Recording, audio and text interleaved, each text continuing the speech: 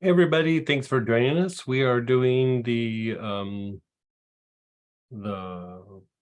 protocols for enhancing lymphatic function, especially while we sleep. There's a lot of processes that happen while we're asleep that have to do with healing and rebooting other parts of our physiology. At certain states, we have a reboot of the immune system, of the endocrine system, of the nervous system, and also muscular tension. All of these play a role in how well lymphatic function is detoxifying our body and helping to fight off infection and also cardiovascular health. And when these things are off, they really start to tailspin, into potential like health issues or exaggerating health issues that are already there. And so this isn't a class where we're going to address a bunch of sleep disorders because then that wouldn't really be tied to lymphatic function. We're keeping it in the realm of lymphatic function. So we're going to be going through some important processes that are just about the stages of sleep. But we also want to look at what prevents us from going deeper in sleep. And we're going to be looking at pain mechanisms, not because we're trying to treat pain syndromes, but we want to look at the agitation that happens to the physiology that causes us to not be able to go deeper into sleep or sometimes to even fall asleep. Now, this pain can be from aches and pains, nerve pain. It could be from an injury. It could be from psychological pains. It could be from having to deal with a lot of change in our lives, not being in harmony with cycles that go in our lives, um, sleep patterns. It could be all kinds of things. And all of these will start to cause a kind of agitation in some of these mechanisms. And when that agitation happens, it becomes harder and harder to go deeper into sleep. That's why a lot of times as we get older, it becomes harder to have really deep, rejuvenating sleep, because this agitation accumulates. It really doesn't go away unless it gets re-educated. So we're going to look at these mechanisms. And, as I was going through and doing this, you've heard me talk for the ones that have been in classes, about 4 years ago, I slipped on ice and blew out my shoulder, like, I knocked it out of socket. And it really probably was a surgical matter, but, I treated it. And over a period of time, I got it functional enough to where I was like, yeah, I'm not going to have surgery. And it's always been sore. It's always been achy. There's always been pain, and I put things on it to reduce the pain. And there was also a lack of range of motion when it came to moving that. And I went through and did the things that we're about to do today with the pain mechanisms. And I got to say, one treatment, my shoulder has felt better. It's felt the best it has since the injury. I don't have any achiness in my shoulder anymore, and the range of motion increased. And after I did one cycle of it, I was like, well, let's just see how long that lasts. I think I did it almost 6 weeks ago. Haven't had to do a follow-up.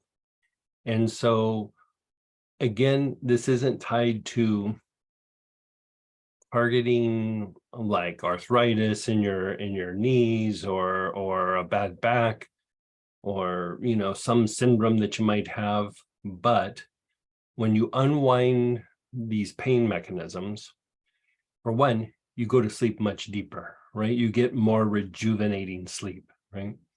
And two, the pain that we experience day to day, it's partially an issue in the area, but it's also an agitation that's in the physiology and these pain mechanisms. And so when you go through and you reboot this, it kind of changes the pattern a little bit. And so part of what happens sometimes when we lay down to go to sleep We become more aware of the aches and pains in our body. We become more aware of the aches and pains with other people. We become more aware of the aches and pains with work or the things we're having difficulty with. And all of this is reflection on this agitation. You know, even if you are like in a relationship or you're dating and you're like, I keep having these same issues over and over again, that generates an agitation in this pain mechanism, and it becomes harder and harder to break out of that pattern because of the agitation. And so even something like this, it becomes easier to shift and to change in one of those situations, like say you're dating or with a partner and you just kind of keep doing the same thing over and over again. When the pain mechanisms have been re-educated, all of a sudden it's almost like you lose interest in doing the little drama that keeps playing out over and over again. And so all of this allows you to go deeper into sleep, because when there's something unresolved, there's part of us that doesn't want to go deeper into sleep because we'll process that and it almost throws us into more turmoil if we're not ready to release it. We're not ready to change. We're not ready to face it or address it. We all have these issues, right? It's not like, oh, maybe I do, maybe I don't. Everybody has it because you're in a body. You know, your mind and emotions operate very differently than your physiology. And it's usually the physiology that doesn't want to go there, not the emotions, not the mind. It's usually physiology and it's agitation. So check in with your body right now. Check in with the emotions and the mind. You know, if you have a bad shoulder, a bad back, check range of motion right now.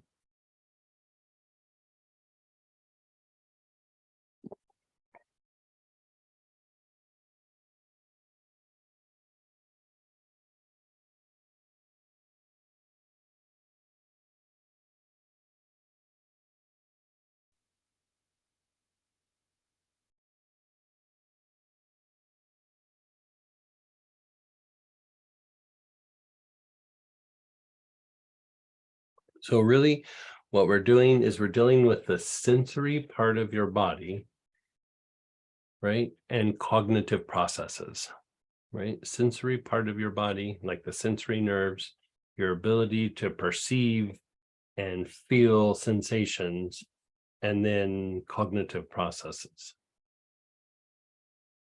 Okay, so the very first thing we're going to do is do some work with the fascia and connective tissue. So the fascia is not muscle, but it's what makes up the body and gives our body shape. It wraps around muscles, it wraps around groups of muscle fibers within that muscle, and then it wraps around each individual muscle fiber itself, and eventually it helps like form the tendons, right? And so sometimes when our body can relax, it's more fascial than muscular. Like when you're falling asleep, for your ability to fall asleep, muscles have to relax. But if this connective tissue around the muscle is tight and agitated, the muscle can't relax, right? The muscle doesn't have the space to relax. It doesn't have, just stays in this agitated state. Now, this connective tissue or fascia also wraps around nerves and also allows, when it's relaxed, allows fluid to move through the body. When it's constricted, lymphatic movement and fluid movement become greatly reduced, right? So this impacts the lymphatic system directly, and then it impacts the pain mechanisms because it's part of what establishes a pattern, right? And then it diminishes, when it's tight, it diminishes your ability to go to sleep deeper, right? So pull out, you have helichrysum, terebinth, wintergreen, and then the fascial release blend. Okay, so what you're going to do is you're going to check in with your body. Where do you feel tension in your body? Where do you feel something where it's compromised? Where do you feel like a tightness, a heaviness, pain? Wherever that is, before you're inhaling, you're simply going to put your awareness on that part of your body and just observe it for a moment.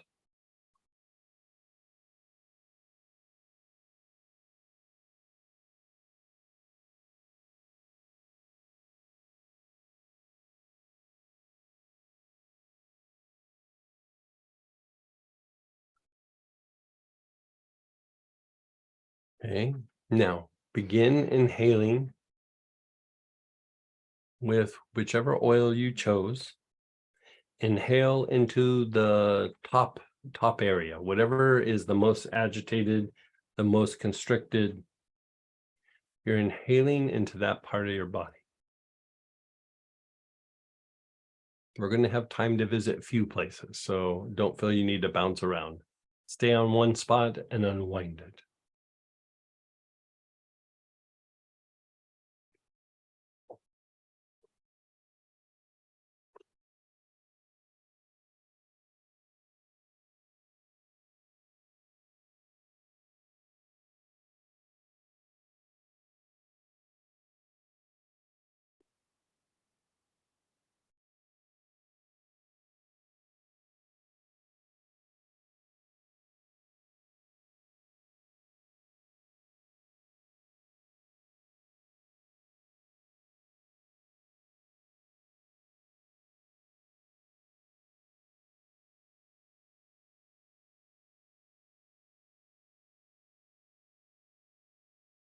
Nice, long, slow, deep breaths.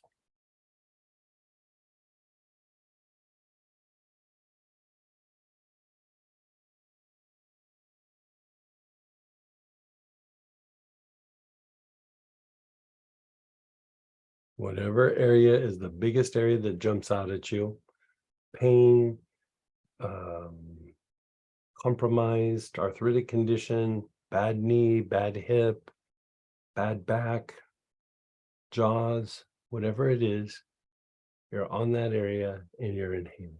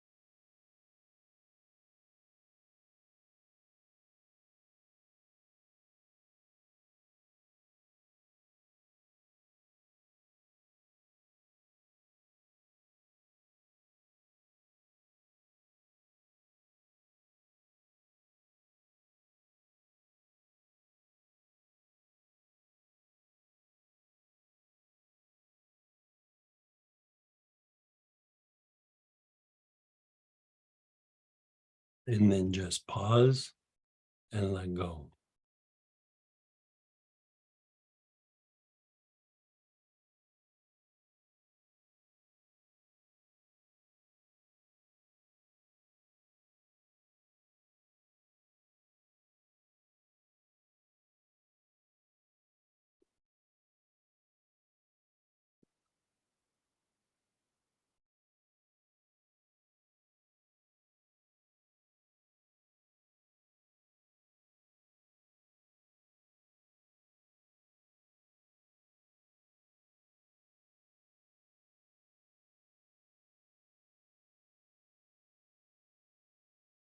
And again, go back to that same spot. Go back and put your awareness on that spot and begin inhaling.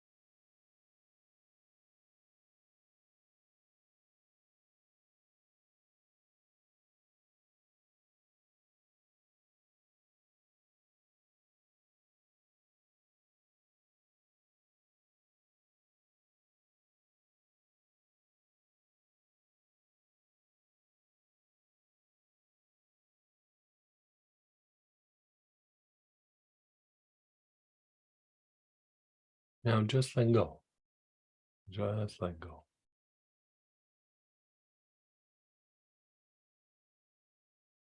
Go to another area in your body, another area that's compromised or jumps out with a little bit of tension.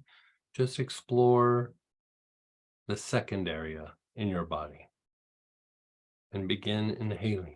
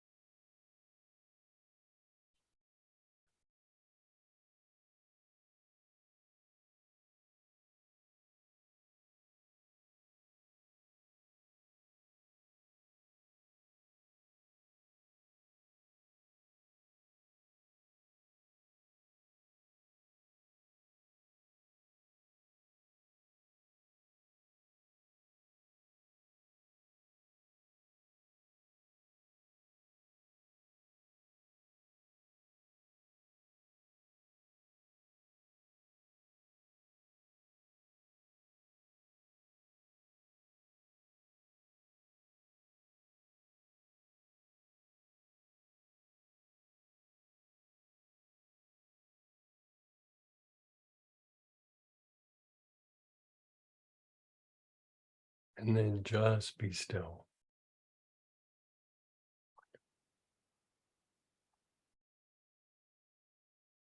One thing I like to do with this is actually explore the abdominal area, the internal organs. So explore your abdominal area. If nothing really jumps out, just try to bounce around into different parts of the abdominal cavity where the internal organs are. So take some nice, long, slow, deep breaths into the abdominal region.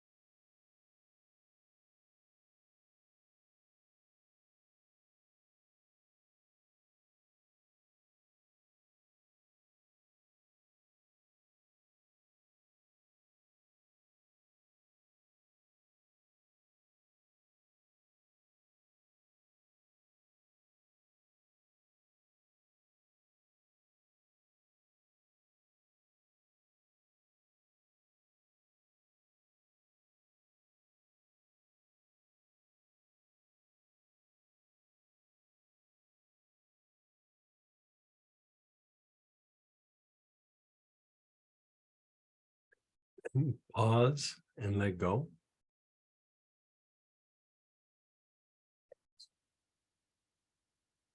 Now you're exploring your back. Just go up and down your back, like the muscles in your back.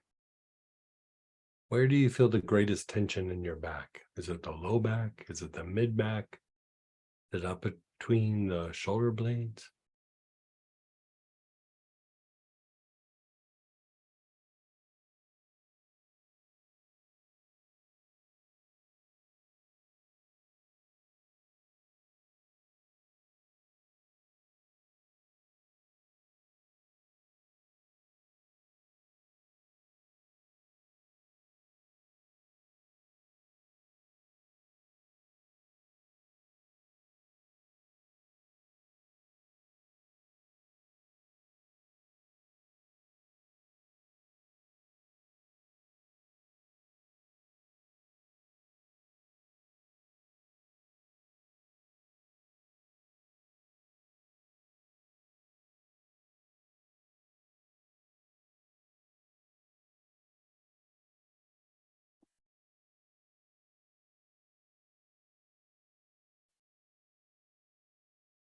Yeah, you're inhaling the oil as you investigate the different areas of your back.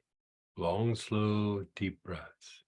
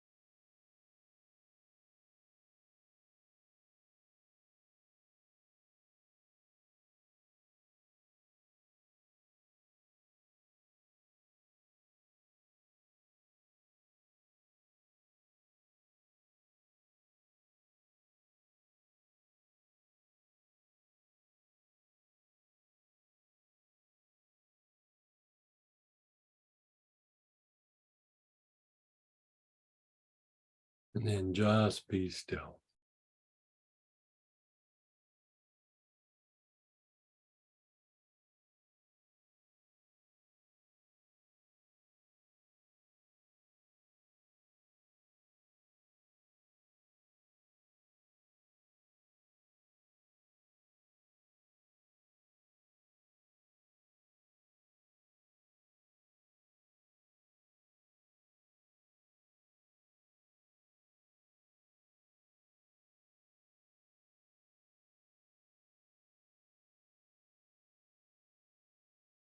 Now, you're going to move into the spine itself. Explore your spine. If there's areas that feel dense, heavy, tight, agitated, your awareness is on that area and begin inhaling. If you don't feel anything like that, then explore your whole spine. Your awareness is just on your whole spine. Areas might arise where you're increasing your sensitivity. You might become aware of a blockage, a minute or two into this. You can move your awareness to that spot as the treatment progresses.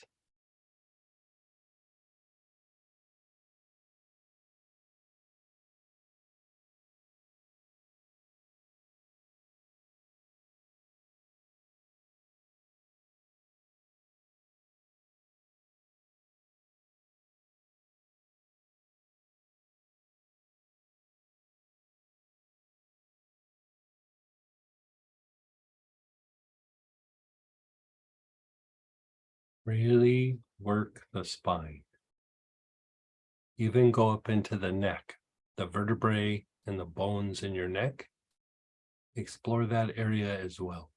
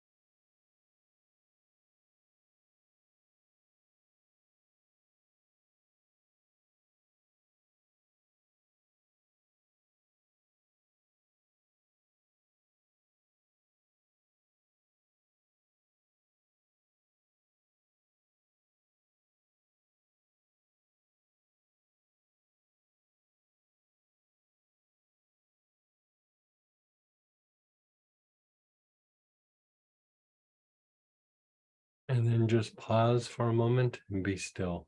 Is that true? Yeah. Mhm. Think of it like this. As you go through and you unwind the fascia like this, you're breaking up patterns. Your fascia is constantly adjusting to aches, pains, injuries, even interactions with other people. It's always trying to protect the spine, right?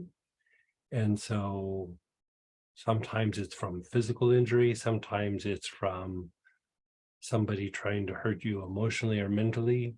You know, as somebody projects energy or verbally says something, you hear it, but part of it is going through your body, through your tissue to your spine, up to the brain, being processed, comes back down to the spine, and then is expressed either in movement or verbal communication.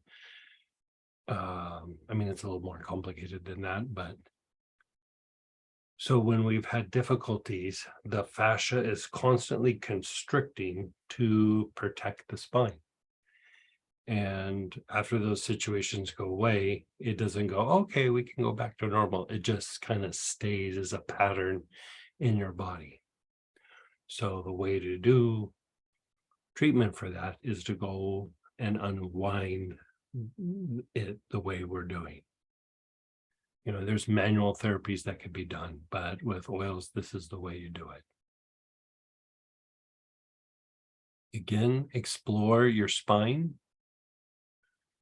your whole spine, or an area that really jumps out at you, and begin inhaling.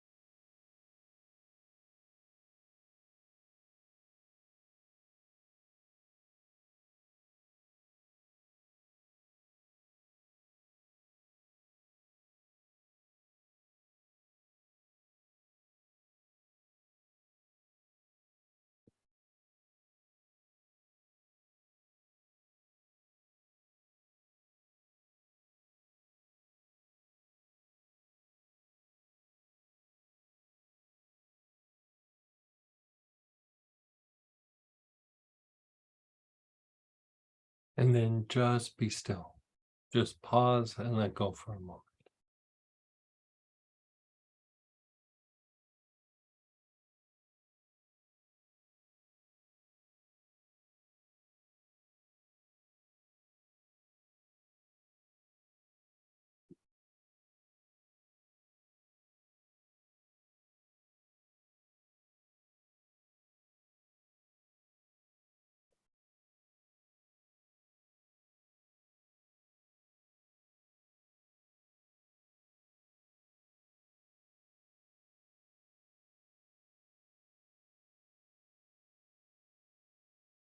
Go back to your body. Where do you feel it in your body?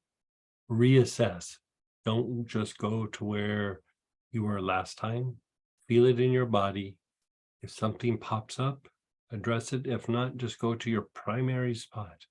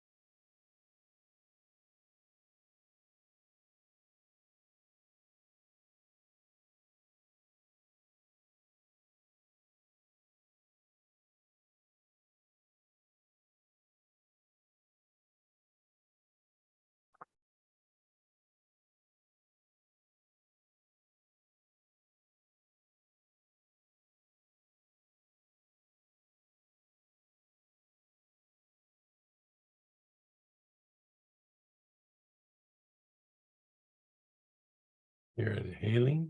You're taking nice, long, slow, deep breaths.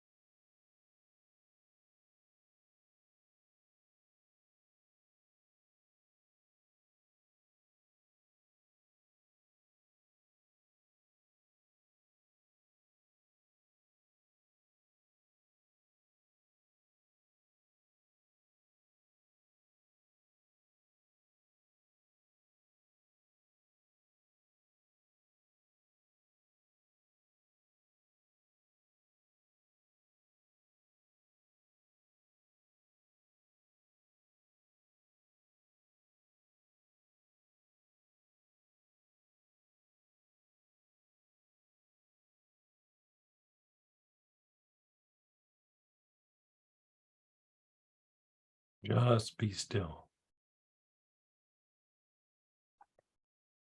Let this feeling do. Yeah.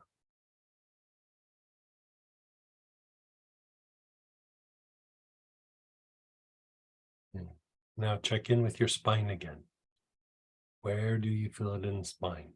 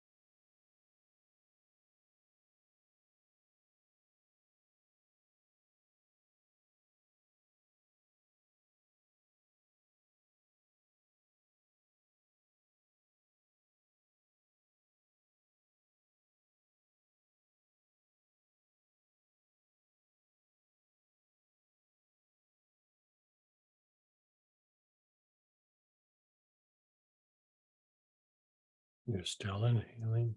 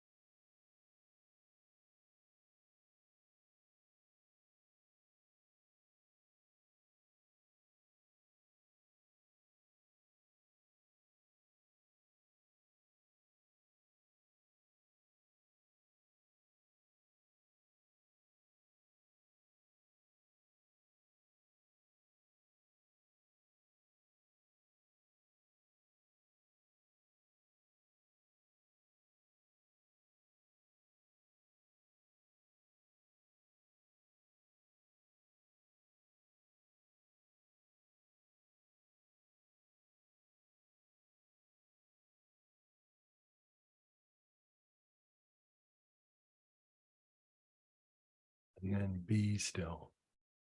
Just be still for a moment. Start to move your body around. Feel how your body feels.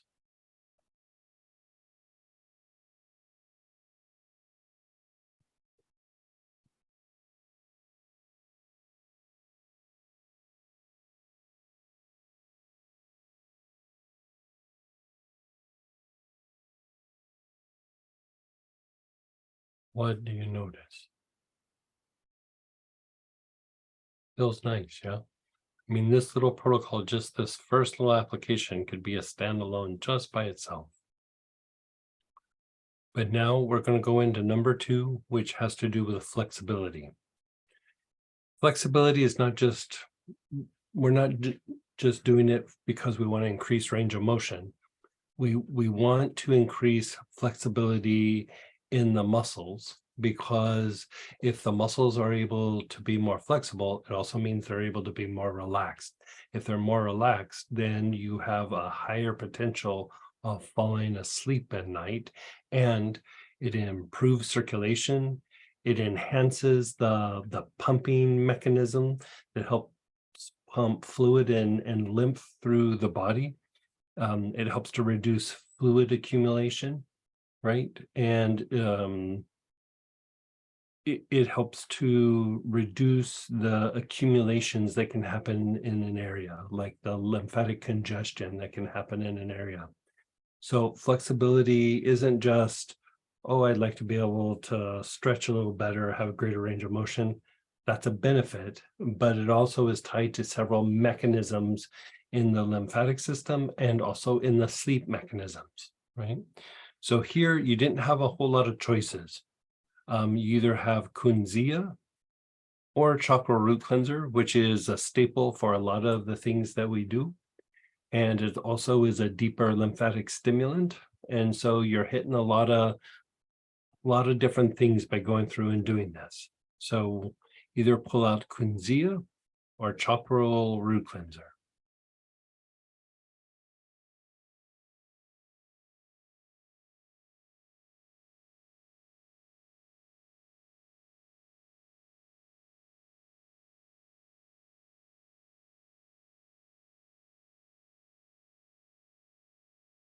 Hmm.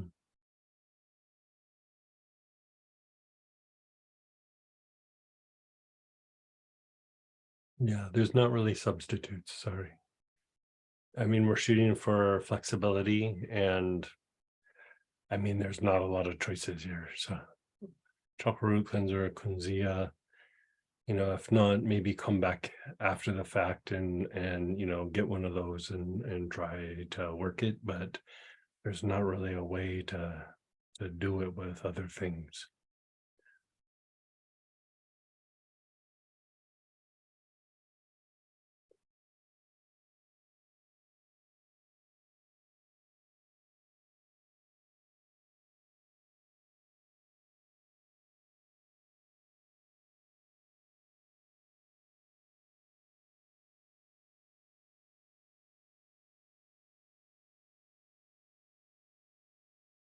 Okay, so you have one of those oils. Before we even start going through the body, just begin inhaling the oil.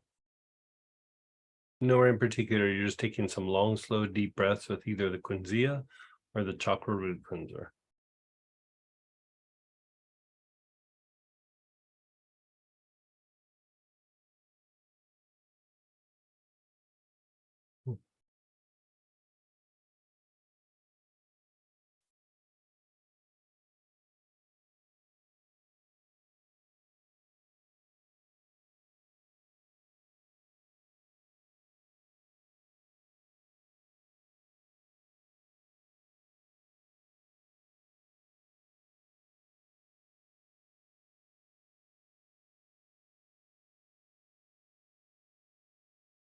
You're inhaling just in general.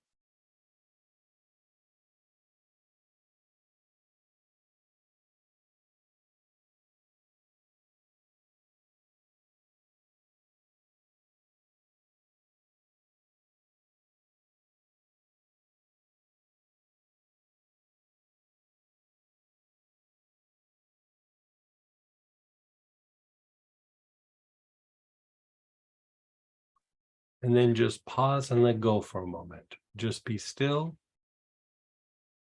and be aware.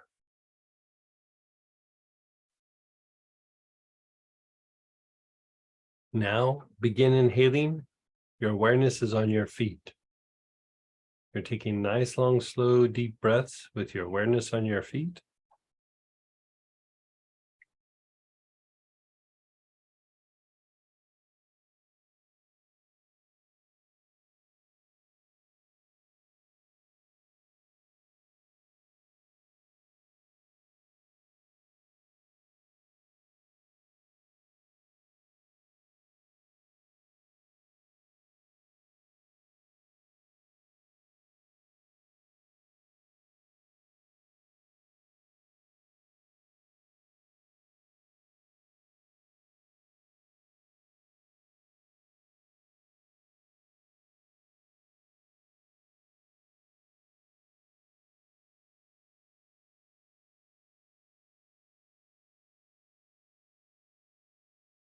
Now, just pause for a moment. Just like we did the body, explore your feet. Where's the biggest tension? Where's the biggest blockage, the heaviness? Where do you feel it the most in your feet? Take long, slow, deep breaths on that spot in your feet.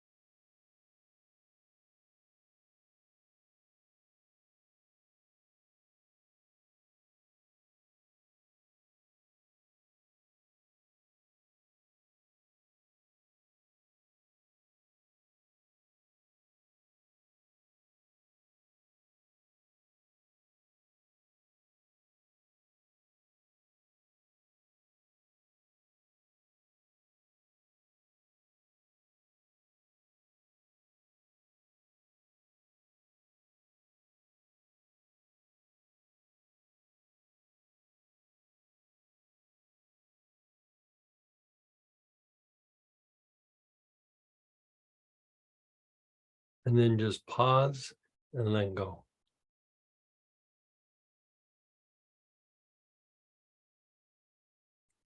Now you're going to do your whole lower leg from the ankles all the way up to the area just below the knees. Your lower legs, the front, the sides, the back. Begin inhaling with your awareness on the lower legs.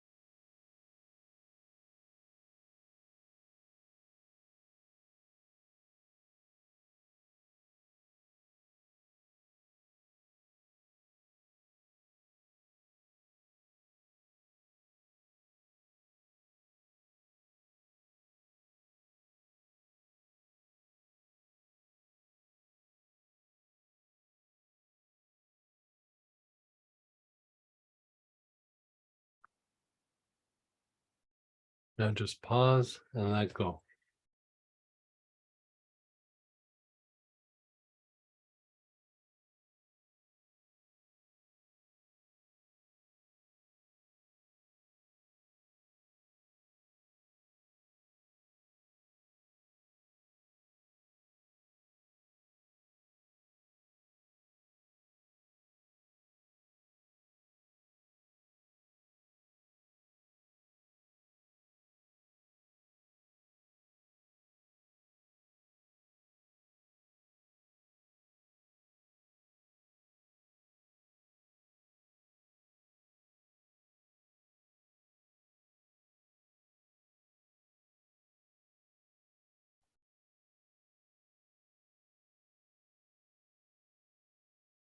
Now explore your lower legs. What area jumps out at you?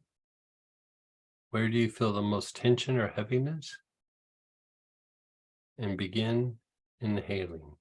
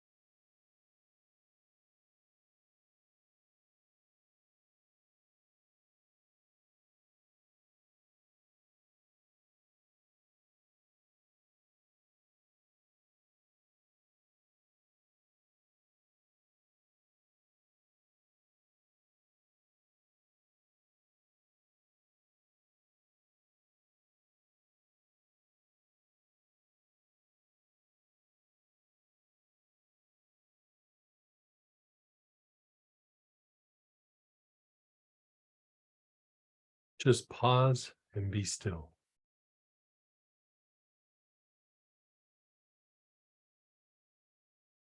Your awareness is on your knees, the front, the sides, the back.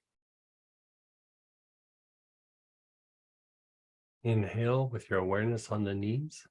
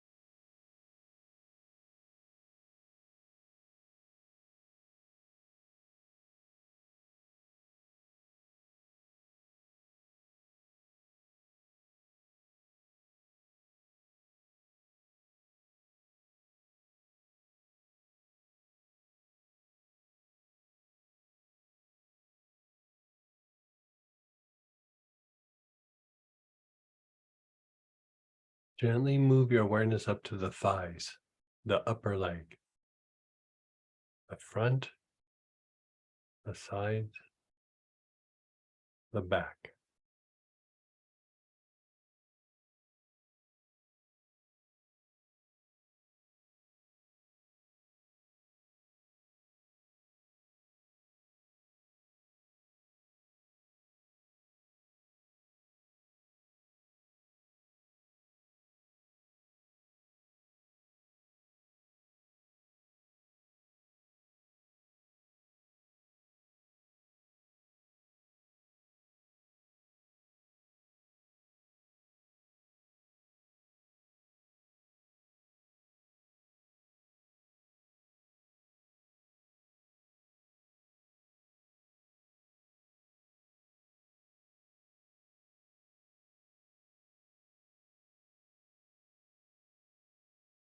Okay, pause and let go.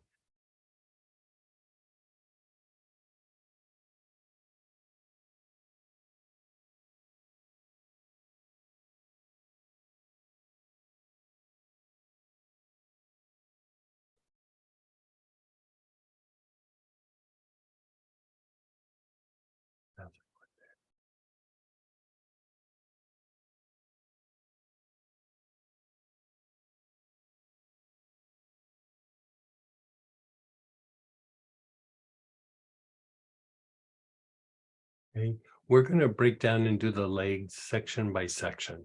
The upper thigh is critical for the hip and the back, right? So the front of your leg, explore the front of your leg. Where do you feel it the most? And just the front of your leg, inhale into that area. Is it above the knee? Is it up high? Is it mid thigh?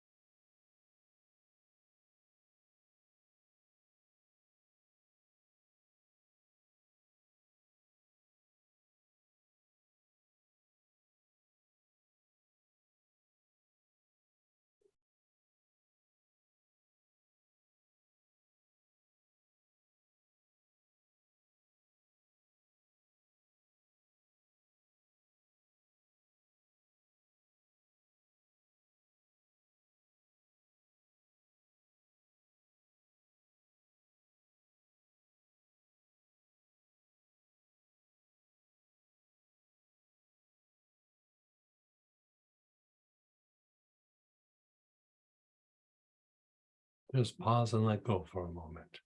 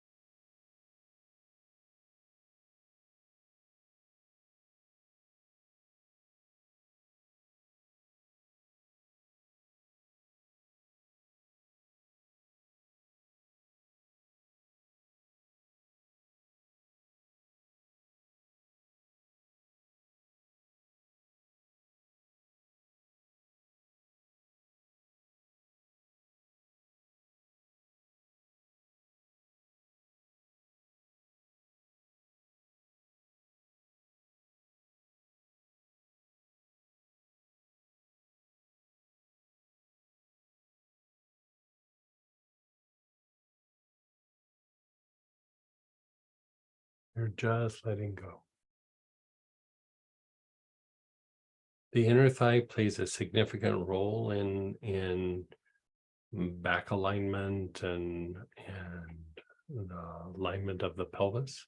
So we are going to do that one again. Explore the inner thigh from just above the knee all the way up into the area right above your pelvis or right below your pelvis. So just find whatever spot in that area and then inhale.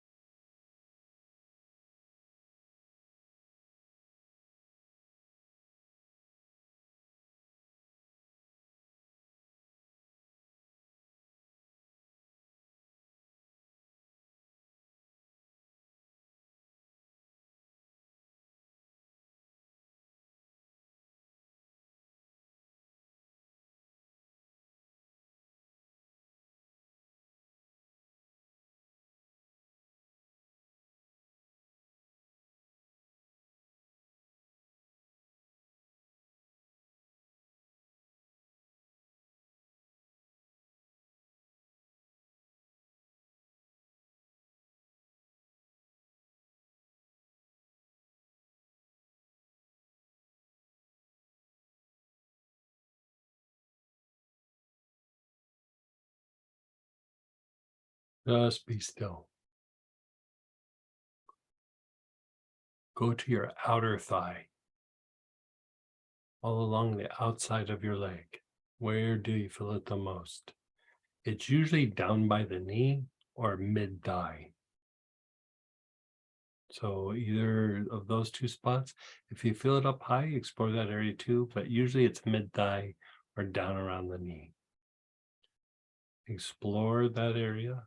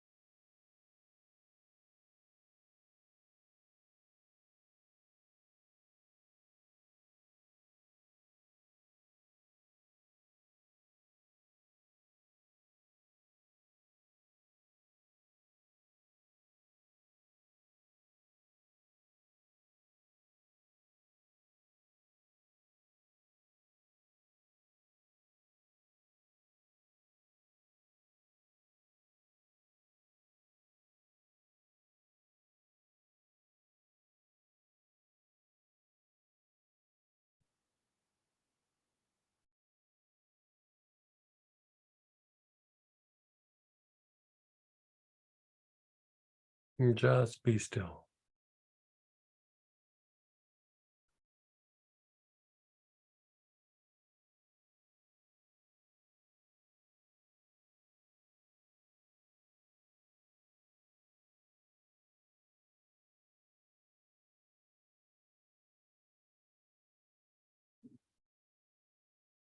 Now explore the back of your leg.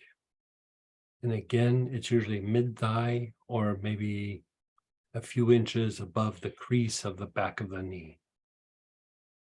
Maybe 3, 4 inches up, maybe even a little higher. Explore the whole backside of your leg.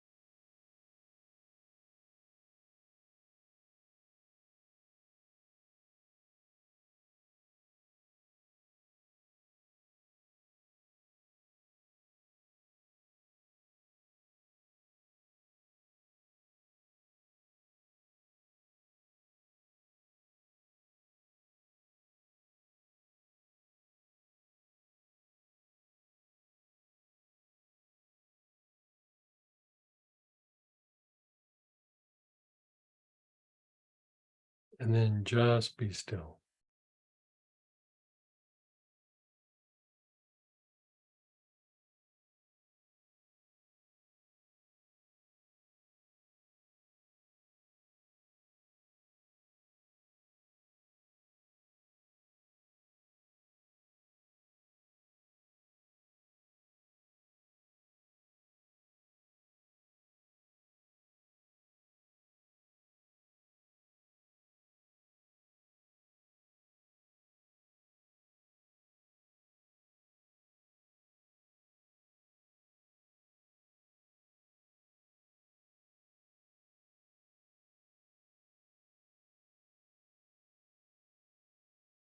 Now you're exploring your pelvis, the front of your pelvis, the sides, the back, which is like the butt cheeks, and the floor of the pelvis.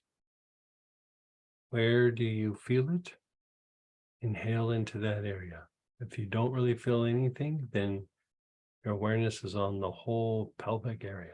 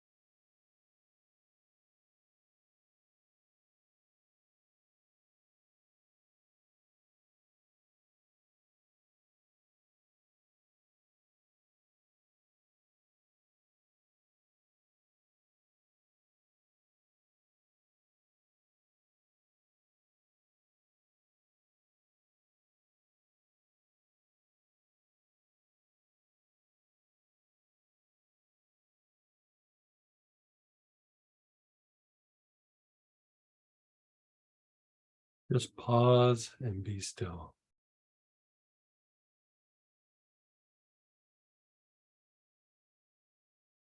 A little better. Mm.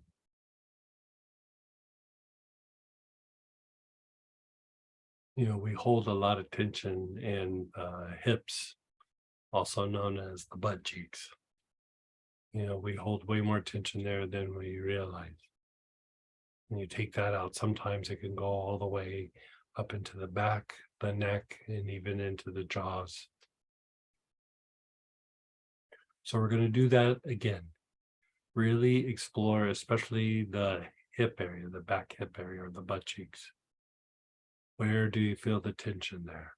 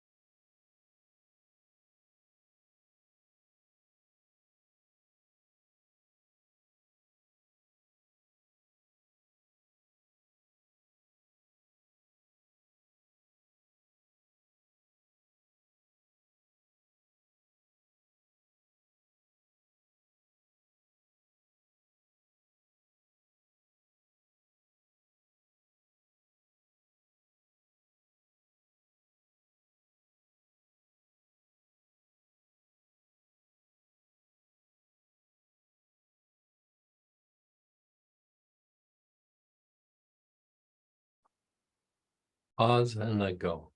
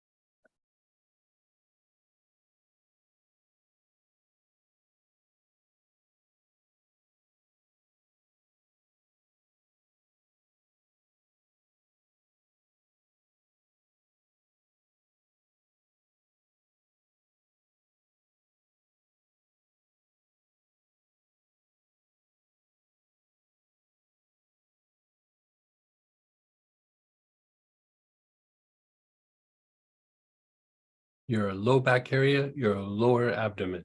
So from the belt line to about the belly button, all the way around your body. Awareness is on those areas. And then if there's an area that jumps out, work that area, even if it's very deep. In the deeper area of your body in this region, it's your hip flexors. So your hip flexors are also in charge of stabilizing your low back. So wherever you feel it, go to that area.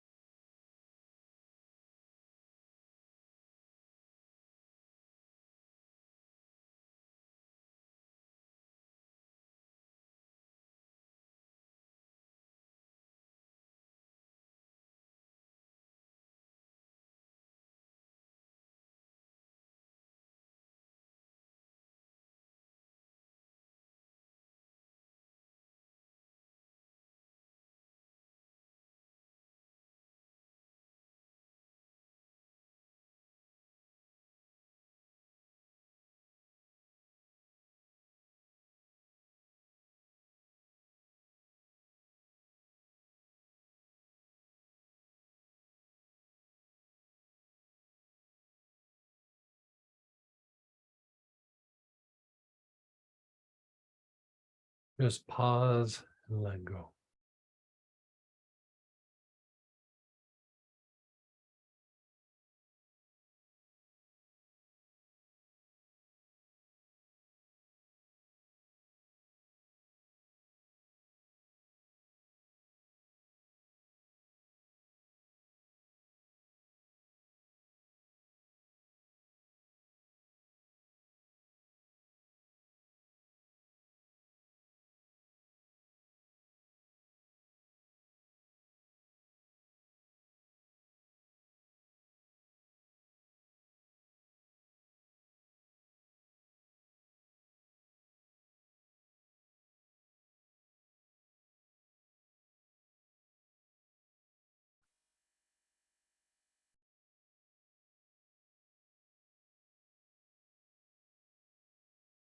Explore the whole abdominal area.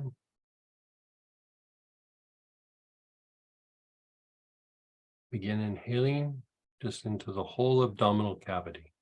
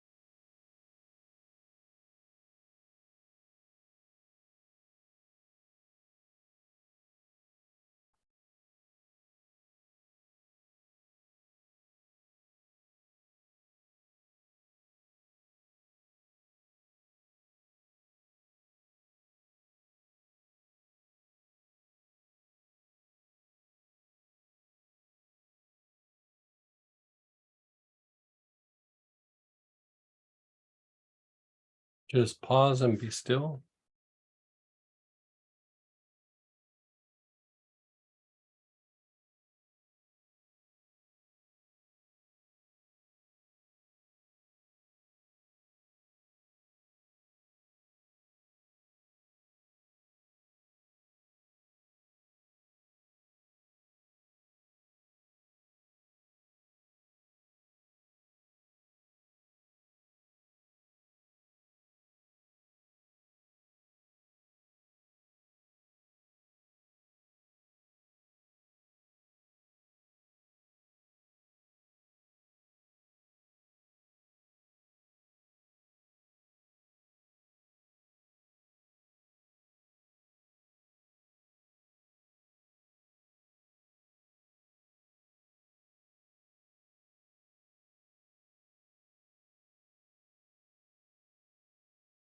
Just let go.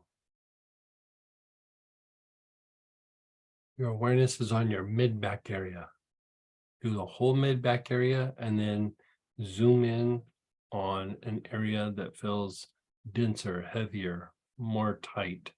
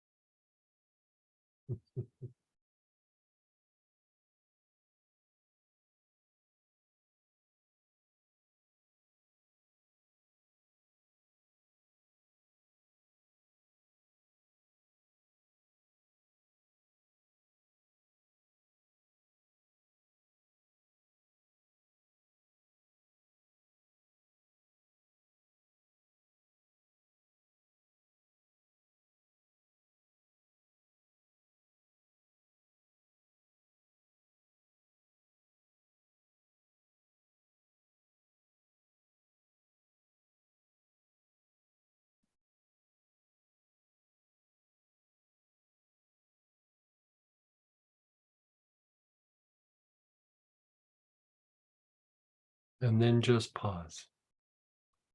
You're pausing, being still.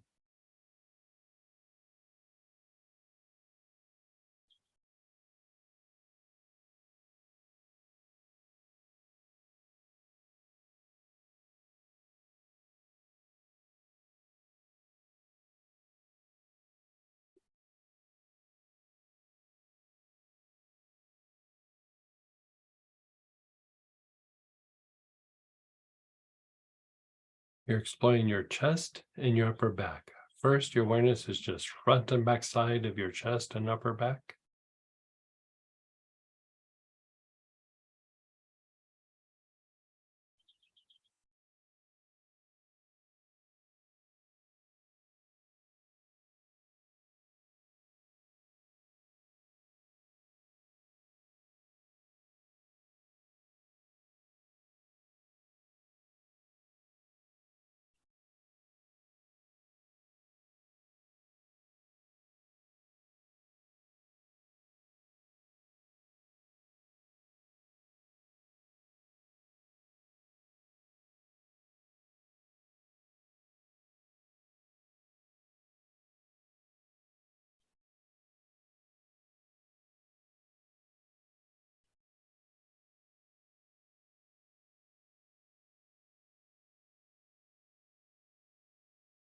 Really focus on an area that feels tight, heavy, constricted.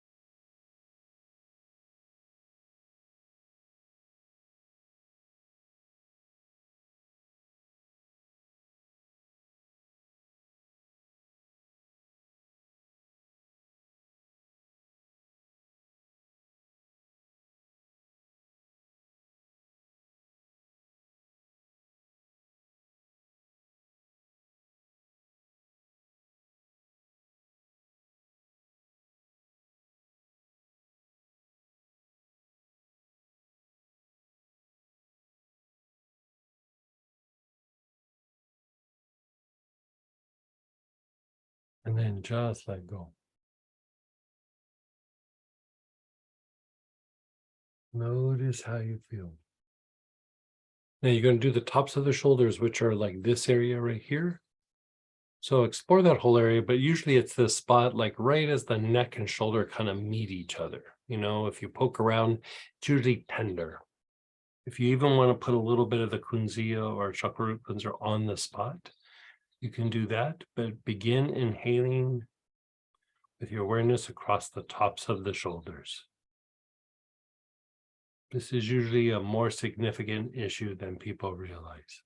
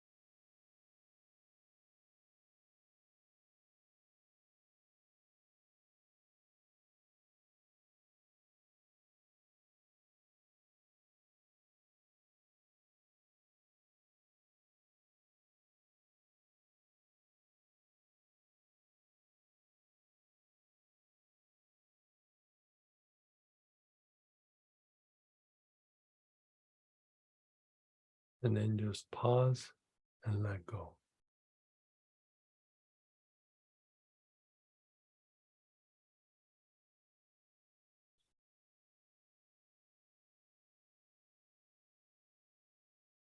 Like stir emotion.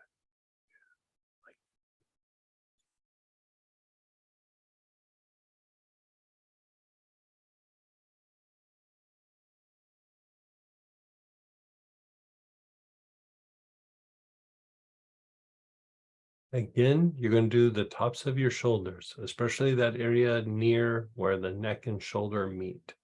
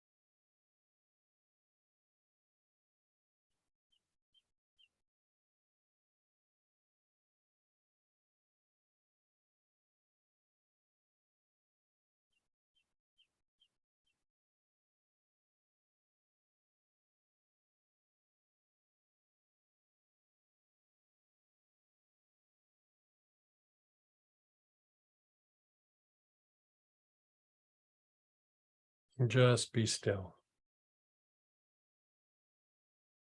Now go down the arms, the forearms, the hands, the fingers. Do the whole arm, and then whatever area jumps out.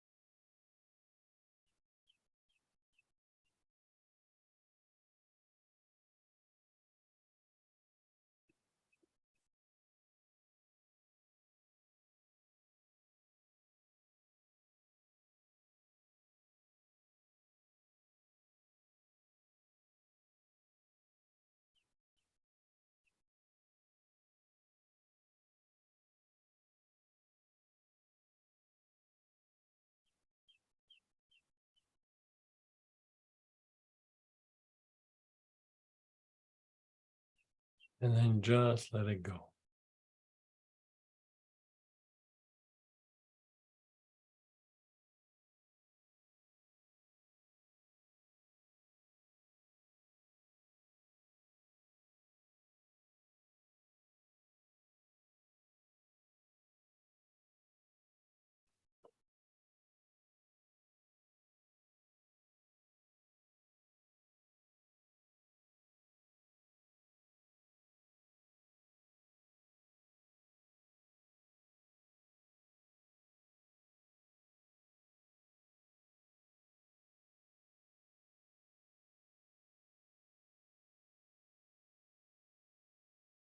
Your neck, you're exploring the front, the sides, the back.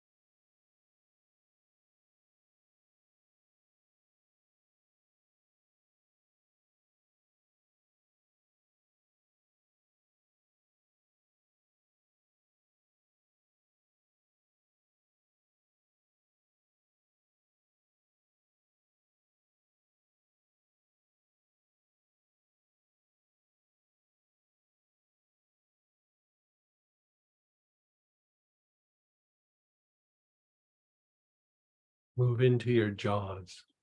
Fill your jaws.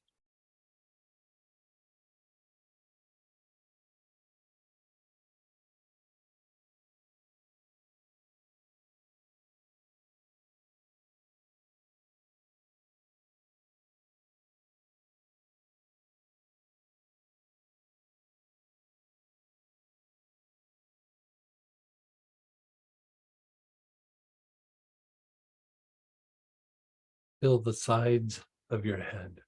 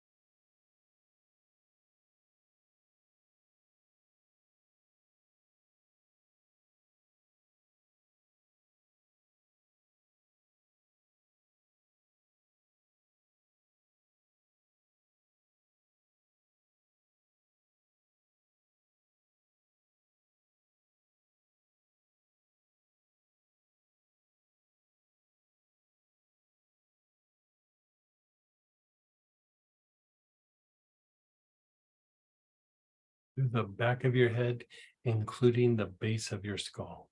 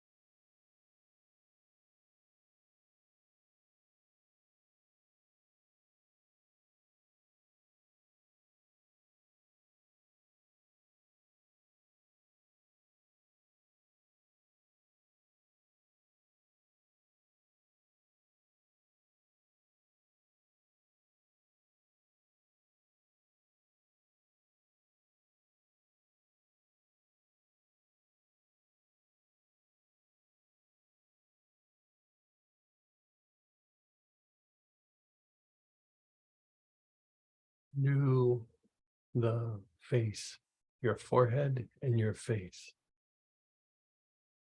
Explore the different tension areas in your face.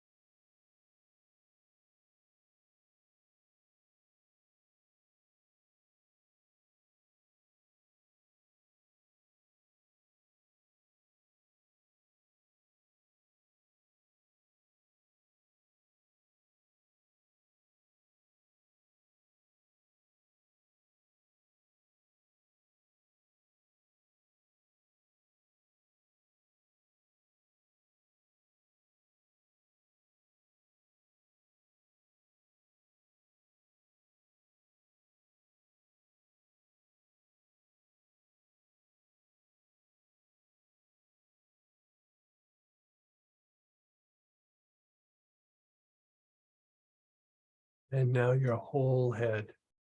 Just do your whole head.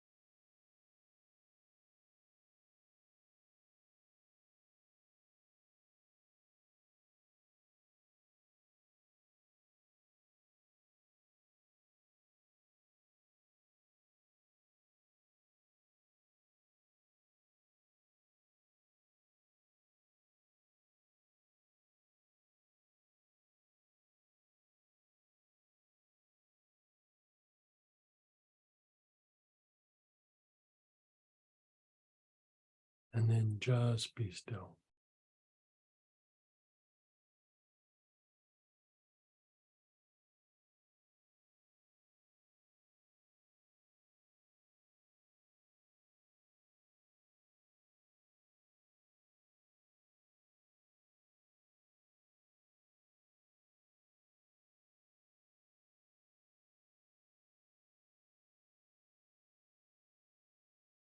Notice how you feel.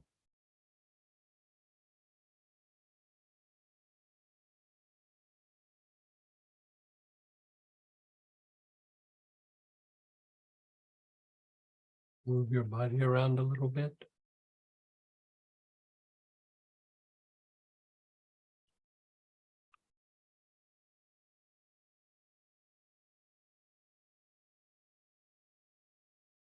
Move the spine.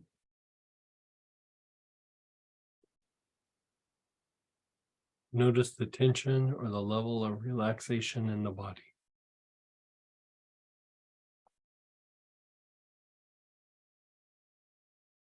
So we're going to take a break and we're going to come back and we're going to go deeper into some of these processes. Some of the other things we'll be doing won't be as involved as what we've done, but it will still be very impactful. So let's come back at 5 after.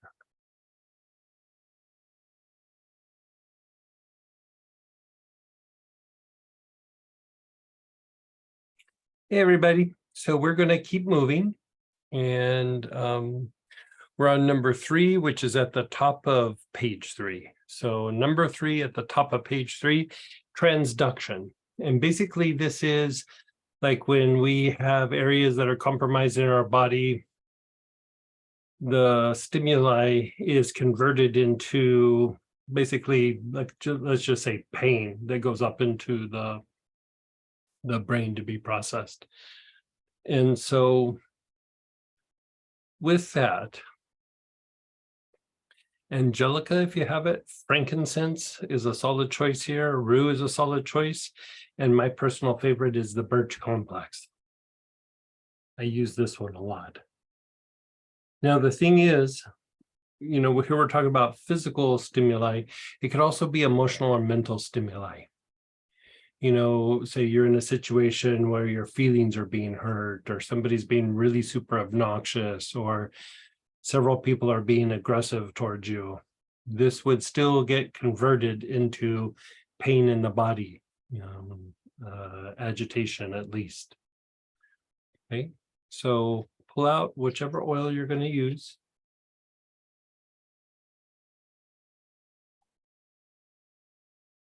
And here we're going right to spinal awareness. So begin inhaling. Your awareness is on your spine, either your whole spine, or if a particular area is jumping out at you, you feel some denseness, heaviness, tension in a particular area, focus on that, or just focus on the whole spine.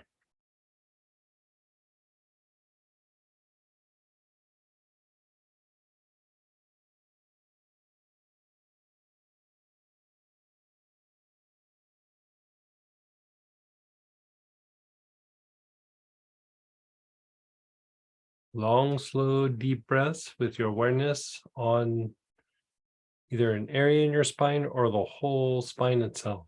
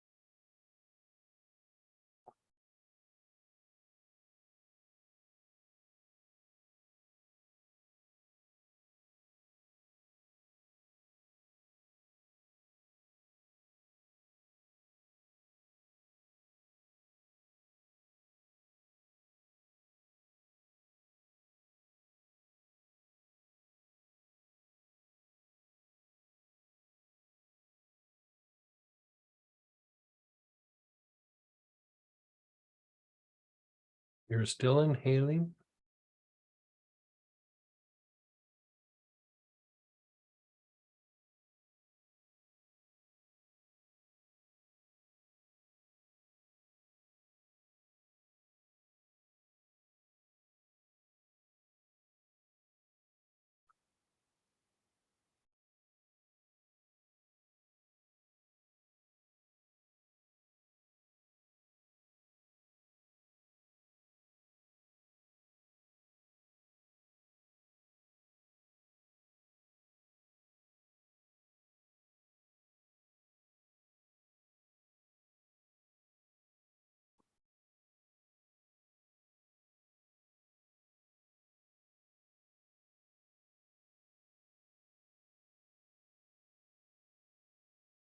And then just be still for a moment. Pause.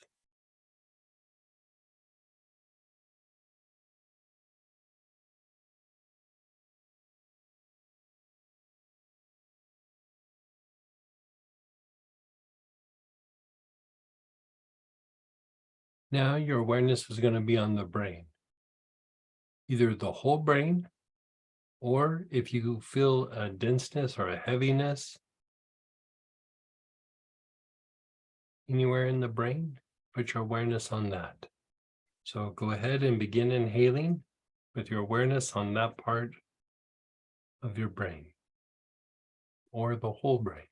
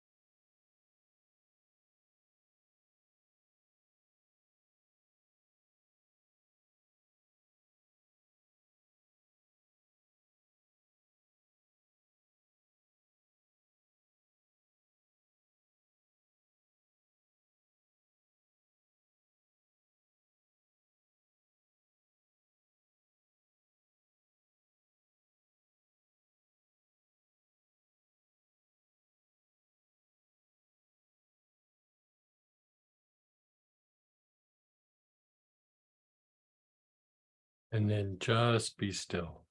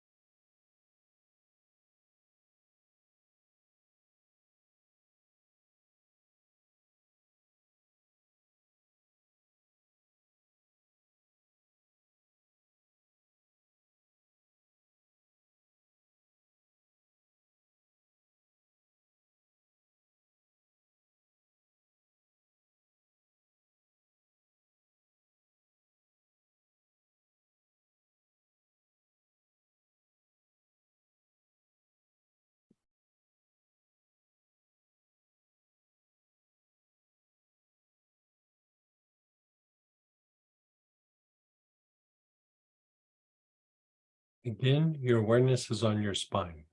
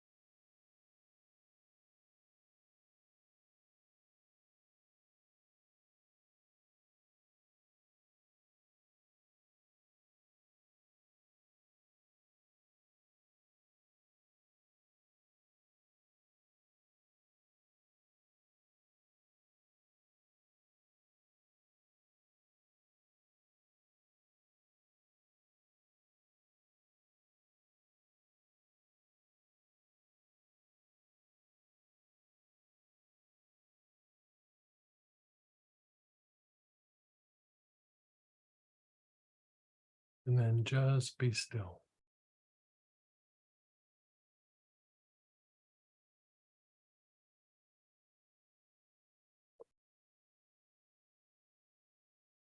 Where do you feel it in your brain? If you don't feel anything in your brain, then do your whole brain. But if there's a spot, work the spot.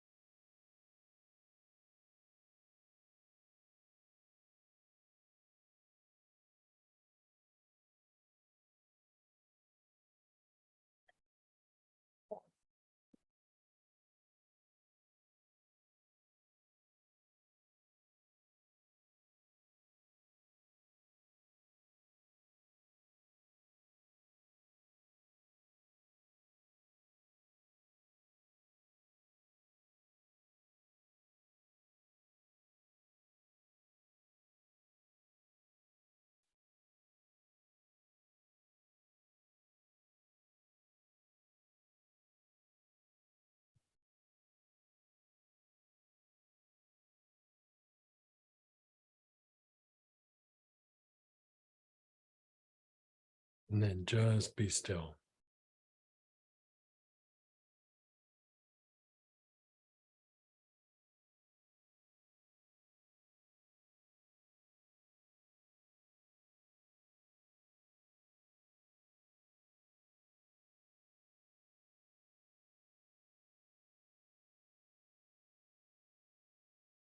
Again, awareness is on the spine. Long, slow, deep breaths with your awareness on the spine.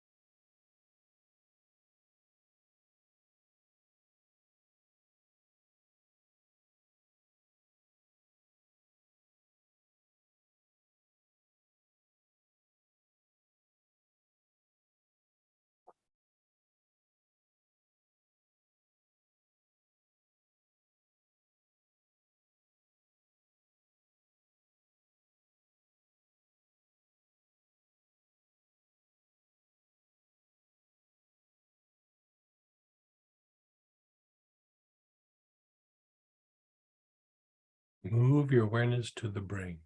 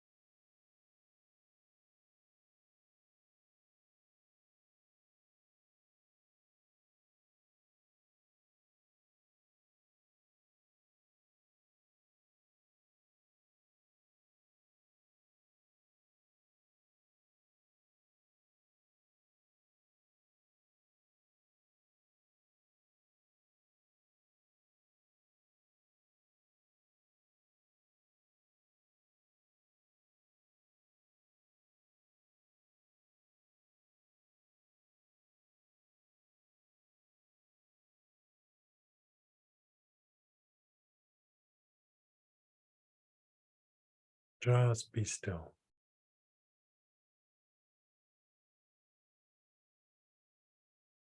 Sometimes what I like to do if there's issue going on in the body, compromised part of the body, joint pain, bad back, whatever it is, even if it's emotional pain, think of the situation or the part of the body and just inhale.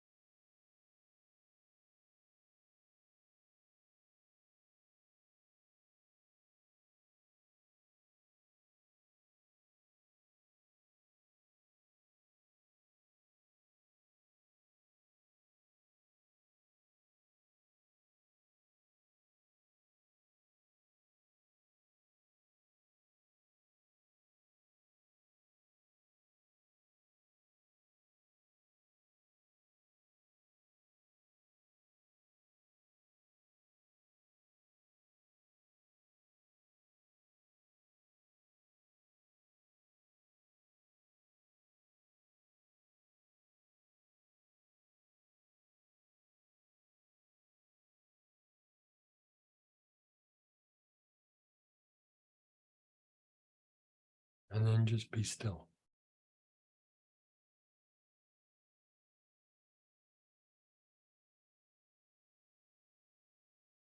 How are you feeling?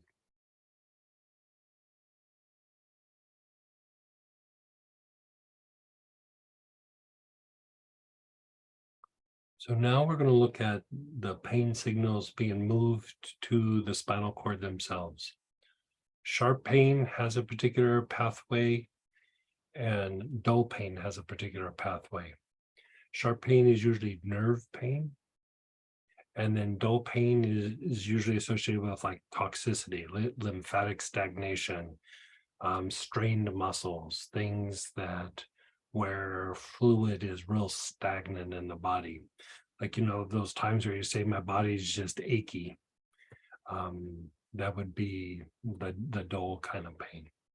So here, there's only one choice. I've tried to find other things through the years, but galbanum is the go-to thing. So if pay attention when we're doing Q&A on Tuesday nights and somebody has like some sort of pain syndrome, or somebody's recovering from surgery or about to go to surgery, I have kind of some bread and butter things that we suggest, and one of them almost always is galbanum. Personally, I use galbanum every day, like every day.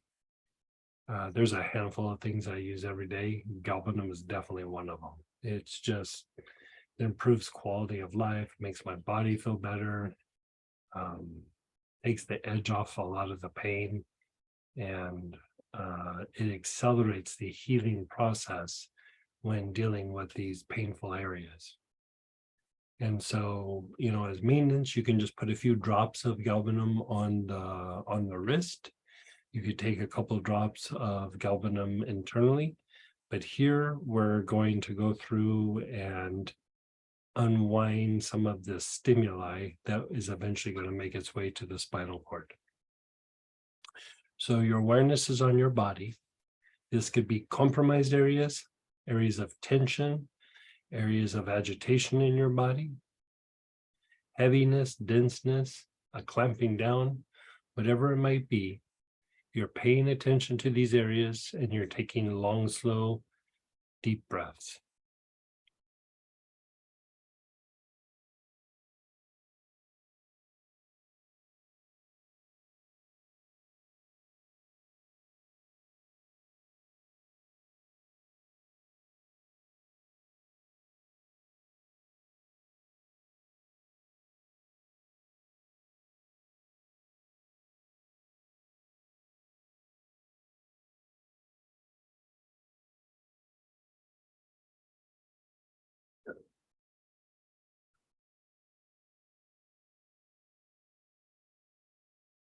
Mhm. Yeah, somebody's asking if there's like a side of the body that's uh, has issues. You can do like a whole side of your body.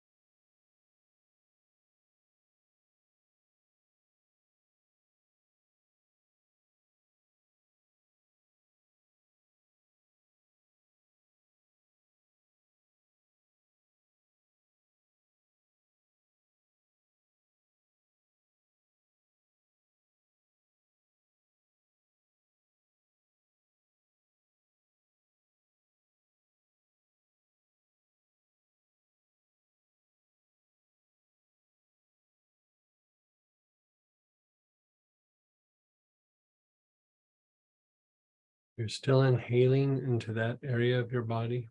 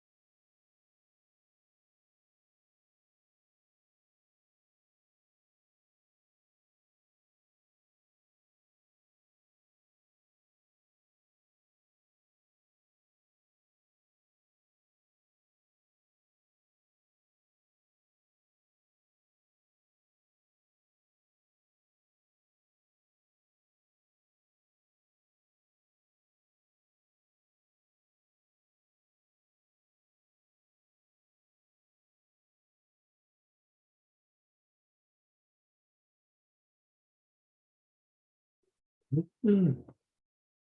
Excuse me. Your awareness is on your brain. You're taking nice, long, slow, deep breaths.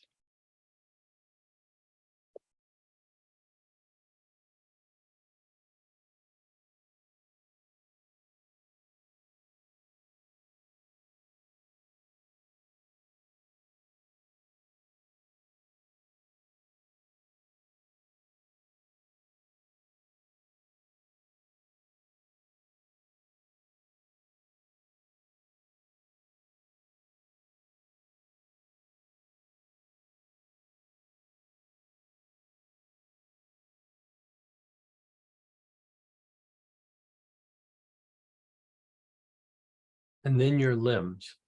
Now, it's hard to do the limbs all the time. So first, let's just do the arms. So the whole arm from the shoulders all the way down to the fingertips, your awareness is on your arms.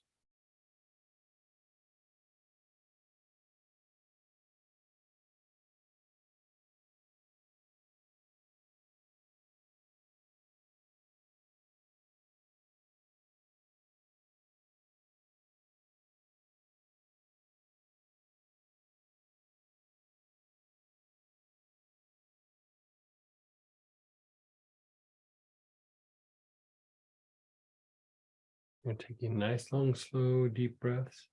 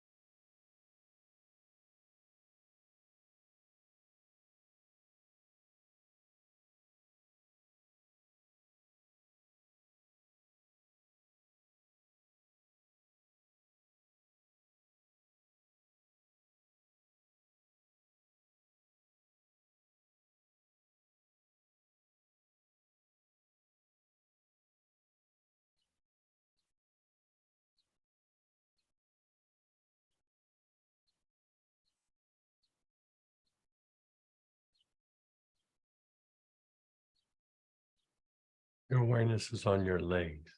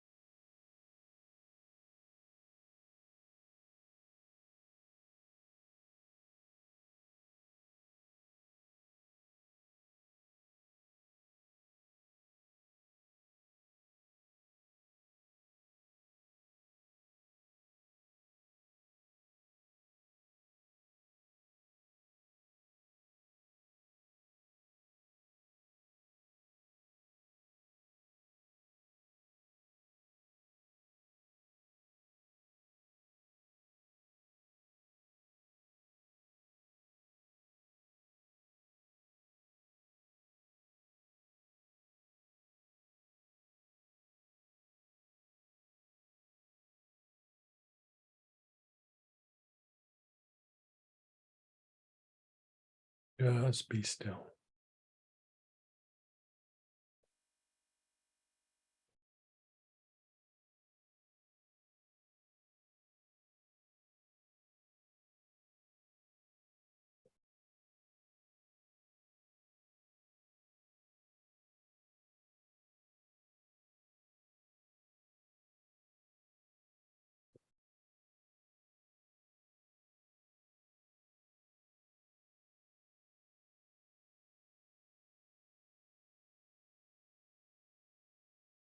Notice how you're feeling.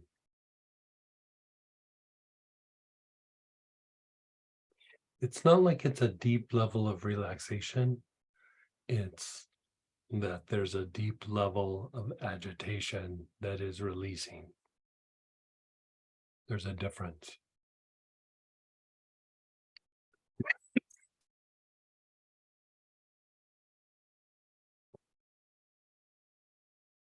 We're going to do that one again.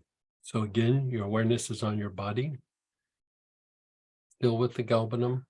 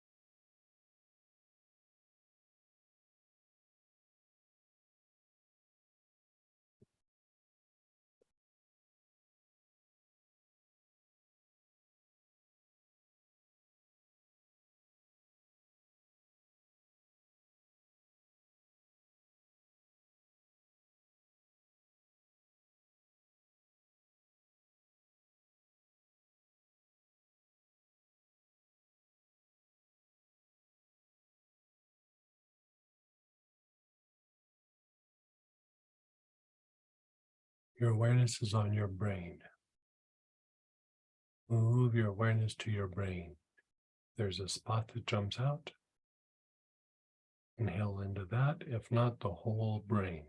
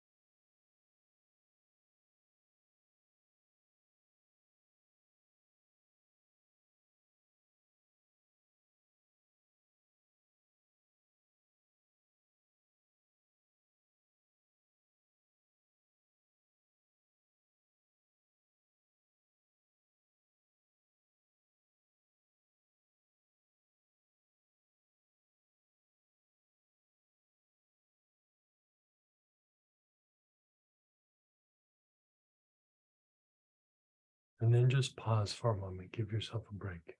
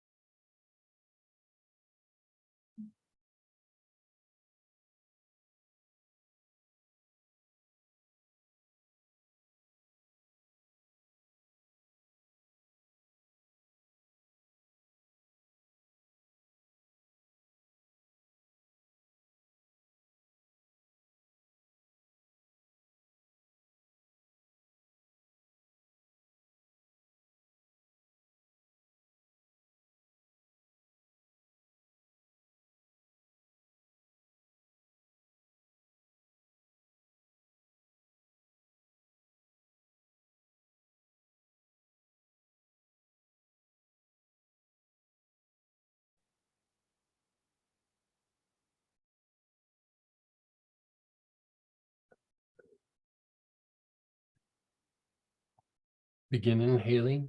Let's just do the arms first. You're inhaling on your arms, your armpits, all the way down to your fingertips.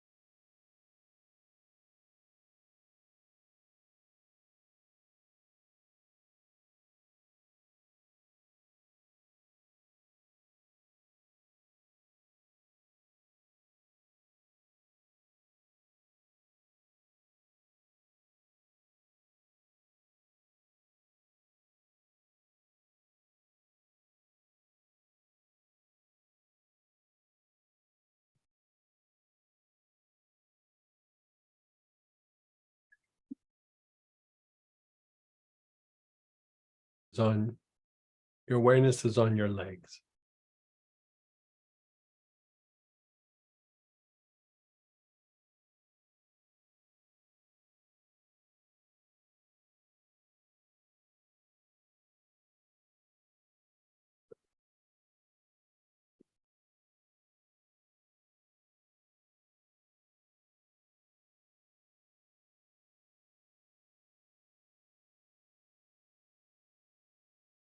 Your awareness is on your legs.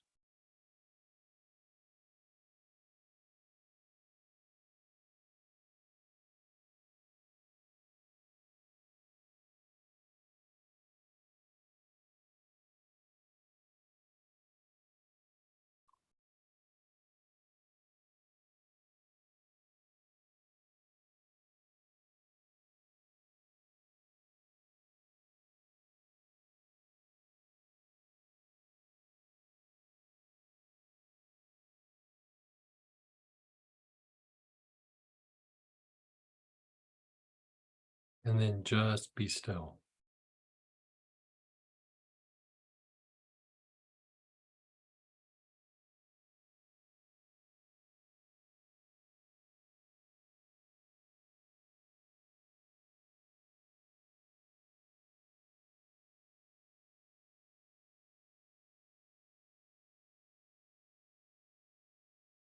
Okay, so we're at the bottom of page 3. We're on number 5, modulation.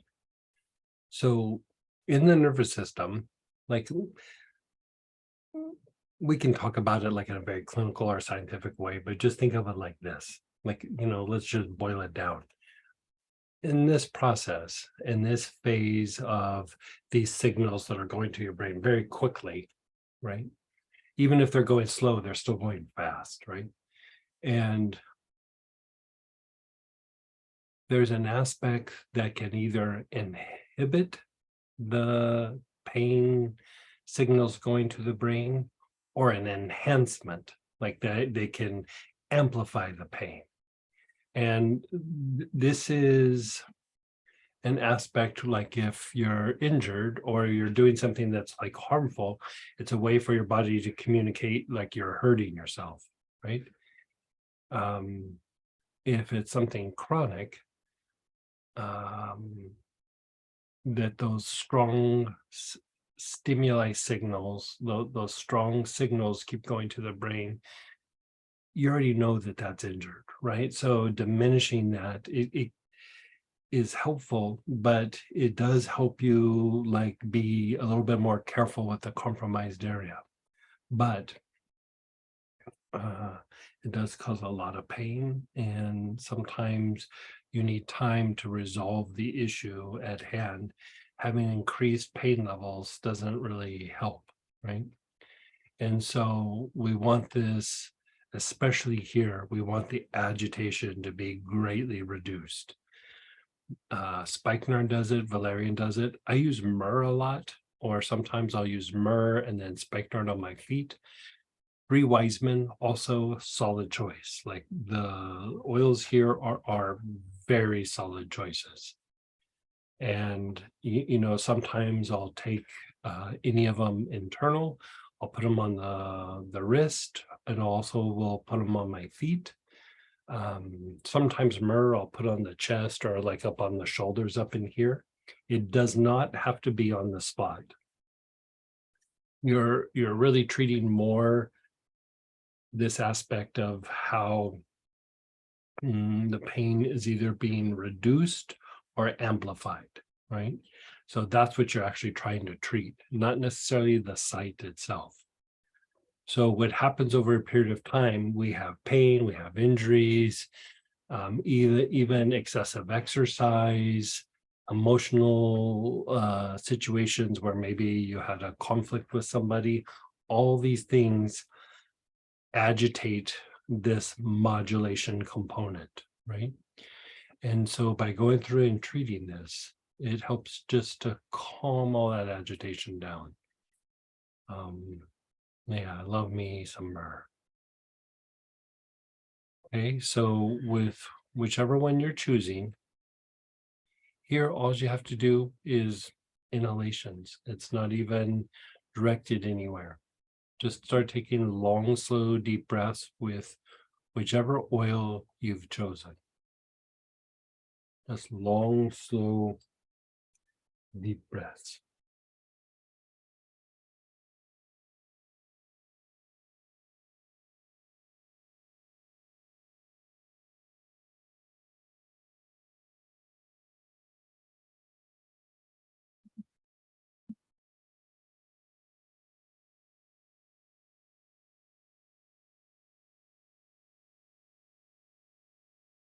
Just long, slow, deep breaths.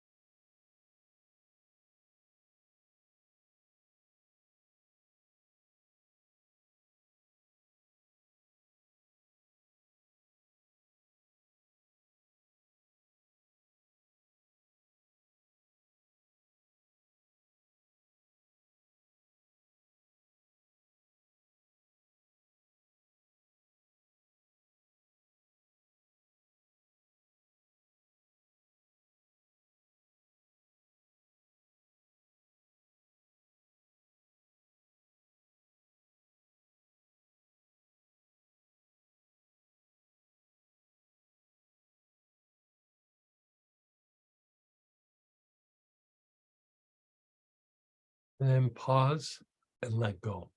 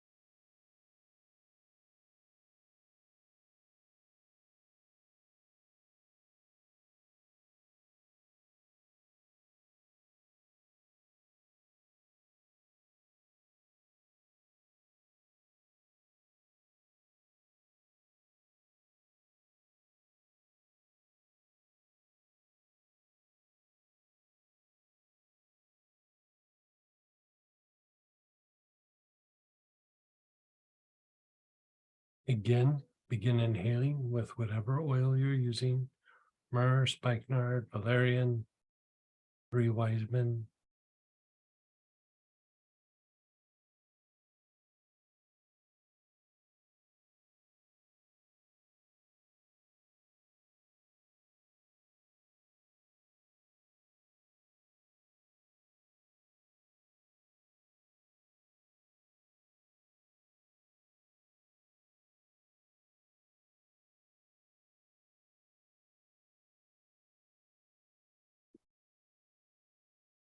How's your body feel? Mhm. Yeah, like crazy how much better.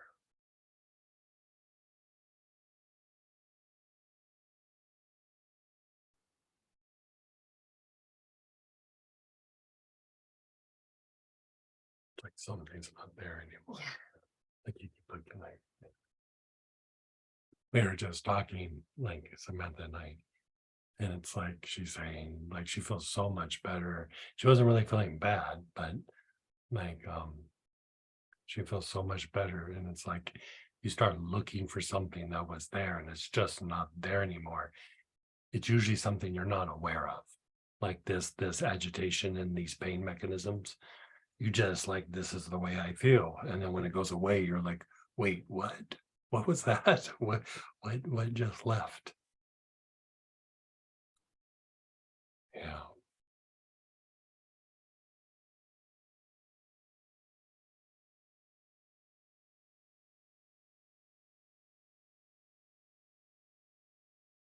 Esoterically, this modulation phase right here also dictates how much soul energy can enter into the body.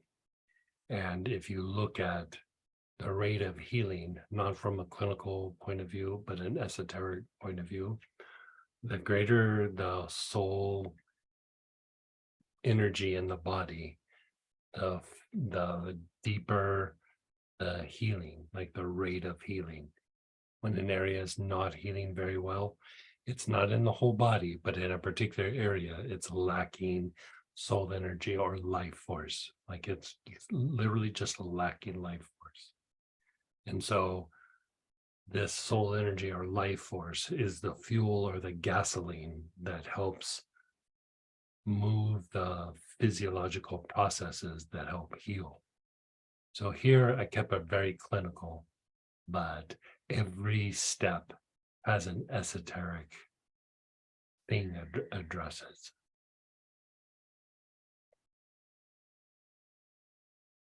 So you're inhaling your myrrh, your spikenard, your valerian, your three wise men.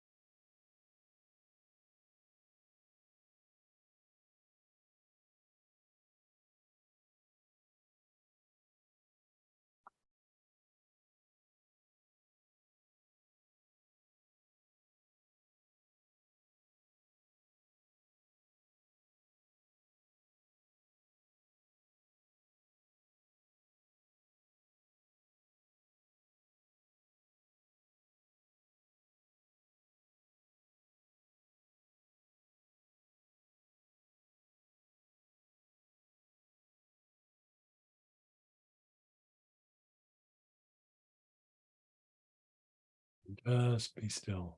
Just be still, be aware.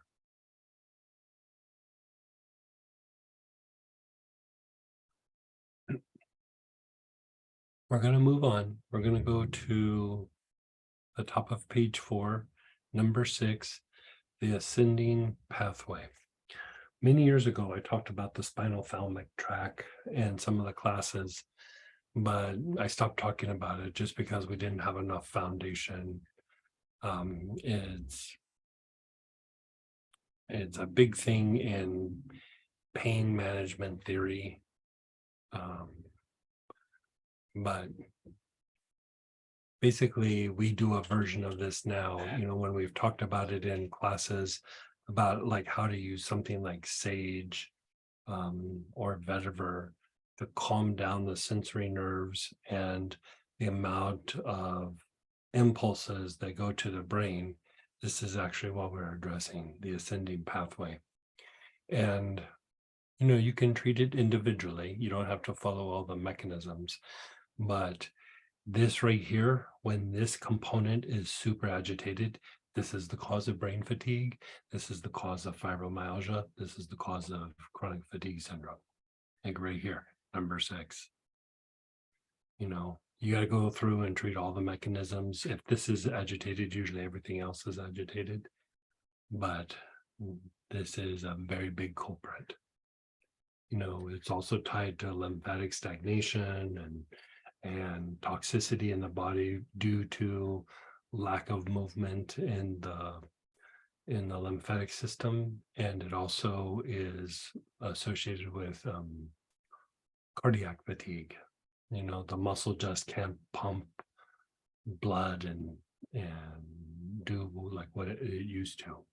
So here we're just going through step by step, addressing all these mechanisms through this process that happens very quickly, but where it's like we're slowing down time and just going like piece by piece by piece, right? So roosecouse, sage, vetiver, all of these are A+ choices.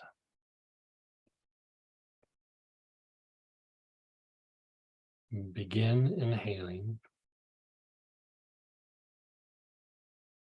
Your awareness is on your body. Just check in with your body. Where do you feel it in your body?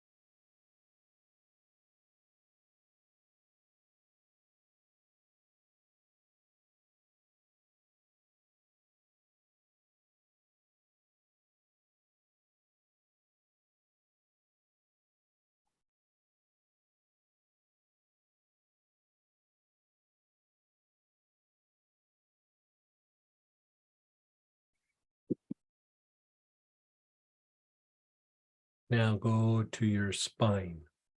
Where do you feel it in your spine?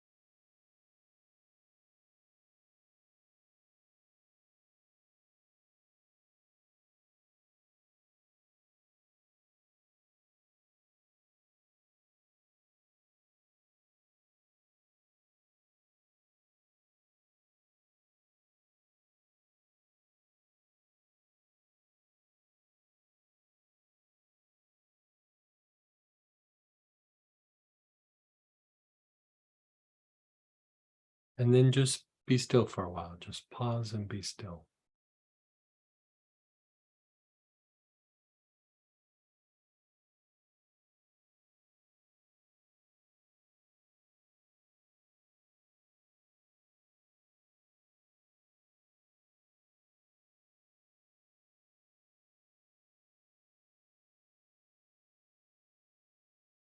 Your awareness is on the brain. Feel it in the brain, or just do the whole brain.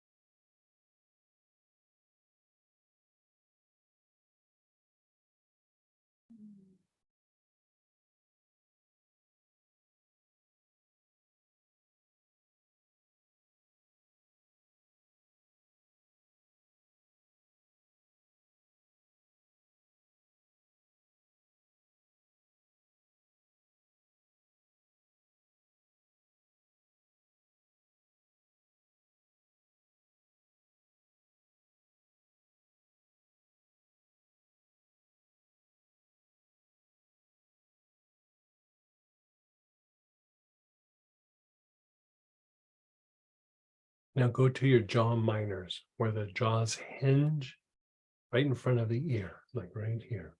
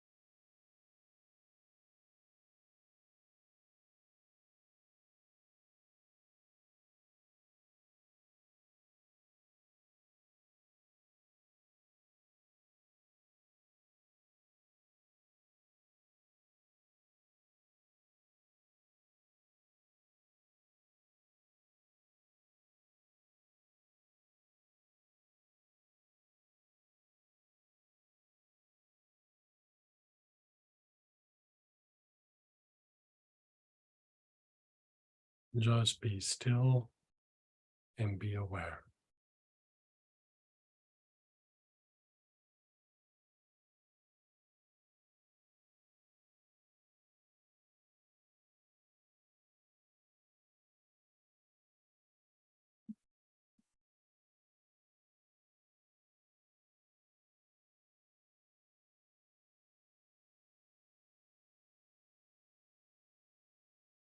Same oil you've been using. Your awareness is on your body. Whatever is the biggest spot that jumps out at you. Even if an area is compromised, but you're not feeling it right now, go to what you feel right now in the moment. It could be around the spine, it could be somewhere else in the body where there's compensation, wherever you feel it.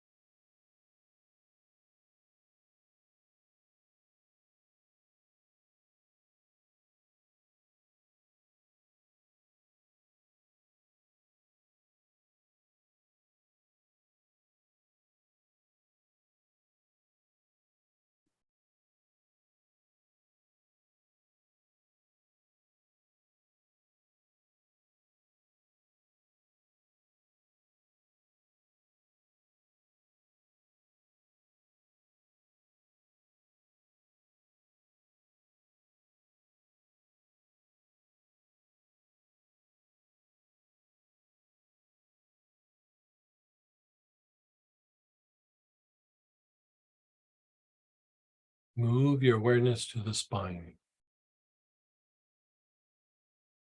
Where do you feel it in the spine?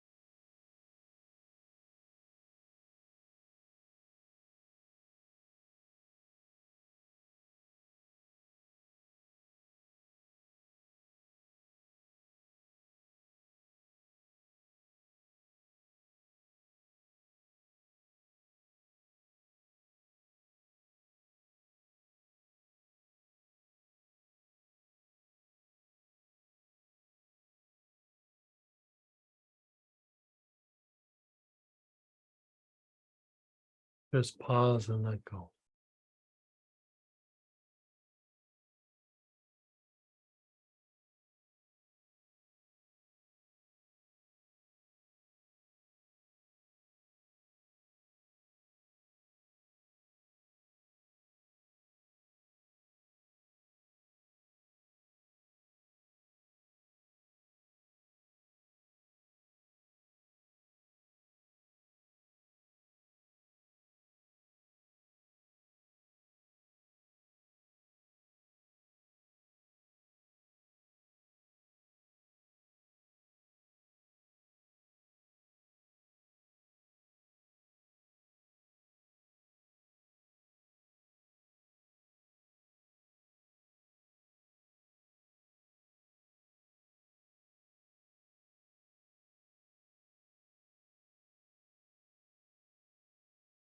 Your awareness is on your brain. You're taking nice, long, slow, deep breaths.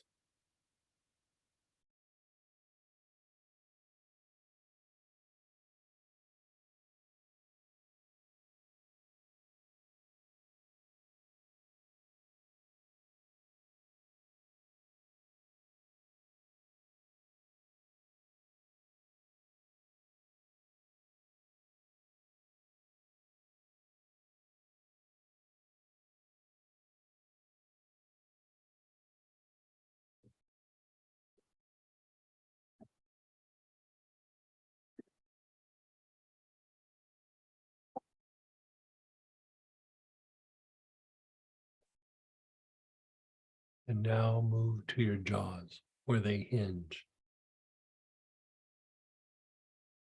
the jaw minors.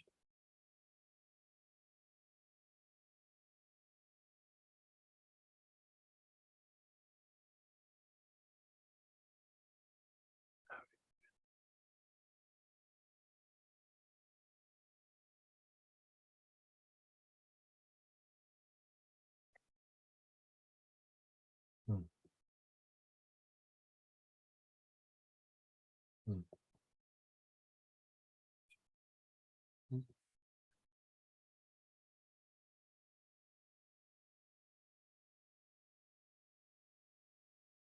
mm.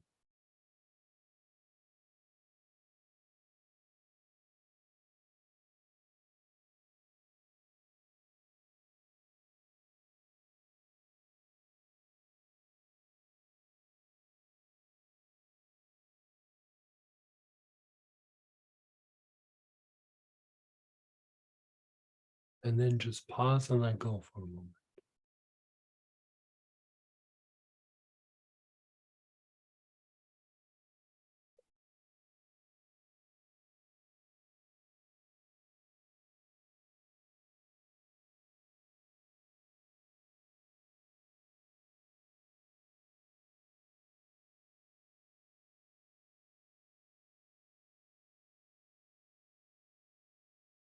Again, jaws. Just inhale with your awareness on the jaws.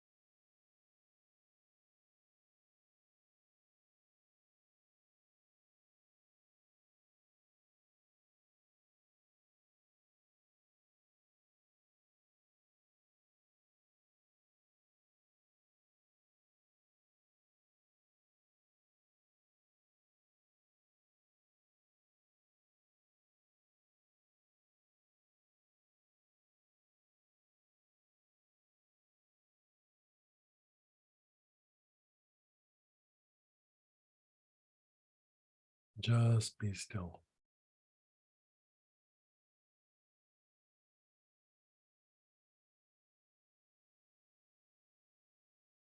Let's squeeze in one more application before lunch. It'll be really quick. So here, helichrysum, poplar. If you have the trauma relief blend, if you've done the brainwaves, I would pull out alpha here. If not, helichrysum or poplar balsam, very solid choices.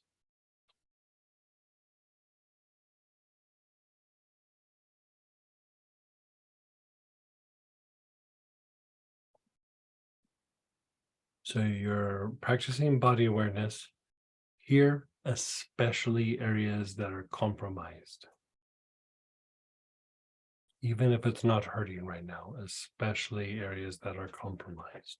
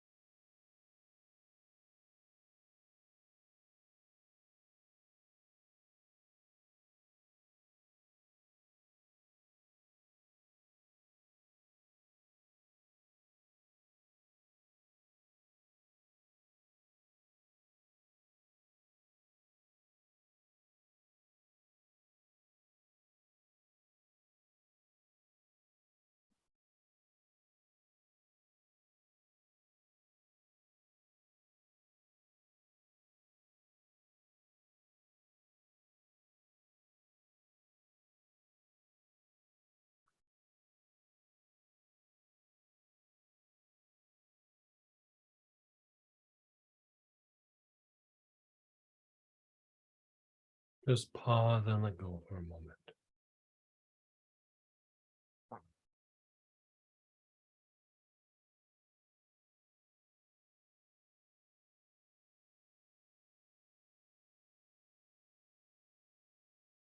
Go to your brain. Your awareness is on your brain. You're taking nice, long, slow, deep breaths. How's that feel? Yeah.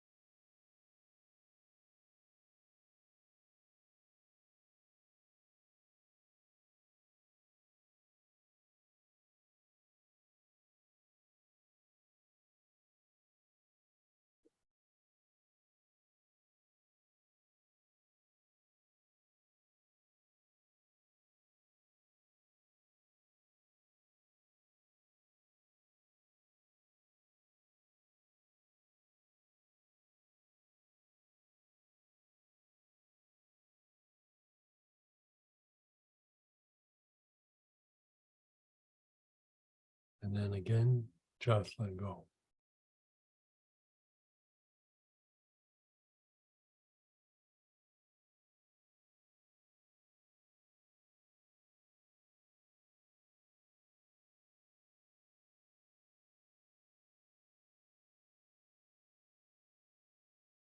Notice how you feel.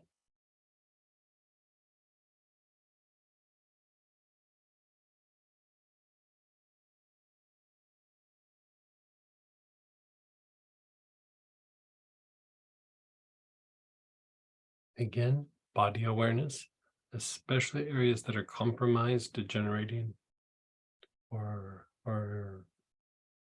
have the tendency for pain. You're inhaling on those areas. Long, slow, deep breaths.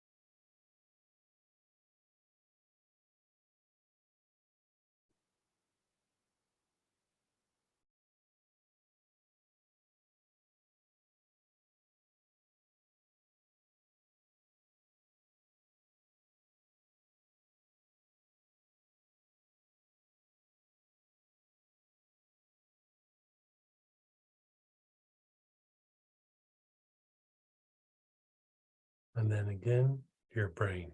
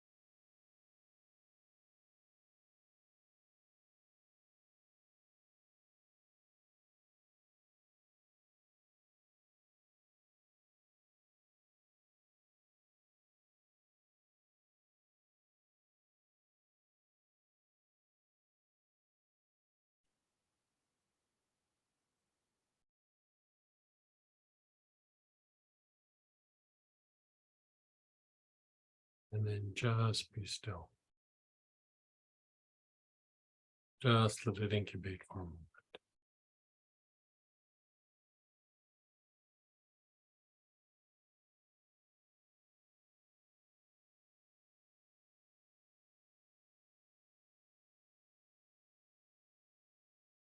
Notice your body, your emotions, your mind.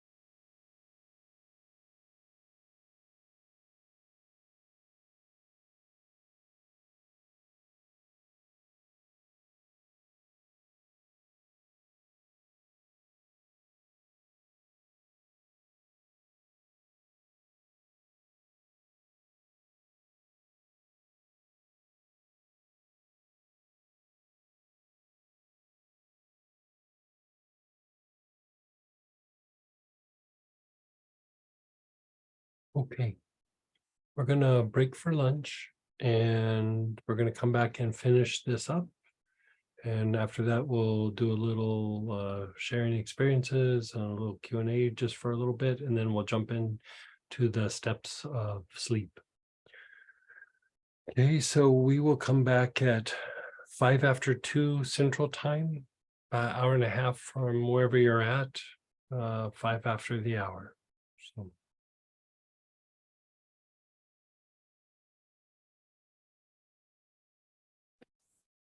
Hey, everybody, let's go ahead and come on back. We are at the top of page 5, and we're on number 8, which is cognitive and emotional factors. So as we have these pain responses or these painful situations, there's the neurological aspect, and then here we're stirring something in the psyche, be it mentally or emotionally. So we want to be able to calm that down. So you have several choices here: benzoin, neroli, rose, tarragon. Blends would be emotional release, Gilead, and pain relief psychogenic, which is literally psychogenic, literally means these cognitive or emotional factors. So whichever one you're pulling, pull it out.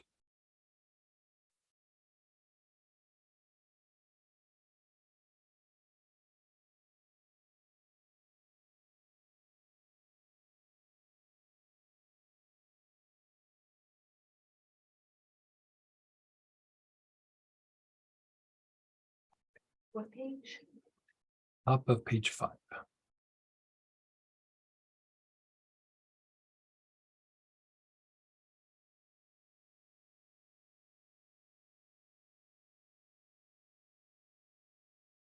Okay, so you're gonna begin by inhaling with your awareness on the bottom of your tailbone, the basic chakra. No need to visualize anything or think about anything. This is just simply clearing a pathway.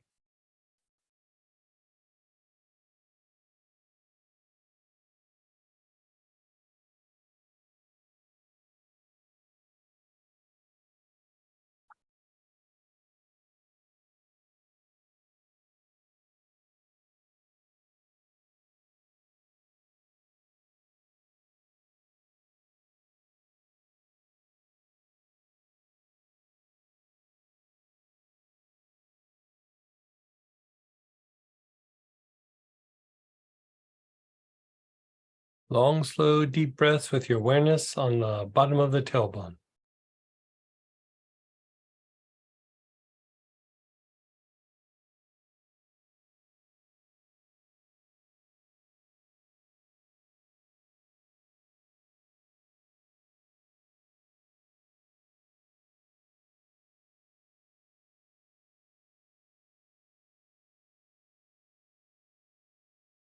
Move your awareness to the area under the left side of your ribs, the spleen area. Your awareness is on that spleen area. You're again taking long, slow, deep breaths.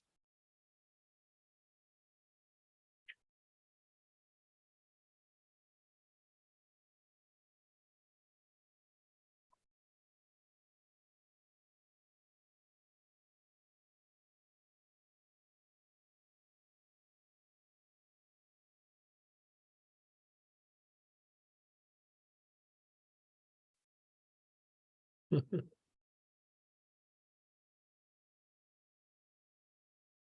then down to your low back area, opposite the navel.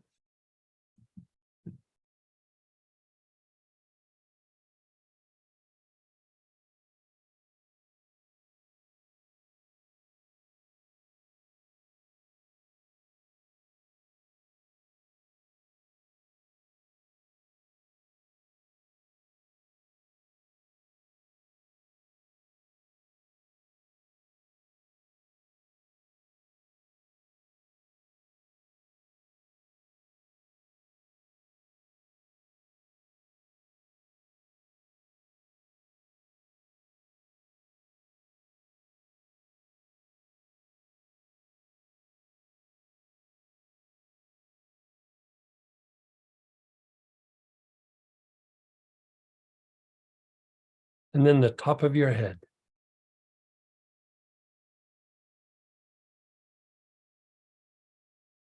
Awareness is on the top of your head.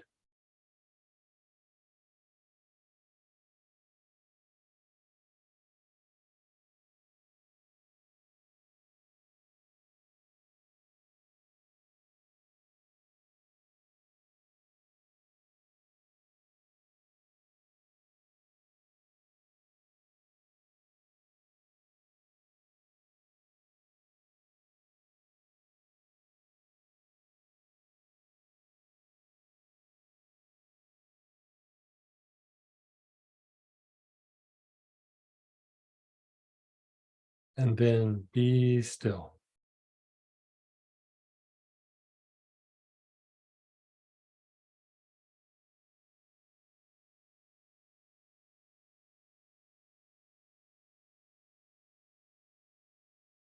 Just be still.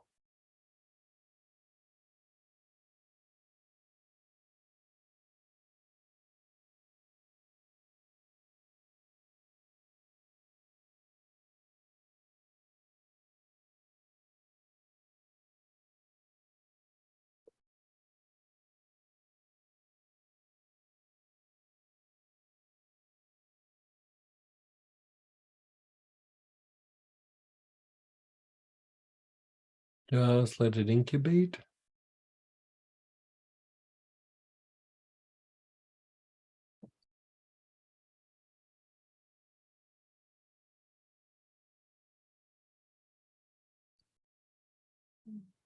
Again, begin inhaling. Your awareness is on the bottom of the tailbone.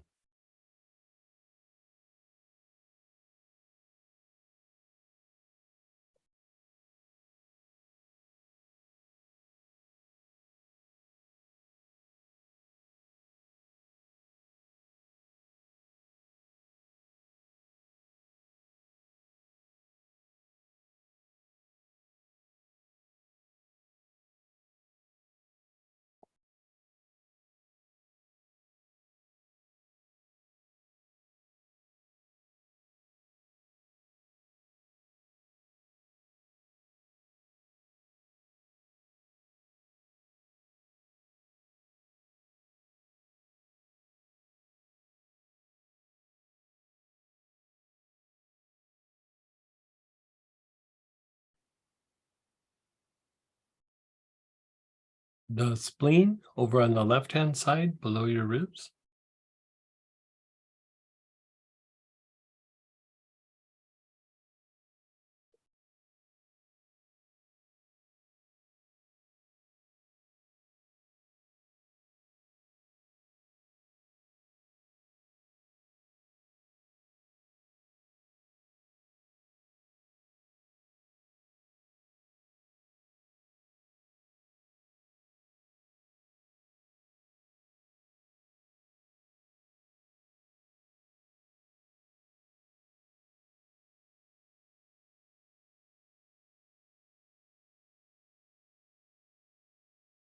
The low back area, opposite the navel.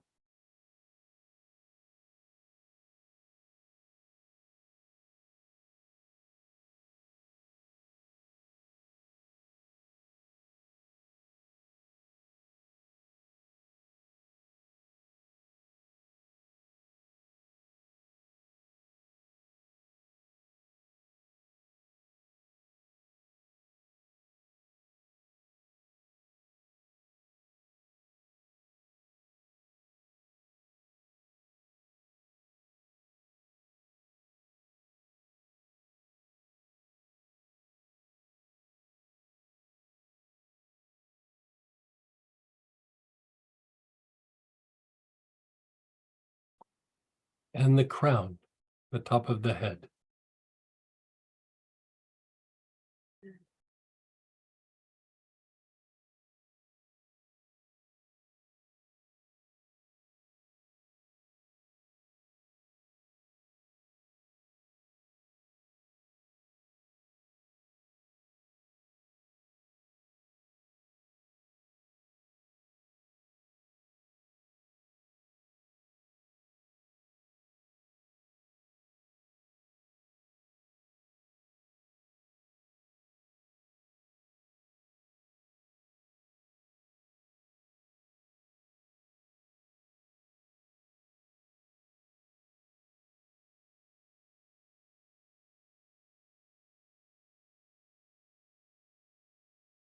Your awareness is on the top of your head.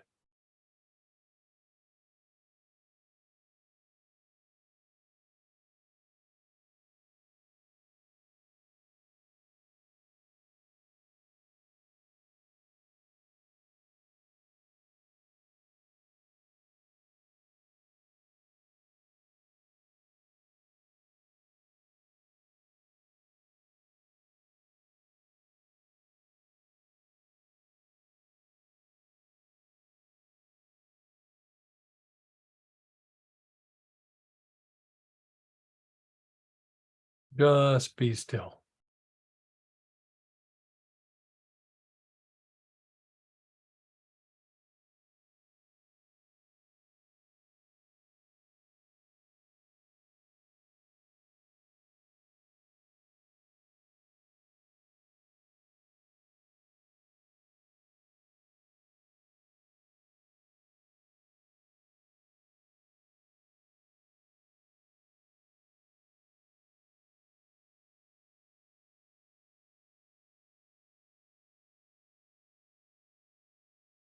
Again, your awareness is on the bottom of the tailbone. Start taking long, slow, deep breaths.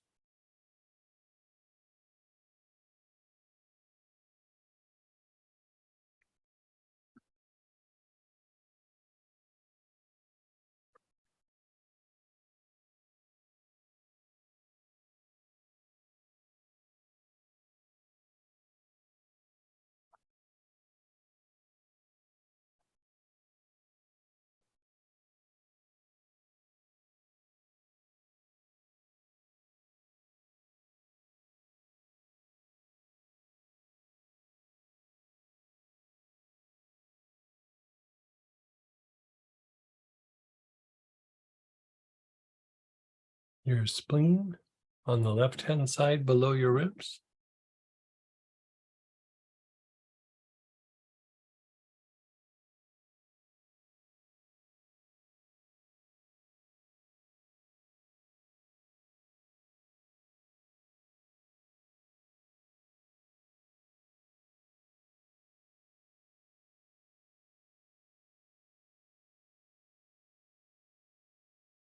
The low back area, opposite your navel.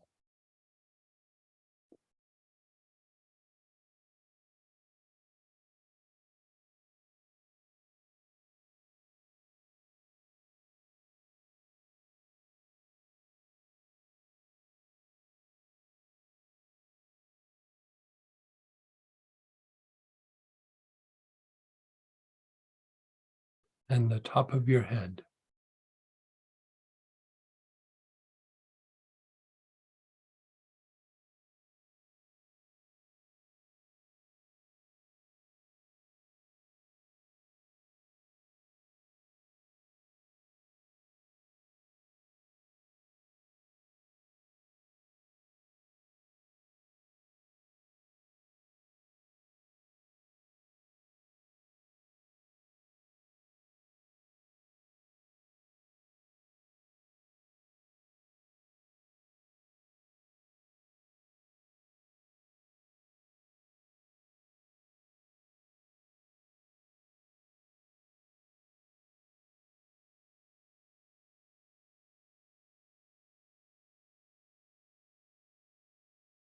Just be still.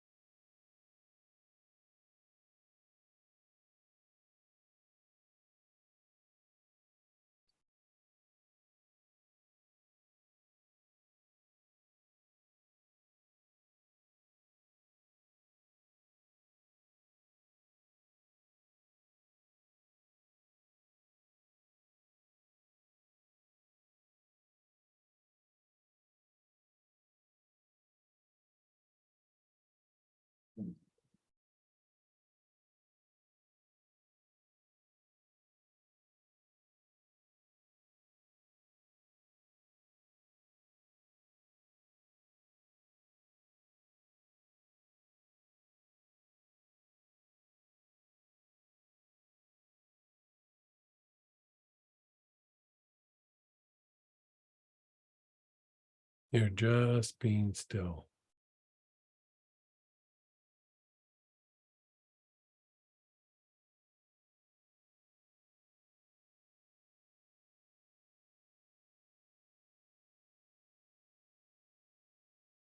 Let's do it one more time. Bottom of the tailbone. Long, slow, deep breath.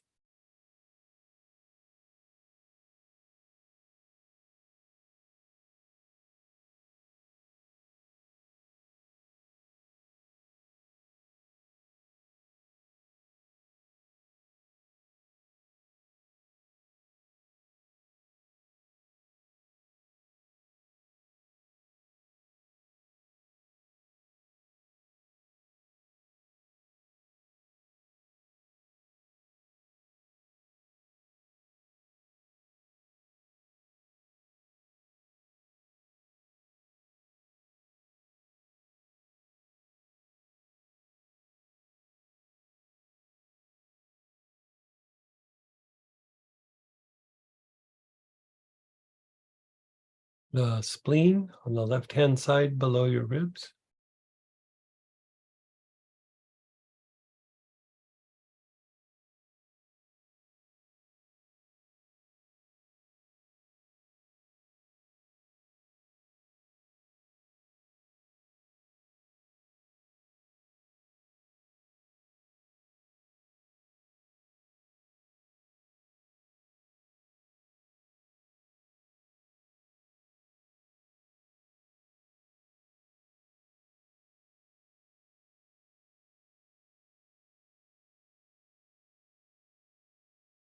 The low back opposite the navel.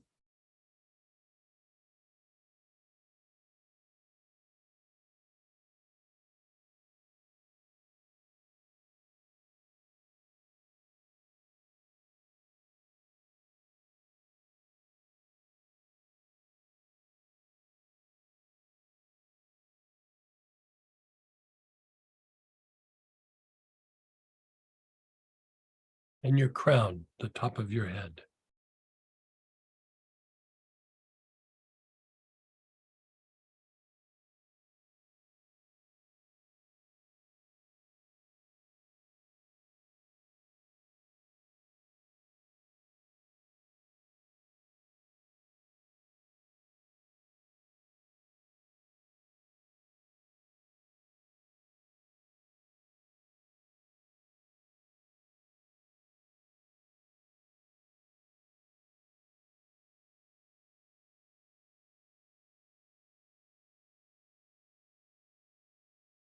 And just be still.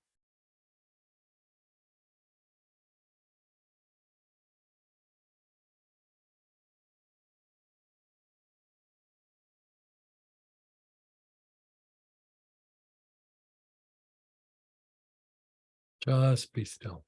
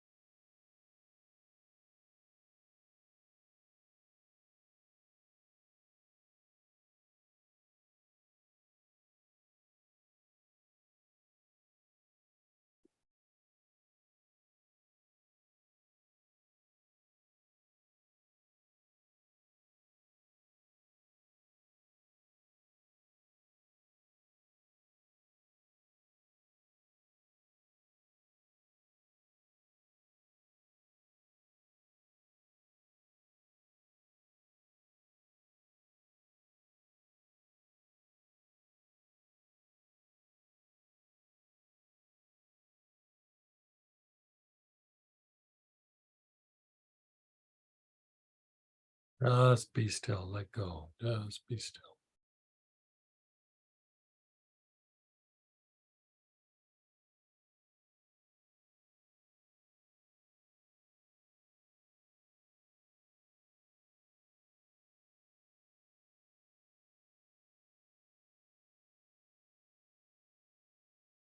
Okay.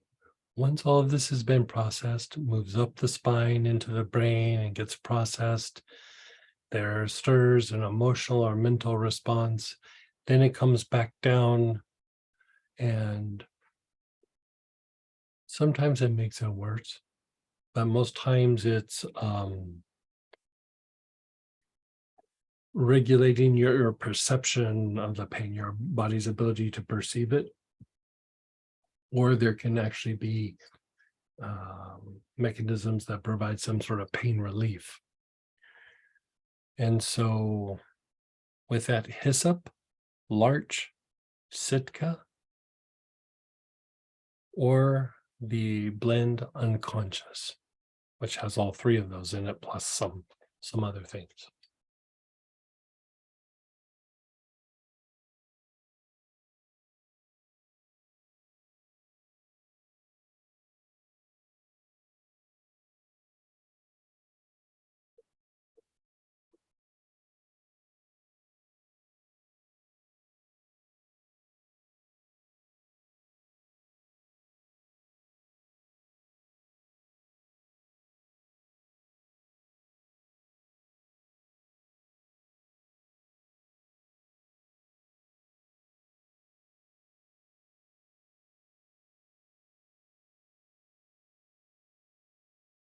Begin inhaling. Your awareness is on your body.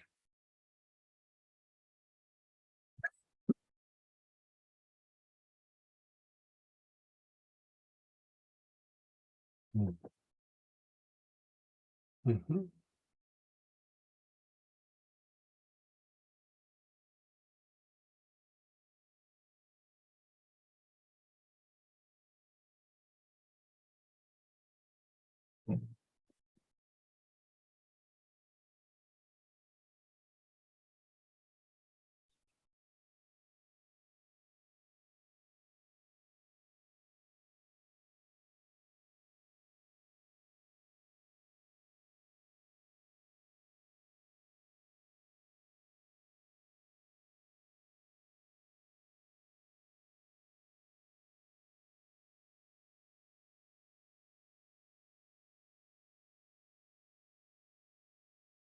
Your awareness is on your body.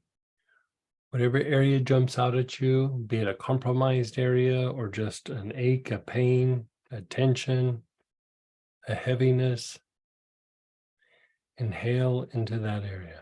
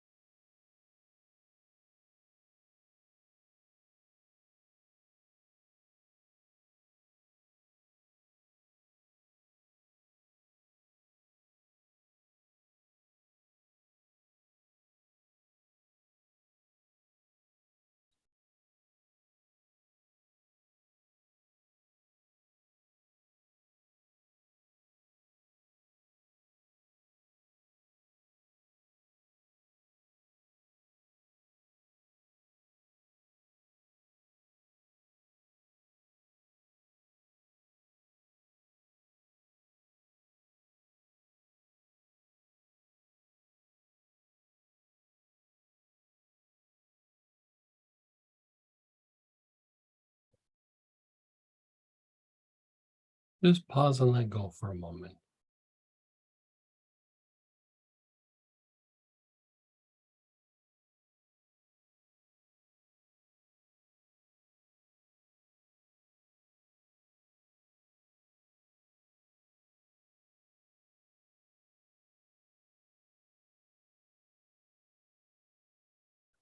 Your awareness is on the spine. Find a spot in the spine or your whole spine and begin inhaling.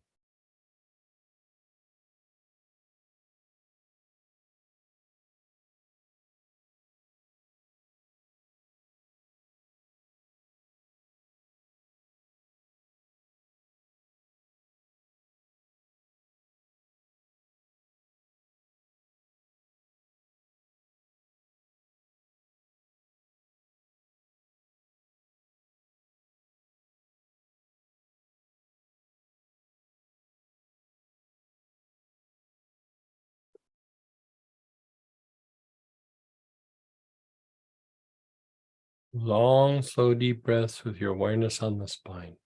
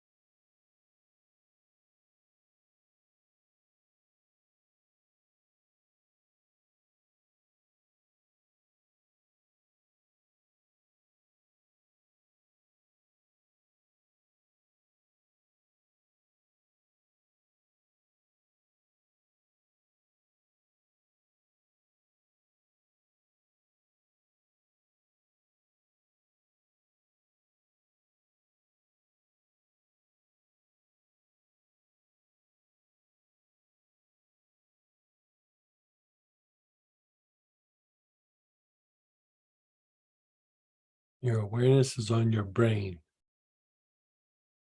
Feel your brain. If there's a section that stands out, your awareness is there. If not, your awareness is on the whole brain.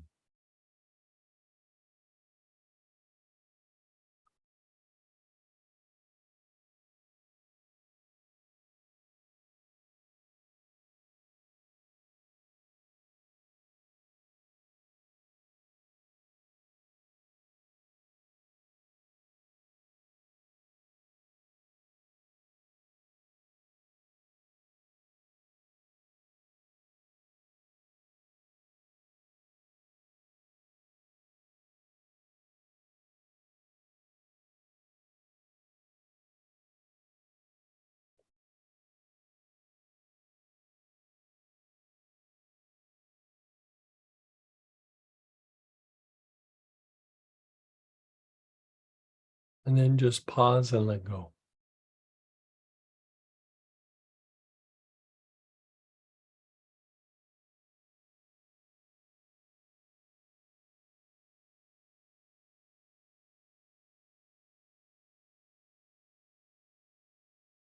Your awareness is on the jaws, the jaw minors.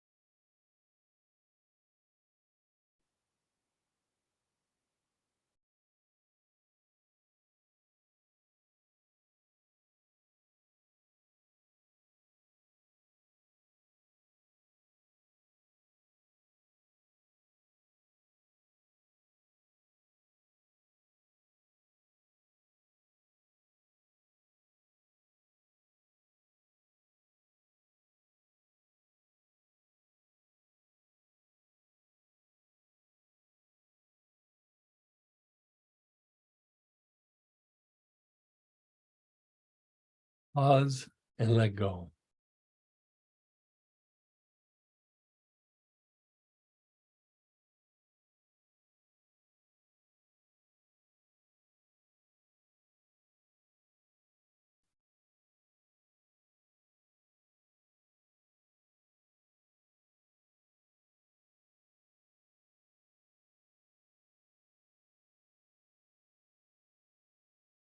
Again, check in with your body. Where do you feel it in the body? Take some nice, long, slow, deep breaths. Inhale into that part of your body.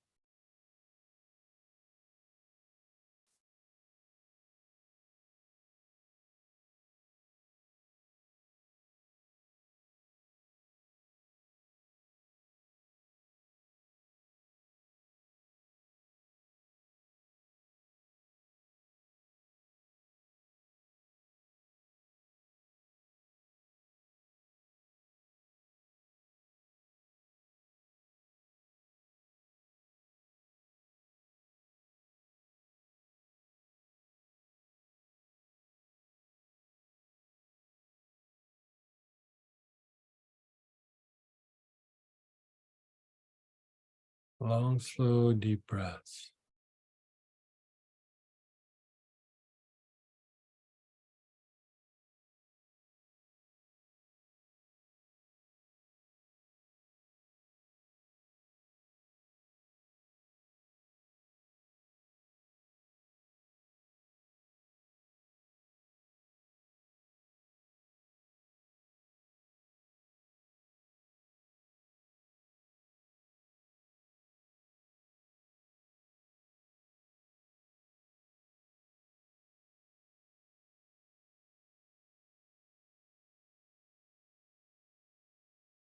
Just pause and be still.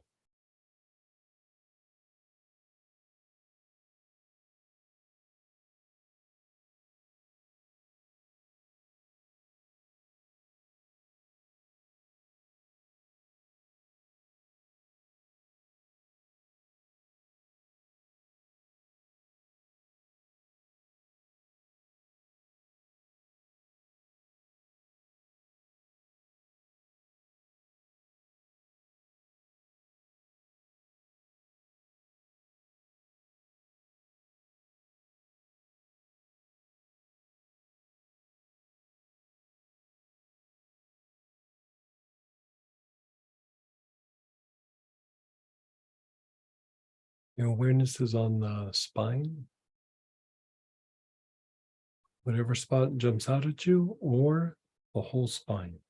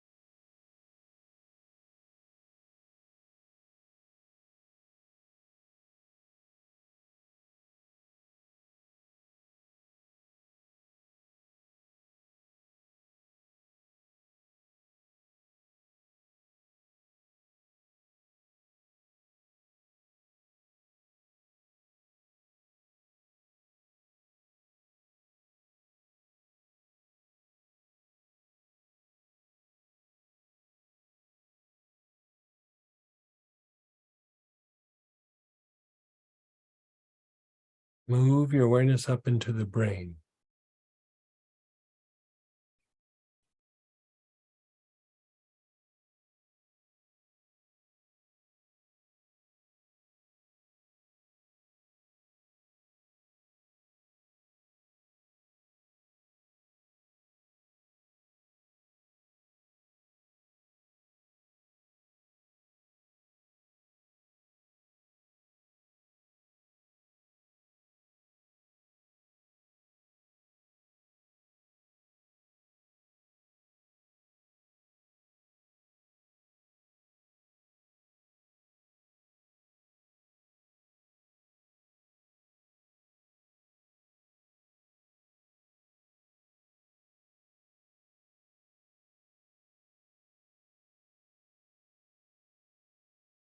And then pause and let go for a moment. How does it feel into you, by the way? Feels good, yeah. Yeah.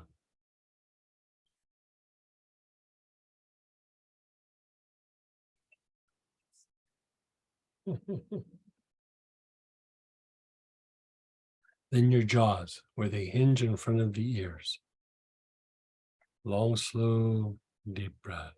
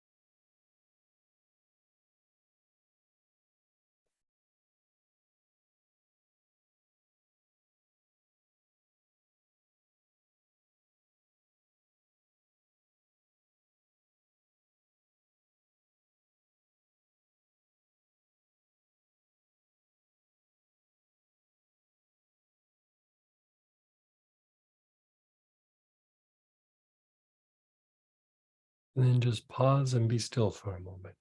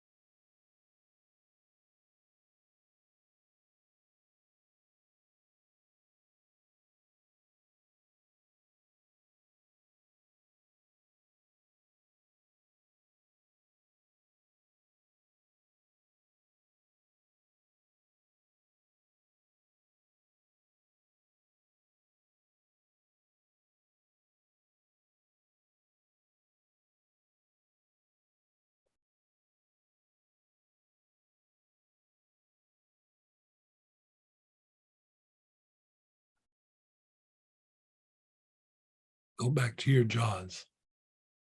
Long, slow, deep breath with your awareness to your jaws.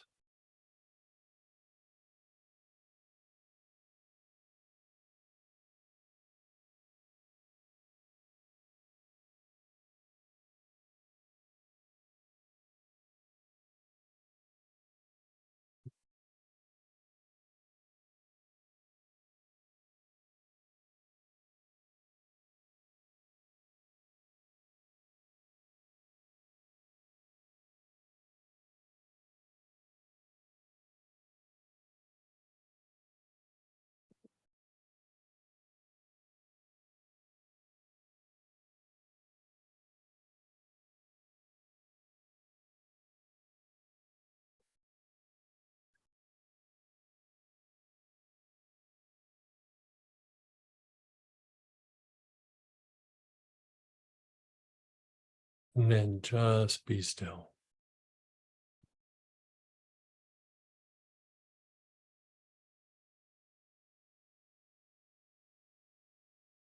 Notice how you feel. A lot of times, one or two of these steps really jumps out at you more than the others. You can do them on their own, but it's really good to do this like as a whole process from time to time. So we're at the top of page 6, and we're going to address cardiac fatigue. And this basically is just it's a condition where the heart becomes a little bit weakened or stressed, like overworked, and it decreases the ability to pump blood through the body. And that would include lymphatic function, right? So here are some of the symptoms of this. And if you have one of these symptoms, it doesn't necessarily mean cardiac fatigue, but An issue with cardiac fatigue is when we have an ache, a pain, an injury, it is usually a byproduct of that.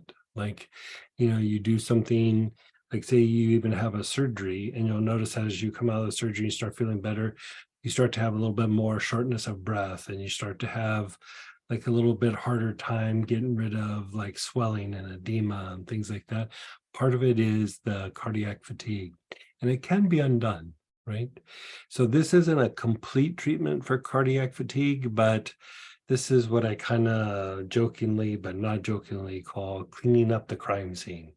You're just going through, you're cleaning things up. If there was a really deep-seated cardiac fatigue, it needs to be treated with several things over a period of time. And the treatment needs to be rotated, but we'll probably address that at some point. But right now, you can see it's a reduced exercise capacity. So, your ability to exercise for periods of time, you get tired and fatigued faster. There tends to be shortness of breath, fluid retention, increased arrhythmias, um, just basically abnormal heart rhythms, right? Because of poor blood circulation, it can start to cause organs to get less blood, less oxygen, and so it can start to, over a period of time, cause some organ damage. That usually takes quite a while, but it can happen. And then poor quality of life, just because the fatigue can be so debilitating. And so all of these oils here are very good for this condition. There's still a couple others that I didn't list. These are better for what we're doing now. But if you were treating a very serious case of cardiac fatigue, certain forms of camphor are used for that. And there's a very special type of rosemary called rosemary camphor that also can be good. When I'm treating cardiac fatigue and somebody, I actually rotate through a majority of these oils, and I combined it with coenzyme Q10. And so, take that for what it's worth. And if there is issues where you suspect cardiac fatigue, I can talk you guys through it. We haven't really done a cardiovascular section for the class conditions yet, but it's coming. So with that, whatever oil that you have here, Anula, Melissa, I probably use Melissa for this the most, and Lang Lang. Terebinth can work, Sylvester Pine, Neroli.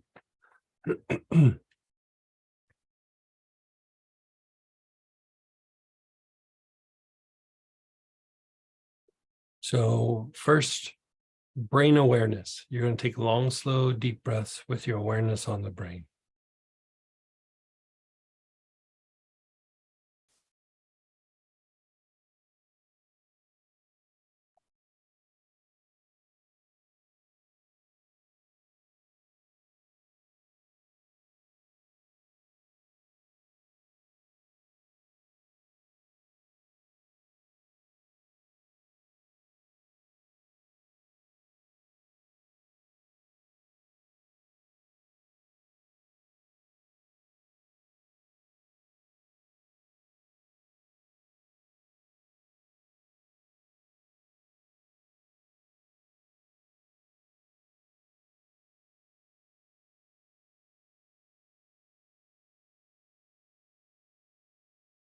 And then your awareness is down on the kidneys.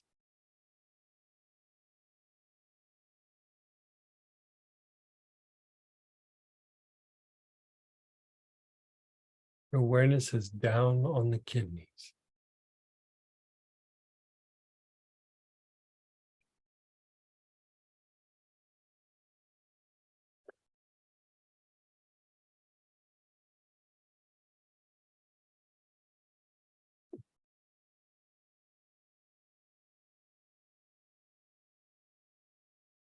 Asking where the kidneys. The kidneys are down in your low back area, off to each side of the spine. So if you just go kind of down towards the low back, each side of the spine.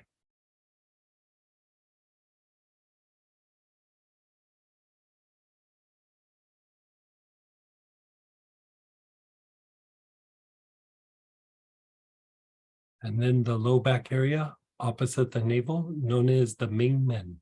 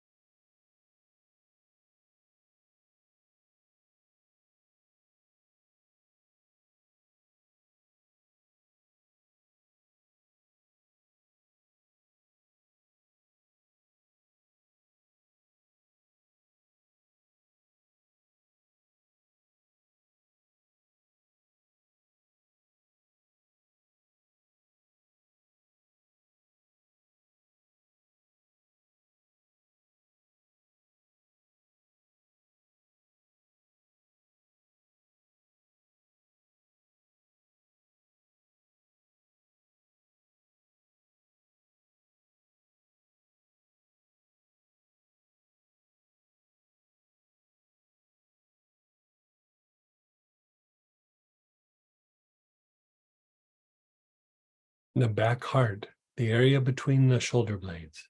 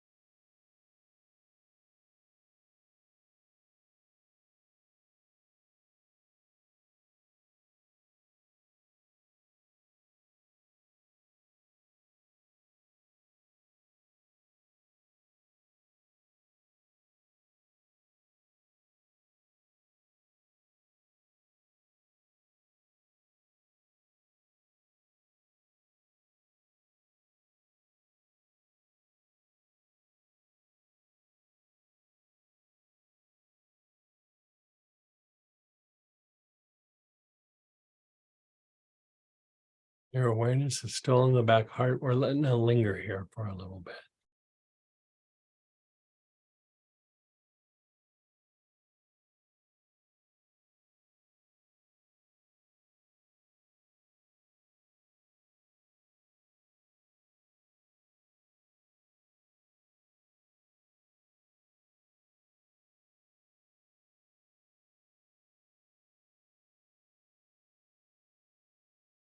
And then the crown.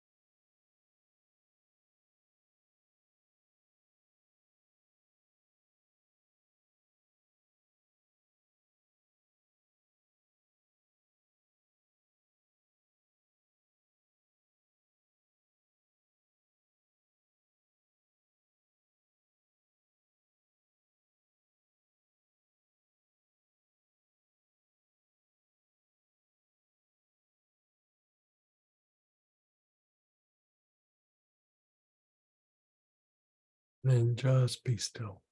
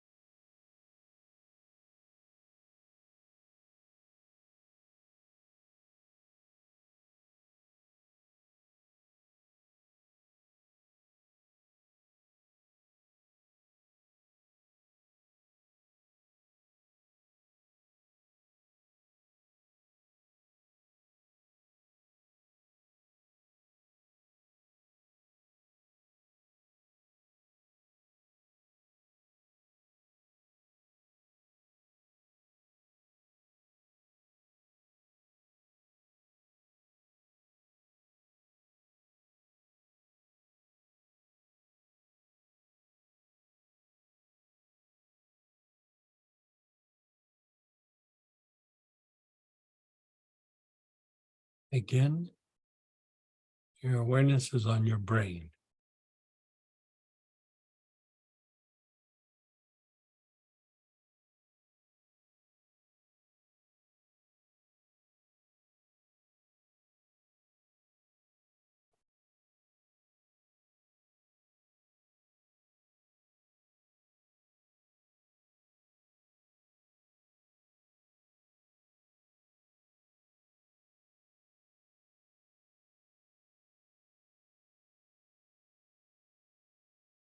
Long, slow, deep breaths with your awareness on the brain.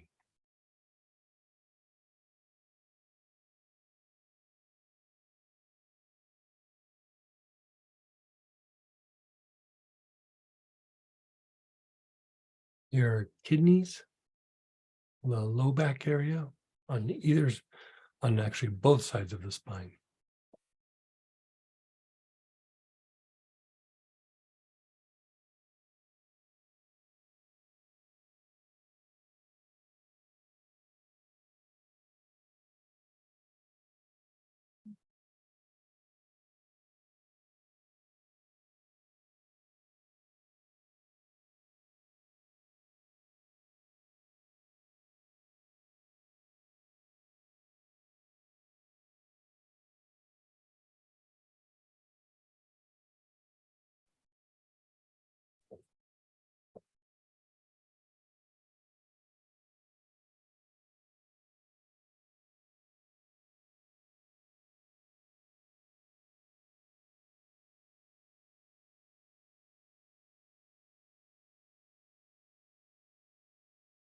And then the low back opposite the navel.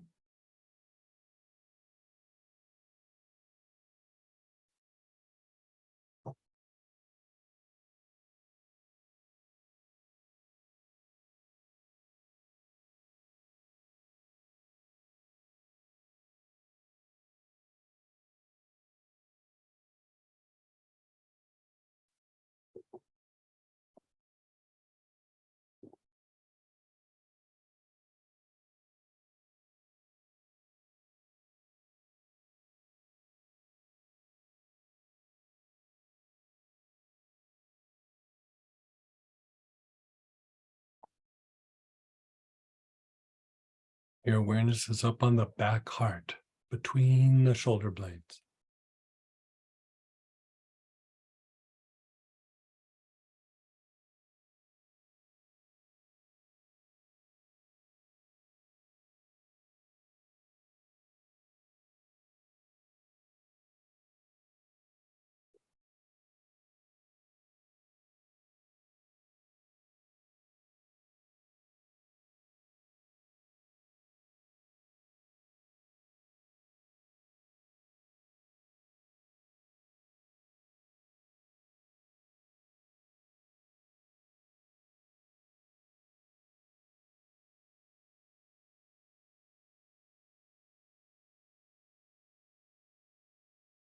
Awareness is still on the back heart.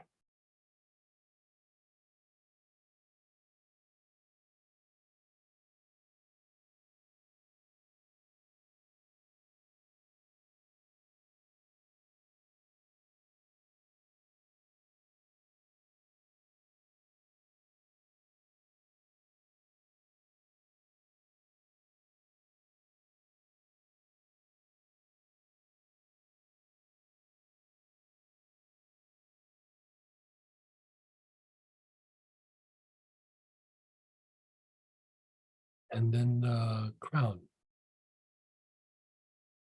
top of the head.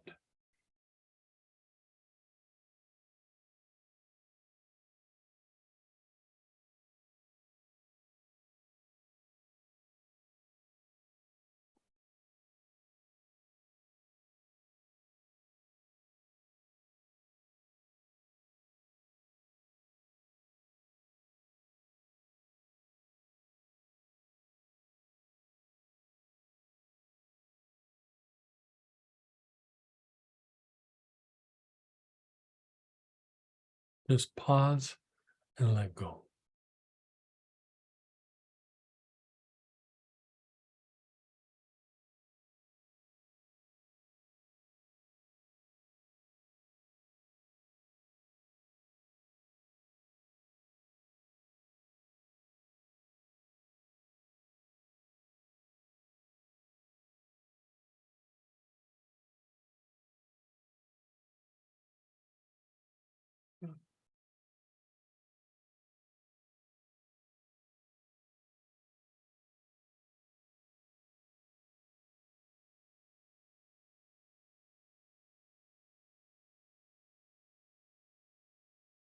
And now we're going to just, whatever agitation is like coming out, we just want to make it leave faster. Right? So think of this part with number 11 as just mopping up the things that have happened now, right? You're just cleaning things up. So you're going to pull out frankincense. Frankincense works incredibly well for this. And we're just going to cycle through the body.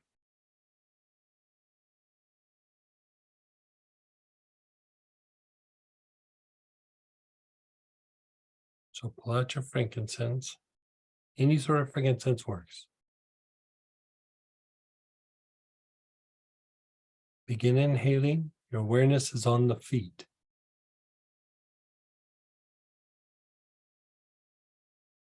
You're taking nice, long, slow, deep breaths with your awareness on the feet.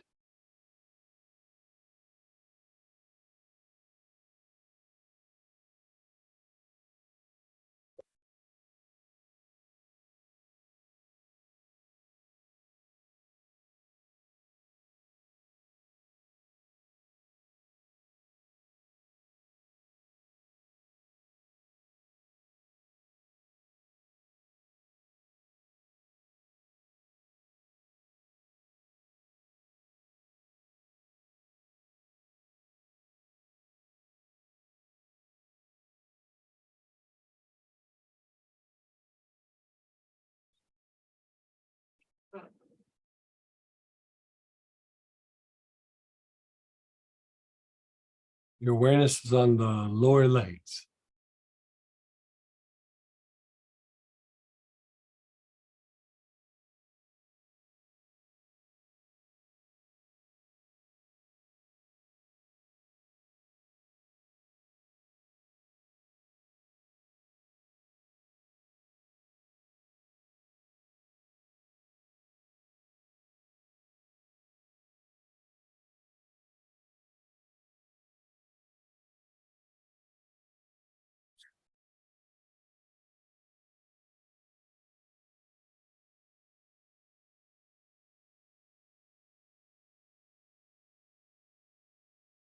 The knees and the thighs, the upper leg.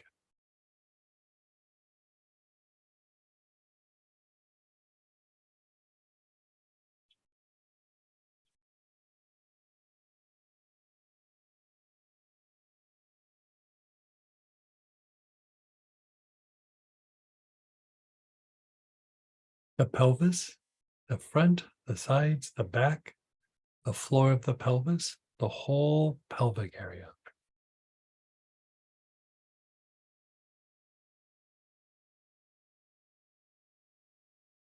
This feels good, yeah.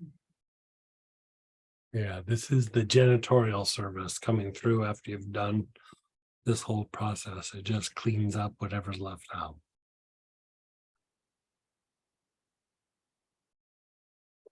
The low back, lower abdomen, from the belt line to the belly button, all the way around your body.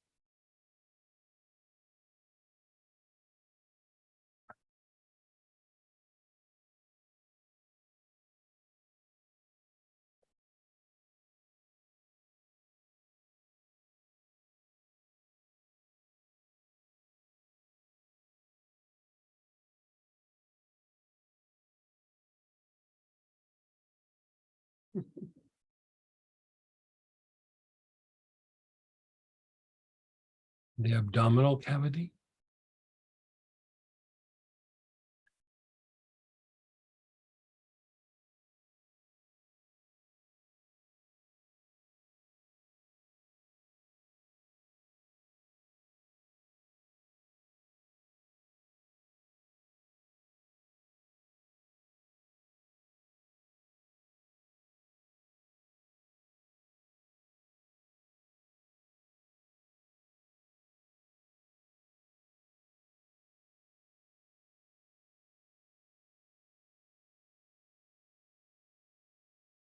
the mid back,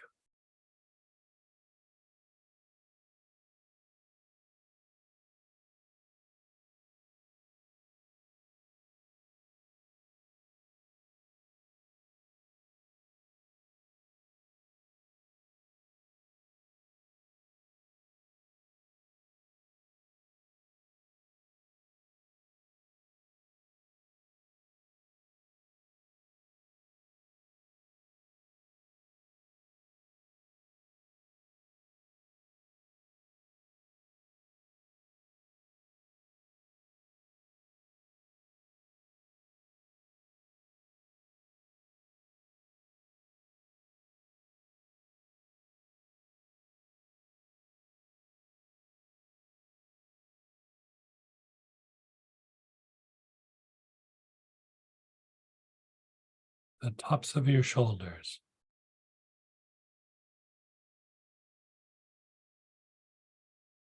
Oh, excuse me, I jumped past the chest and upper back.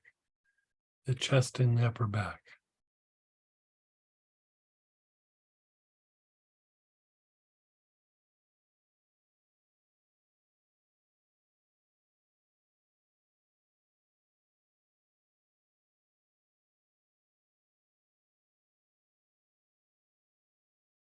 The tops of your shoulders.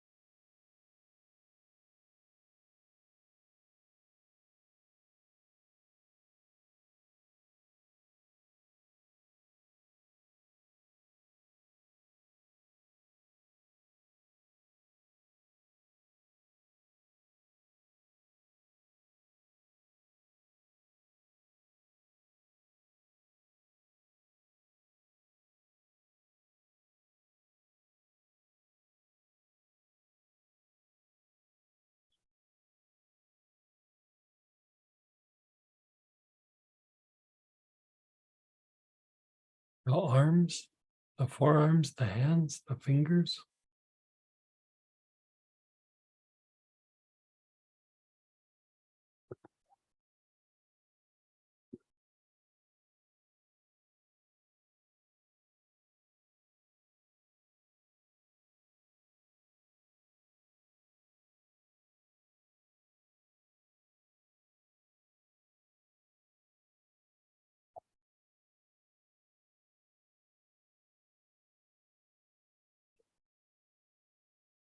The neck.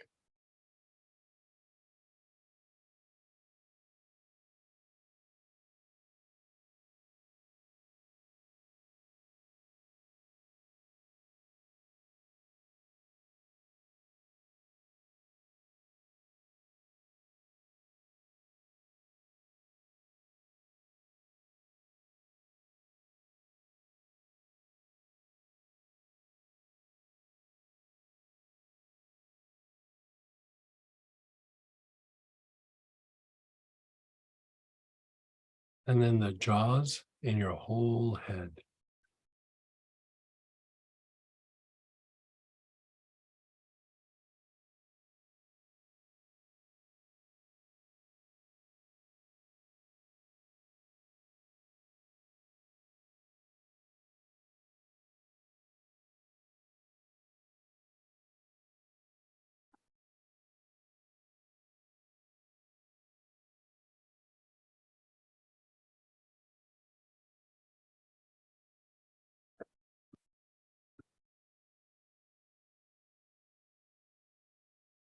And then just be still.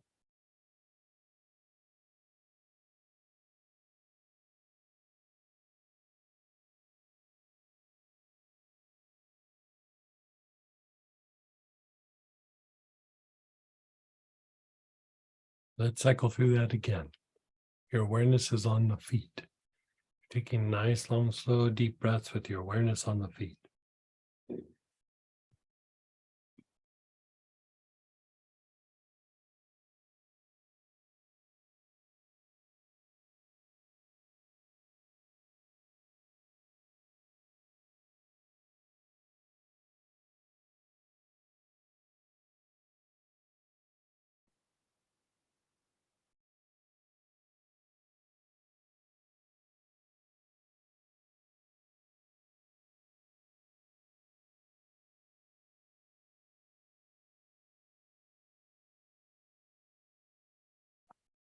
Your lower legs.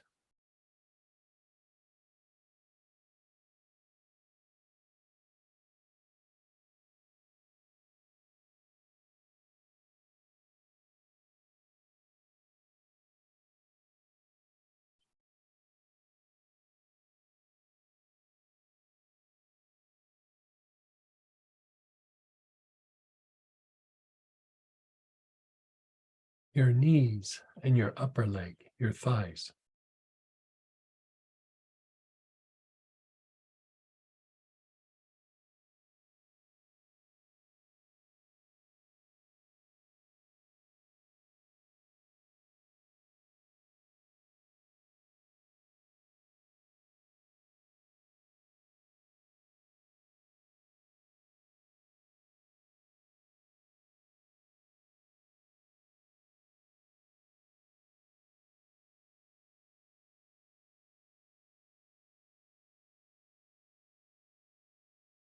The pelvis,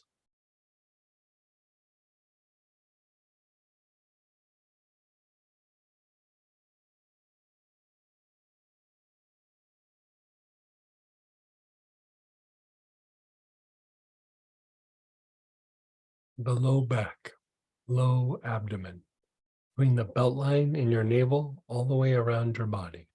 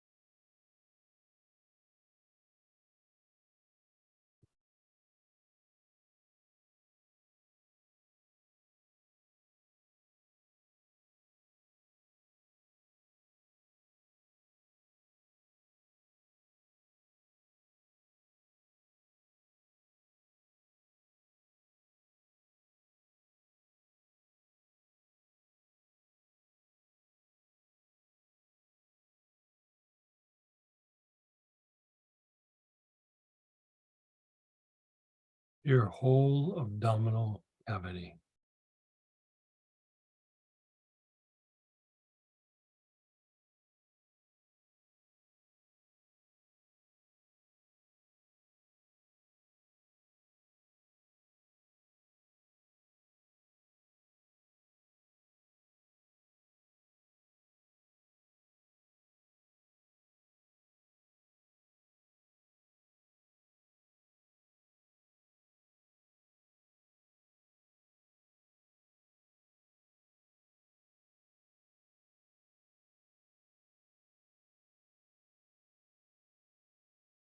And the mid back.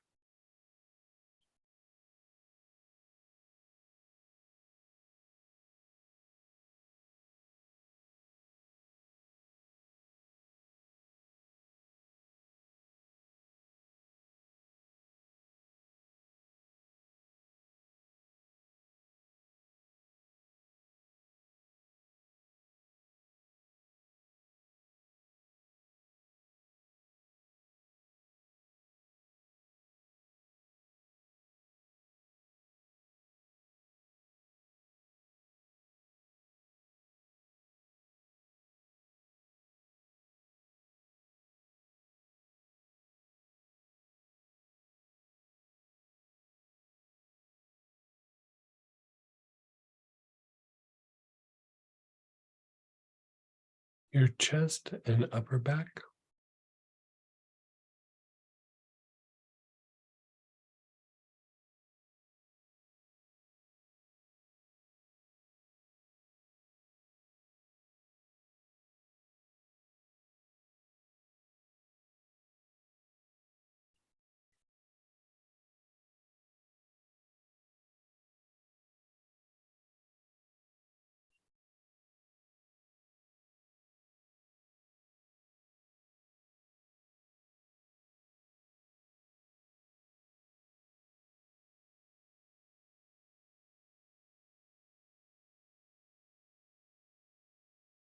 The tops of your shoulders.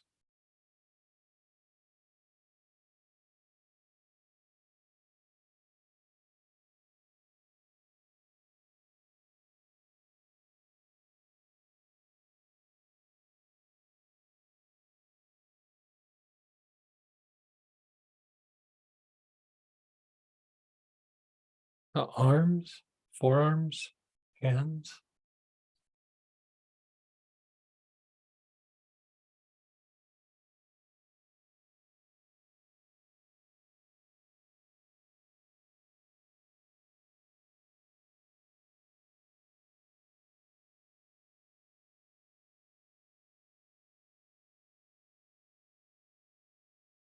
the neck, front, sides, and back.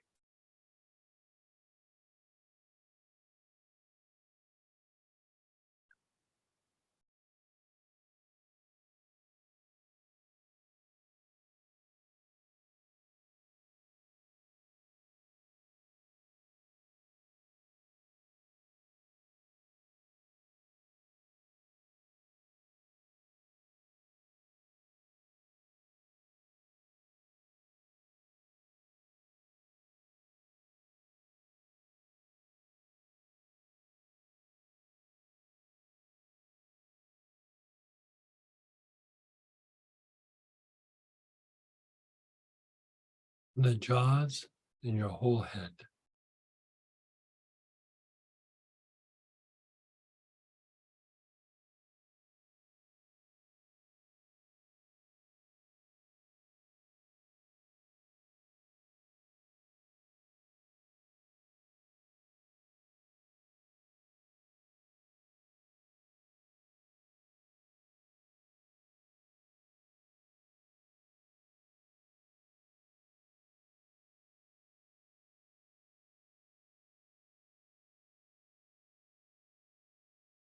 And then just pause and let go.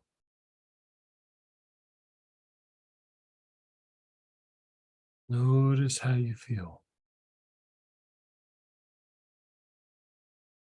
How does that feel to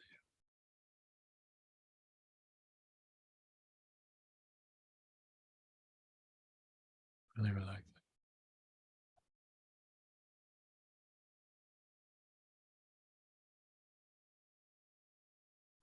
So we're going to take a little break. We're going to come back. We're going to do the 4 stages of sleep, and we're going to share experiences and do Q&A and the whole bit. So I'll see you at 20 till. So I'll see you in about 15 minutes.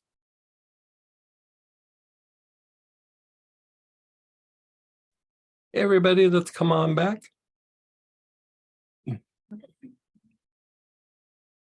We're at the bottom of page 7, moving into page 8. So now we're going into the 4 stages of sleep. And again, this isn't to treat sleep disorders. This is just to enhance these 4 stages. We want to get maximum benefit from hitting each of the stages, because there's processes that have to do with detoxification, repair, healing, rebooting, various parts of your physiology that happen in the sleep.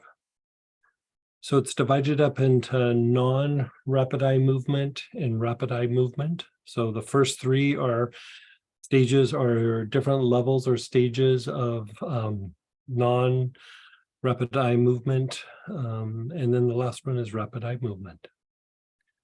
So drop down to page 8, and here you can see it's a stage between kind of being awake and asleep. You know, those times where in the mornings, I call this pretend sleeping, where I'm laying, I'm relaxed, my mind is a bit active, but I'm not like fully awake. So with that, lots of choices: lavender, lotus, marjoram, rue, spikenard, valerian, the blend sleep support. And if you're doing brainwaves, alpha, I would use the alpha if you have brainwaves in any of your kits. Otherwise, those are all good choices. Any lotus will work: blue, white, or pink.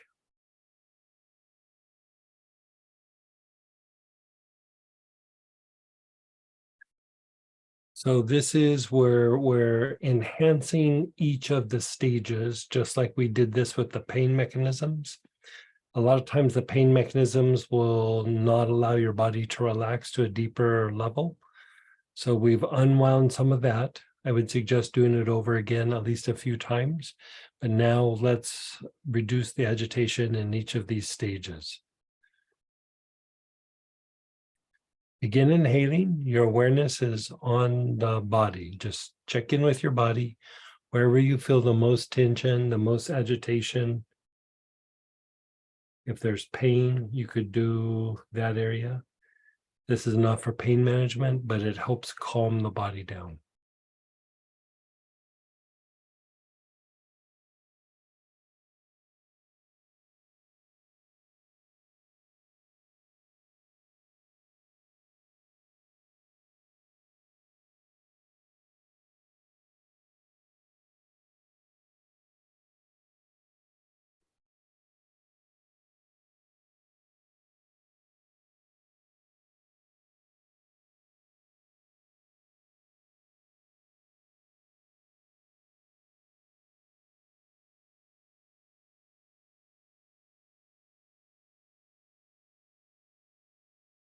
Long, slow, deep breaths. Your awareness is on the body.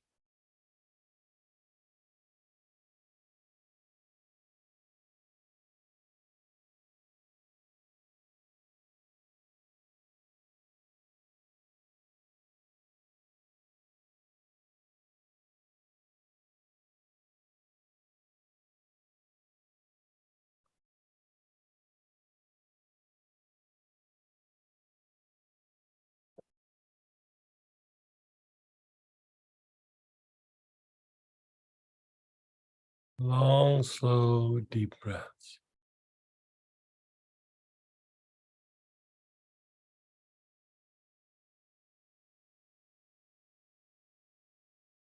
Just pause and let go. Again, you're still paying attention to your body. Where do you feel tension, heaviness, a clamping down, some sort of agitation in your body? And just observe it right now. You're not even inhaling, you're just observing.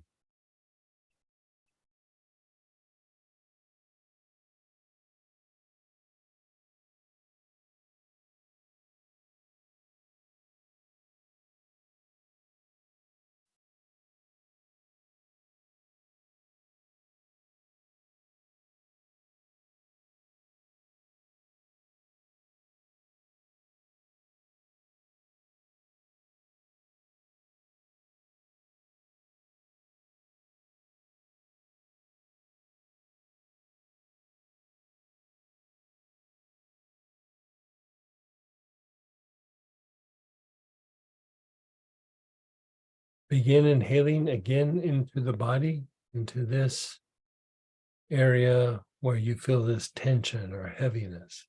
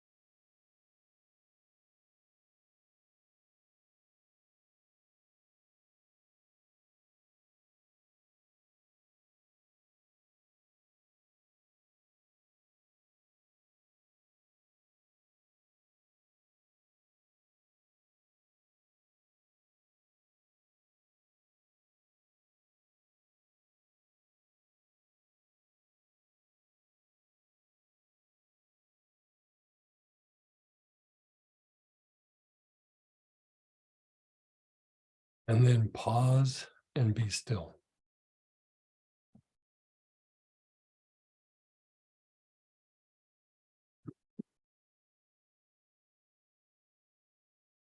Check in with your spine.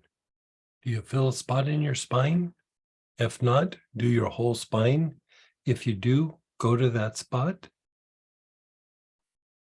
Begin inhaling.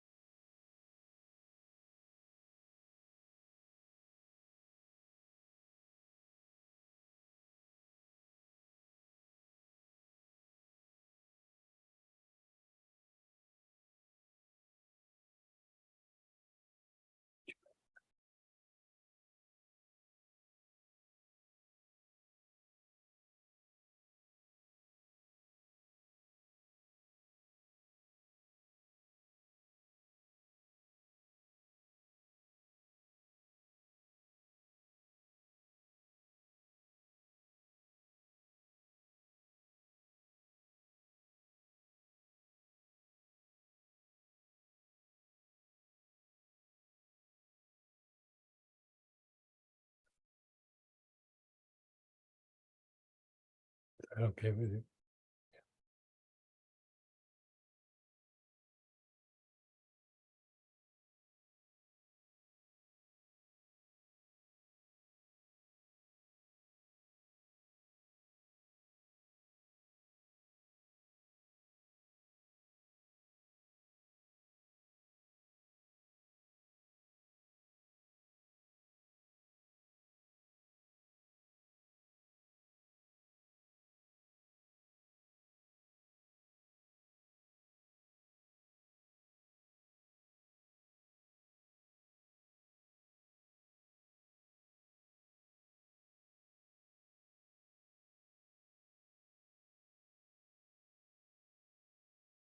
And then pause and let go.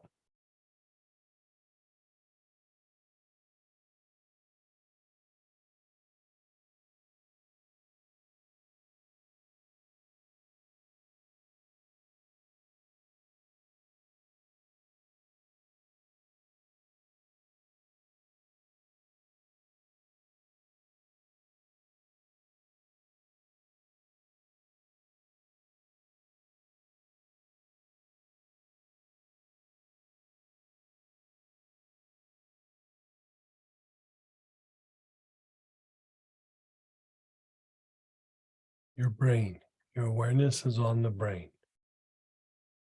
You're taking nice, long, slow, deep breaths.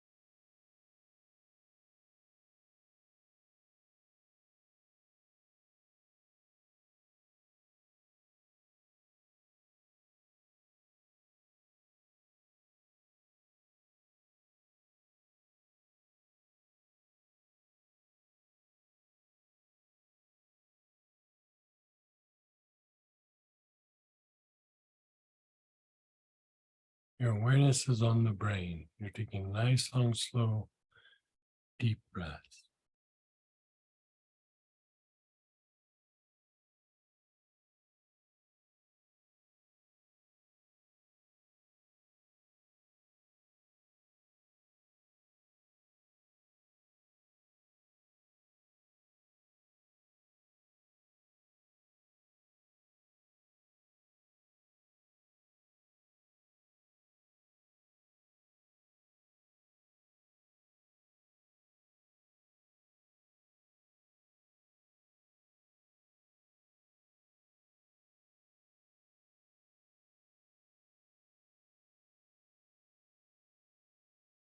Your awareness is on the jaws where they hinge.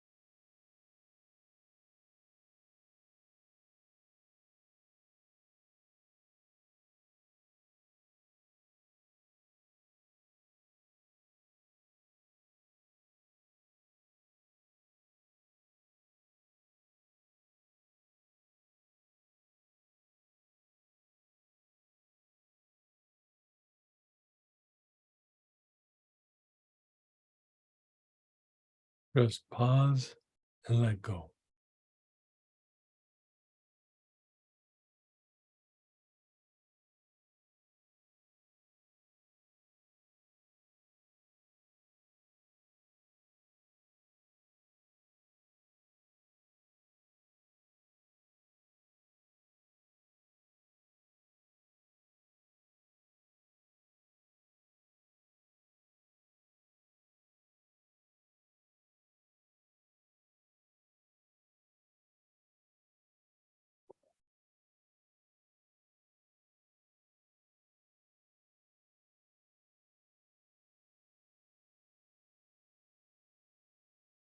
Let's do that again.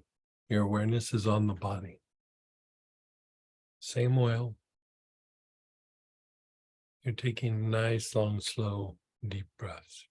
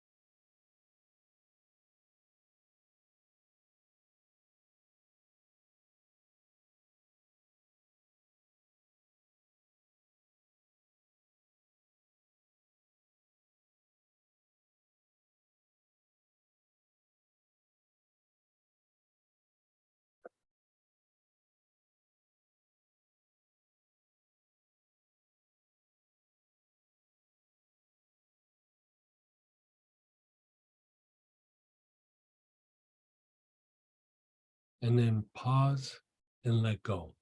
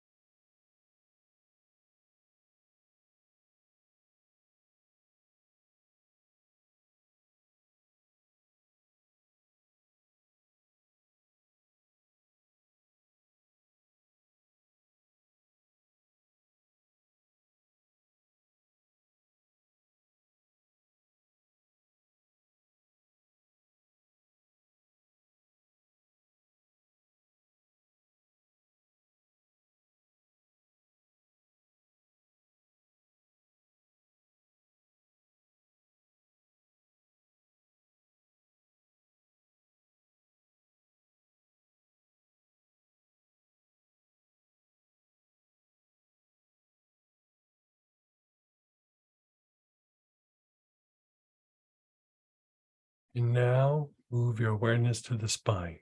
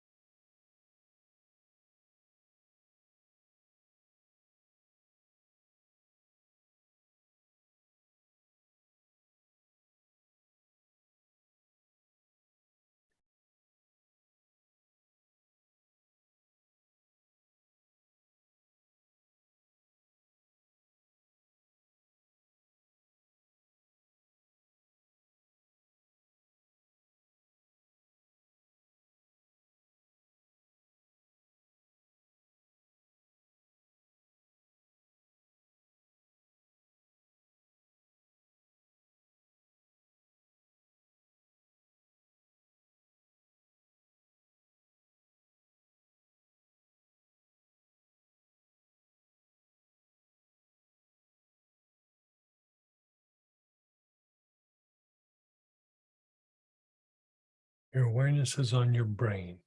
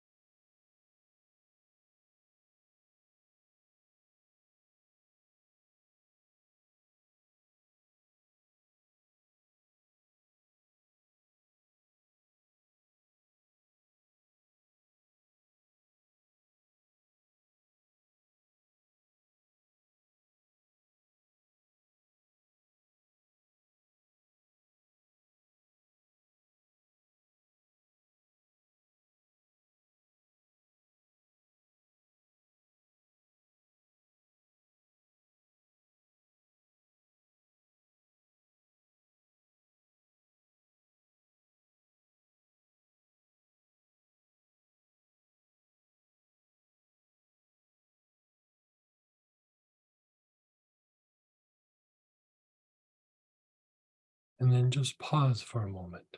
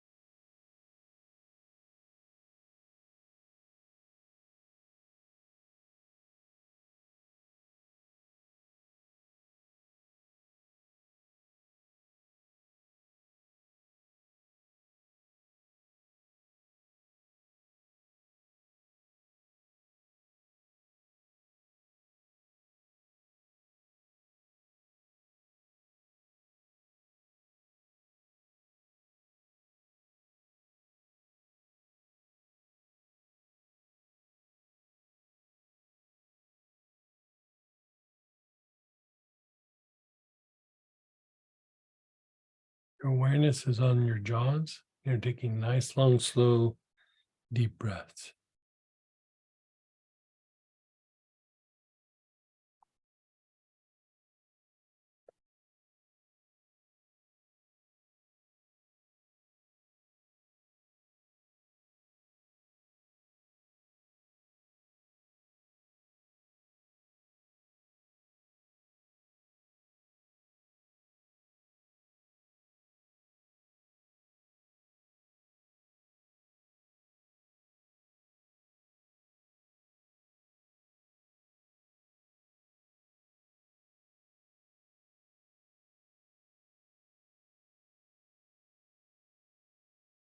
Okay, just be still. Just be still, be aware.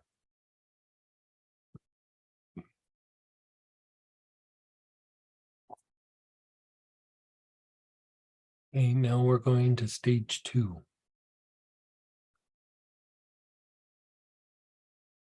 This is stage 2 of non-REM sleep. So this is closer to what you would call like, sleep or true sleep. Muscles relax, heart rate slows down, breathing slows down, body temperature goes down. You're going into that state of sleep. Your mental activity goes down. Now, keep in mind, the oils here, they're not to make you go to sleep. It's to reduce the agitation that has happened in this stage of sleep. You're trying to allow this stage to function more properly, right?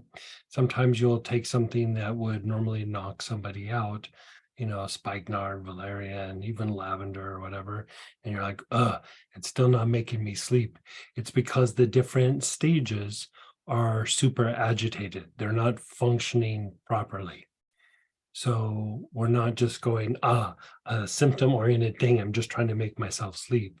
We're trying to unwind the process. The whole day has been about unwinding agitation, specifically in these mechanisms, so that you naturally fall asleep. Or if you go, I'm going to inhale a little lavender and you conk out, right? So please keep that in mind, okay? And so with that, here, Cape Snowbush is good. Poplar Balsam, really good. Splendor is very good for this. Splendor, we've used that in PTSD protocols. Part of why Splendor works so well is it is about reducing agitation in all the vital centers, all the aspects of the limbic system. So it tends to allow you to go into a more relaxed state, right? As well as the brainwave known as beta, or excuse me, theta. So if you have Splendor or theta, Poplar Balsam also is pretty solid. Even Cape Snowbush. These are all A choices. Okay, your awareness is in your body. So explore your body, but I would say a lot of times this is usually in the neck, chest, or low back. Can be other places too, but I was looking through my clinical notes, through the years, and it's almost always neck, back, especially low back, or a little bit in the chest. So you're beginning to inhale. You have body awareness wherever you're feeling that tension, and begin inhaling.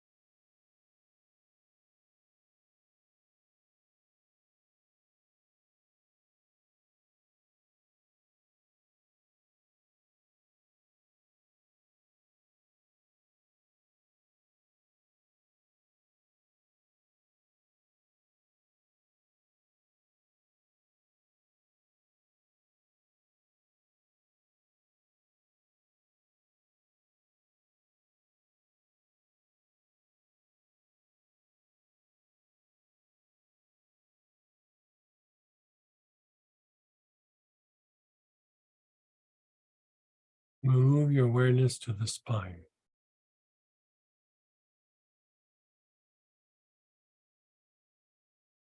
Exploring the spine.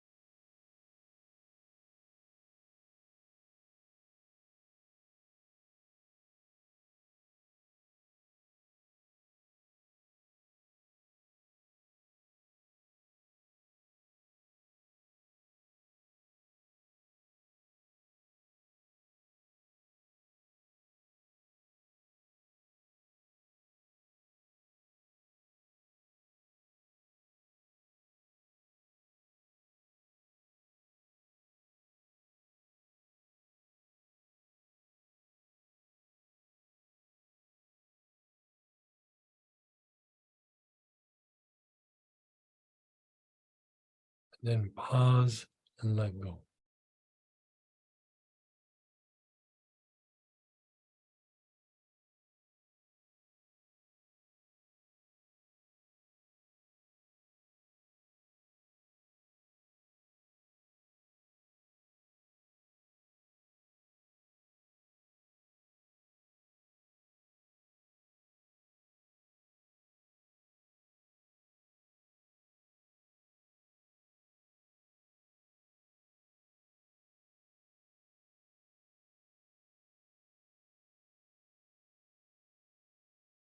Your awareness is on the brain.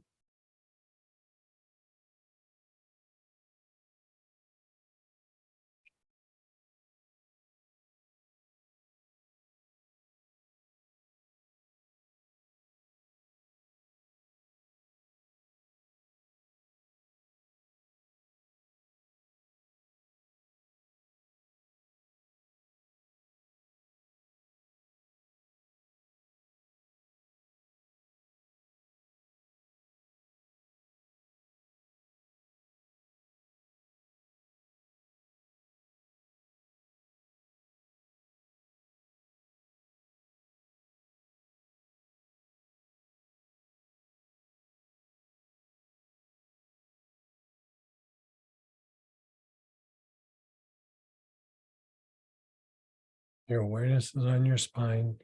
You're taking nice, long, slow, deep breaths.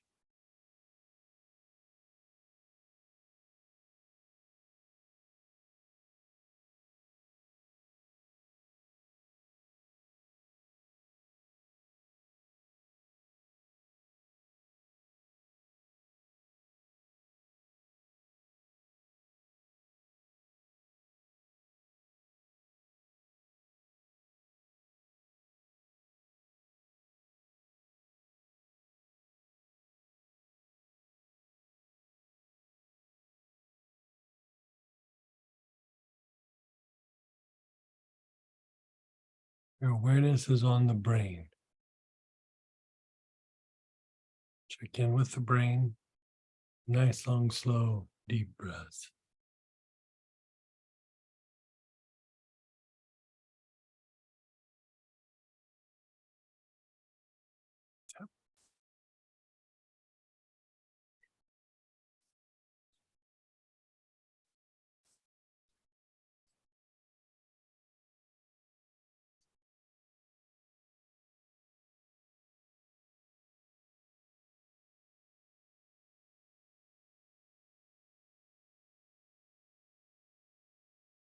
And just pause and then go for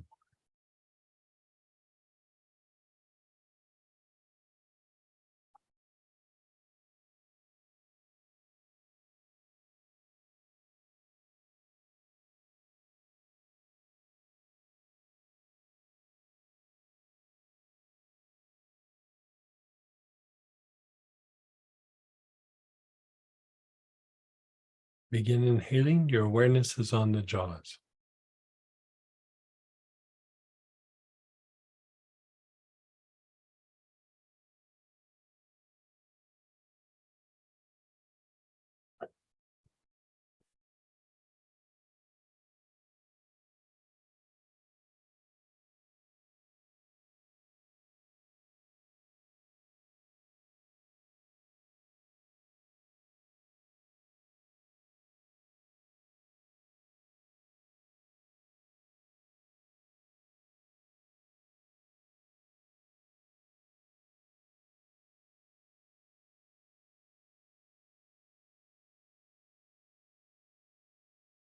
Just pause and let go.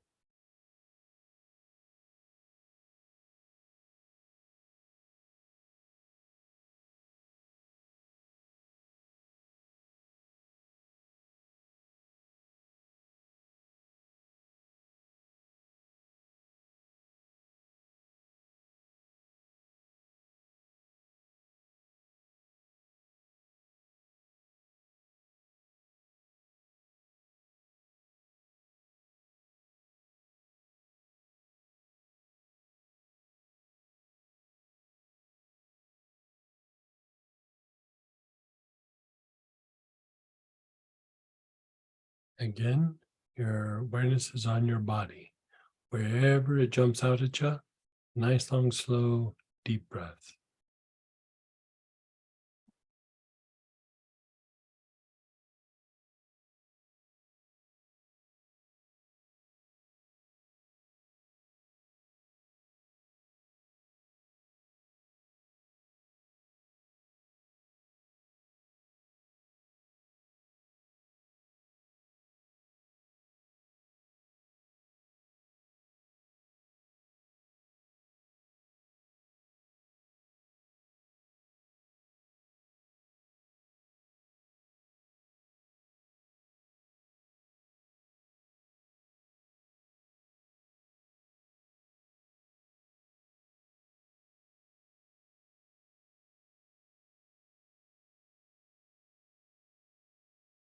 Your awareness is on your spine.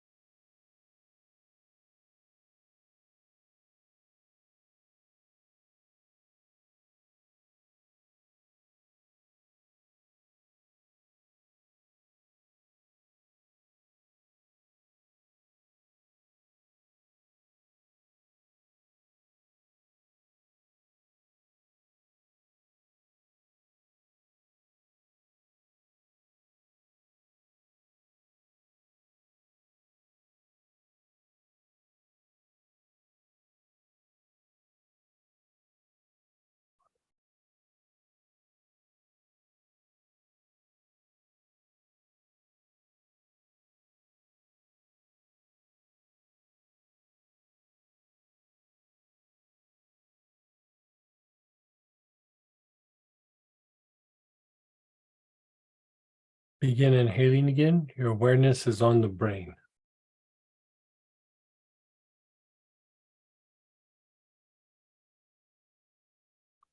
Long, slow, deep breaths with your awareness on the brain.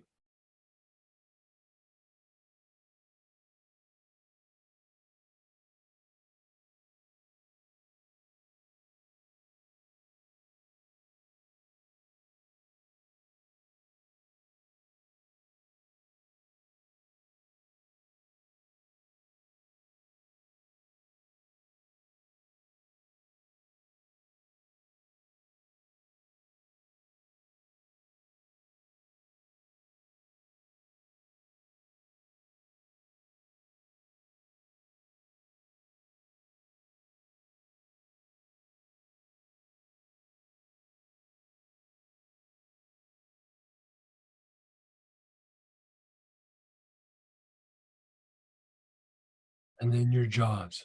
Your awareness is on the jaws.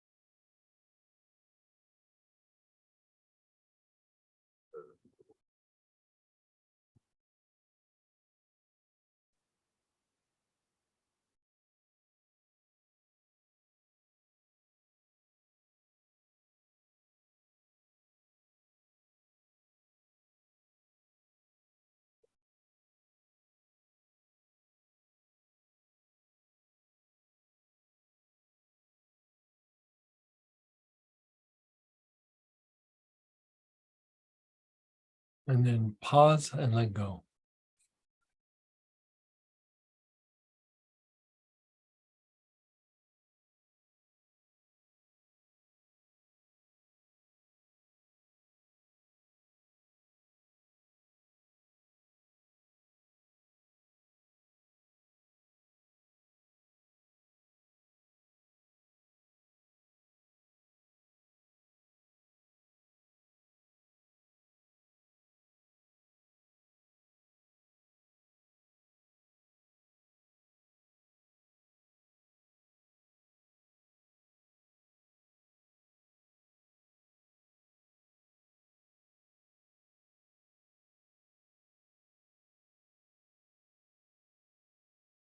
Just be still.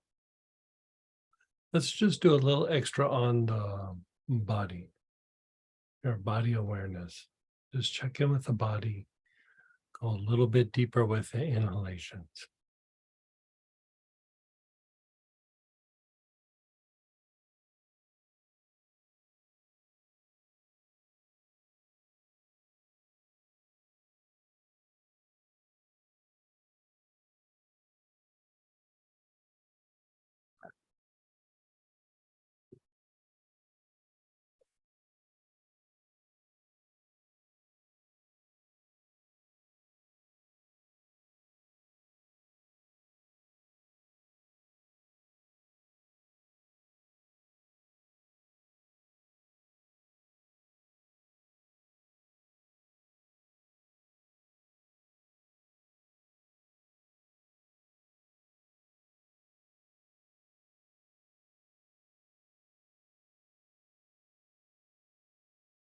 And then just pause and let go.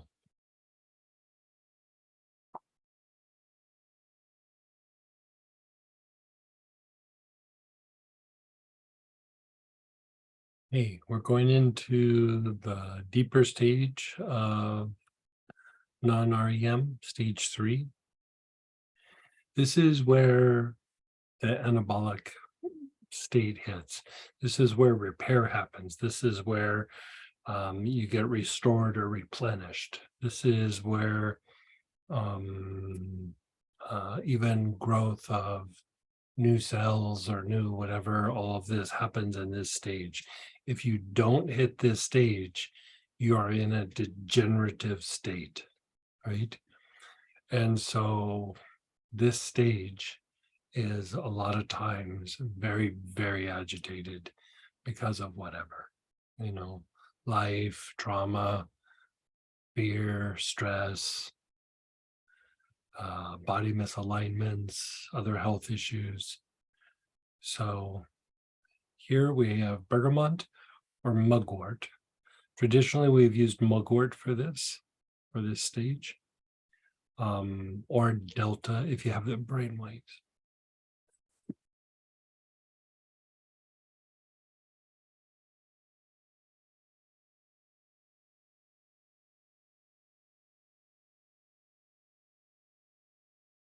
Okay, so you're going to begin inhaling. Your awareness is on the body. Check in with the body.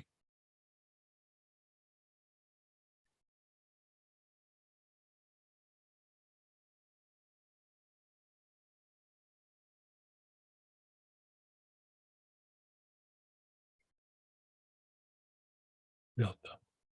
Yeah.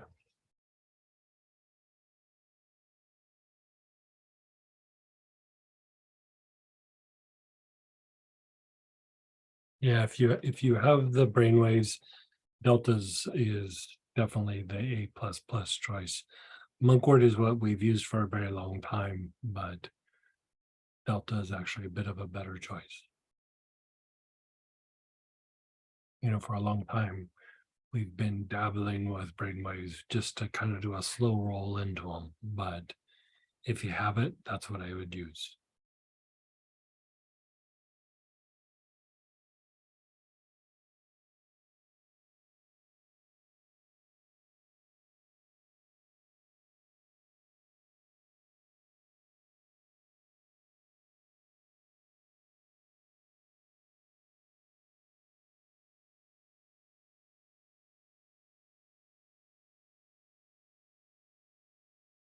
Your awareness is still in the body. You're taking nice, long, slow, deep breaths.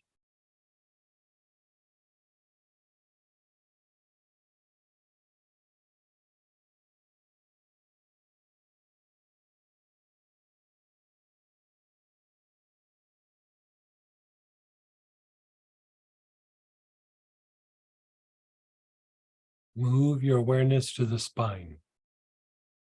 Nice, long, slow, deep breaths with your awareness on the spine.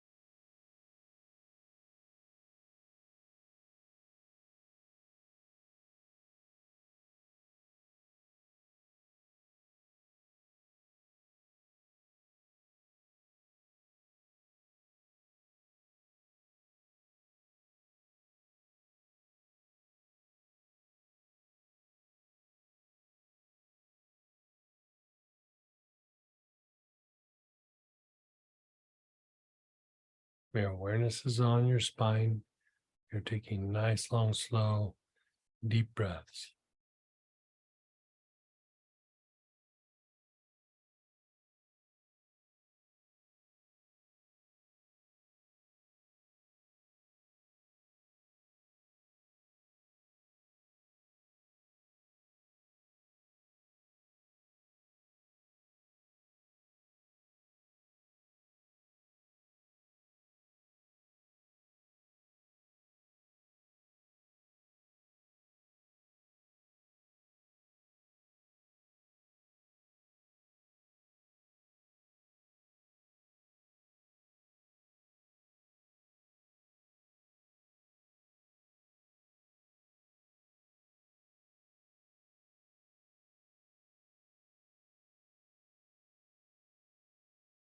Your awareness is on the brain.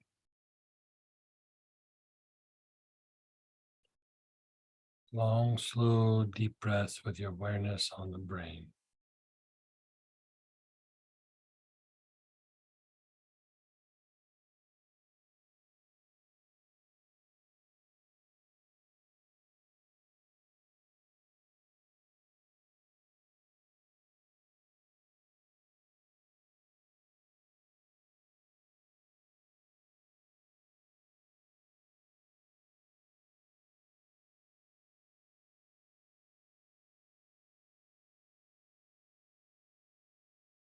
And just be still.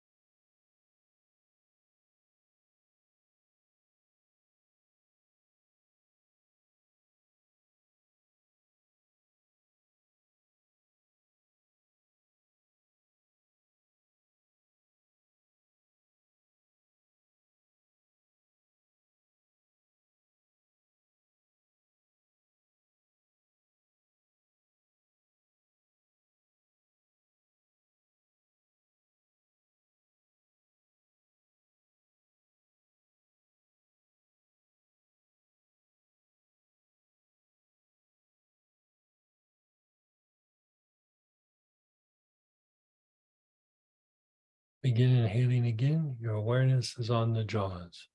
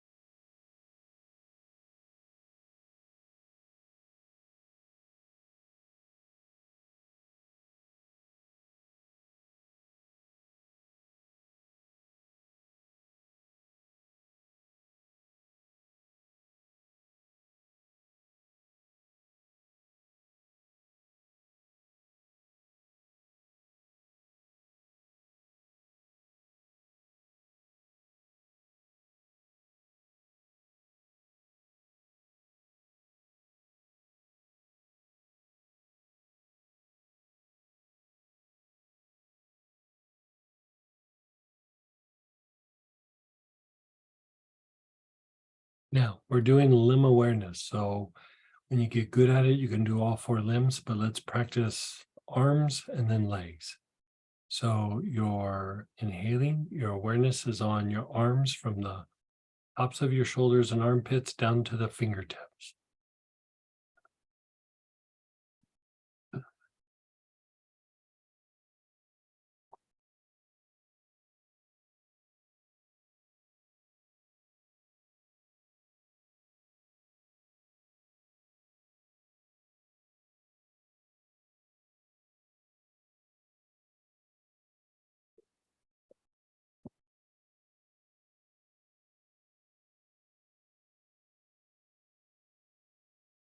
Nice, long, slow, deep breaths.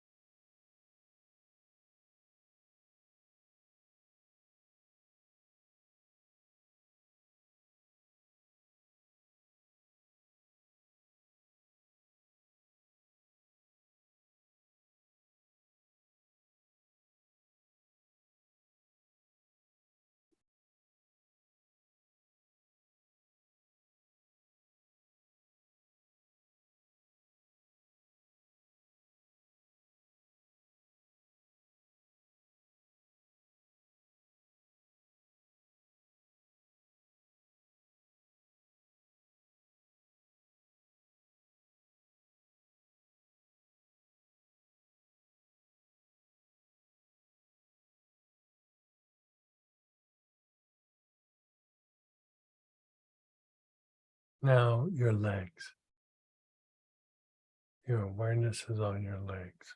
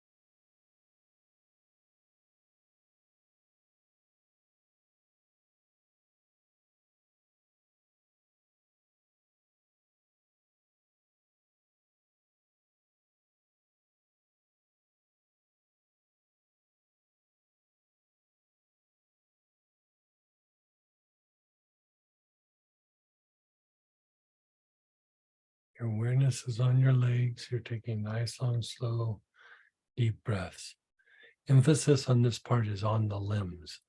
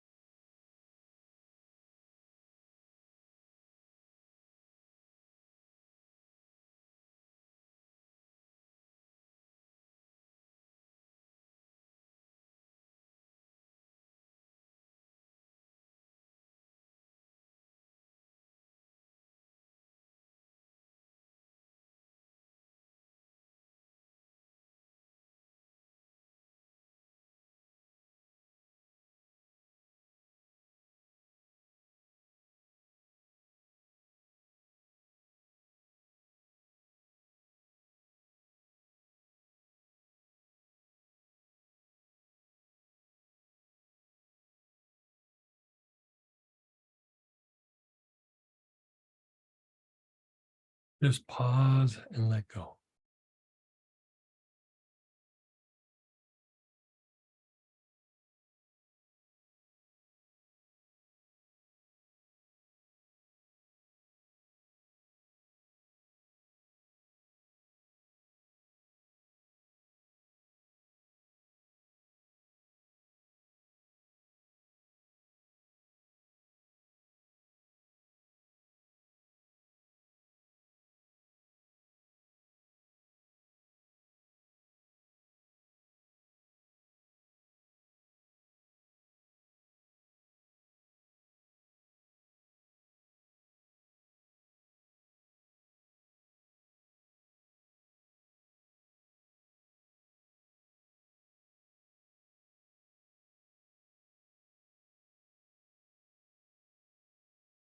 Begin inhaling. Your awareness is on the back head, the back of your head. So if you go to the area between your eyebrows, follow it around to the back side.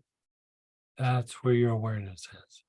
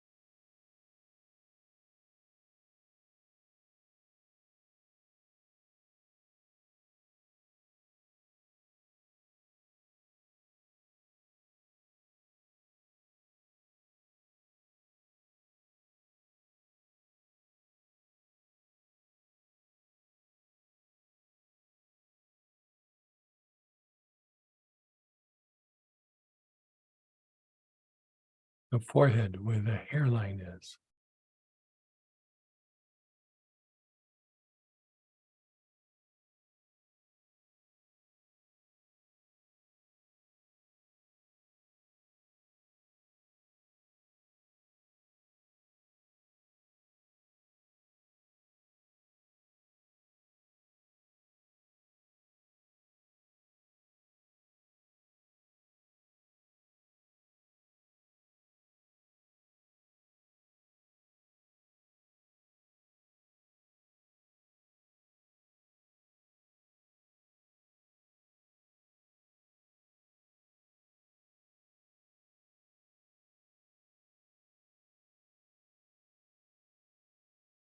your back heart, the area between your shoulder blades.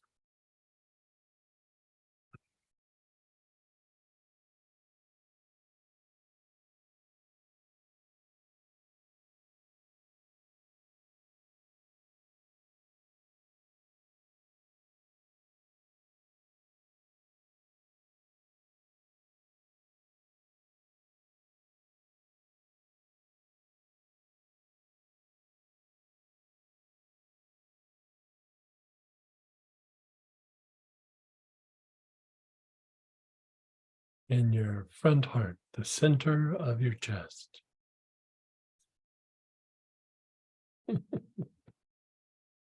I know Samantha just said, this is treating me really good.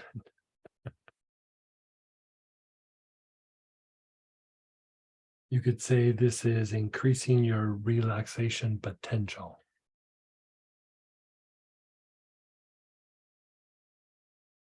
Not so much about what's happening right now, but when it's time to rest, when it's time to lay down and go to sleep, just let go.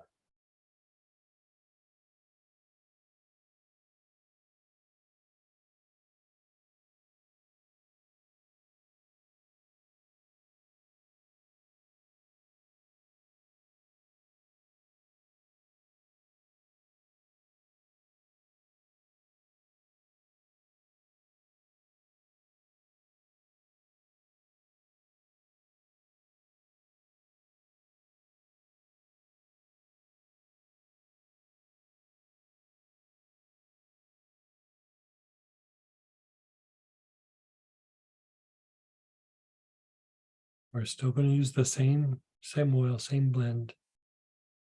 Body awareness. Check in with your body. Where do you feel it?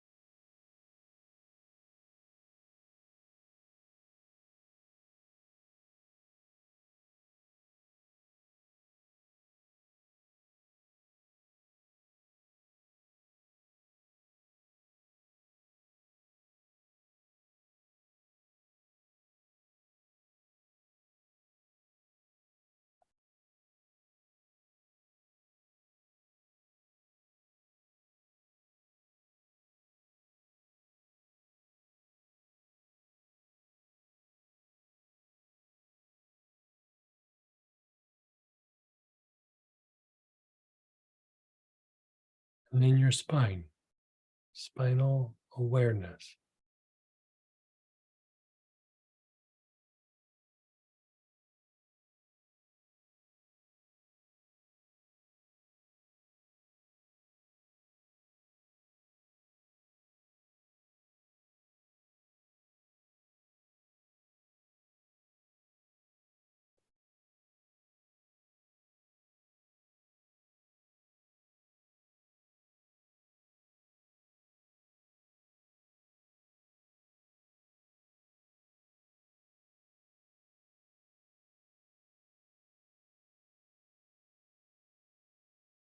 Your awareness is on your spine.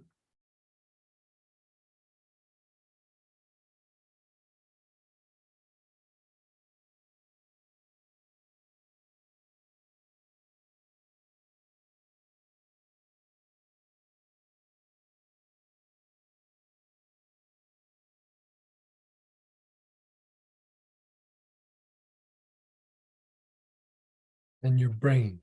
Your awareness is on your brain.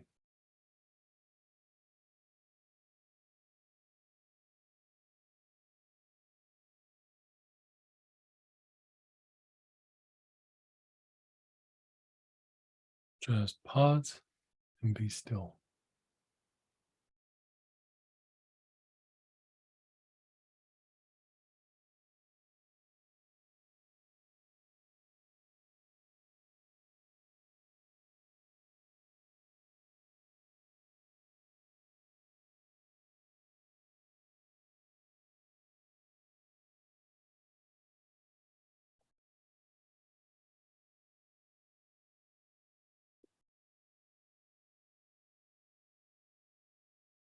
Begin inhaling, your awareness is on the jaws.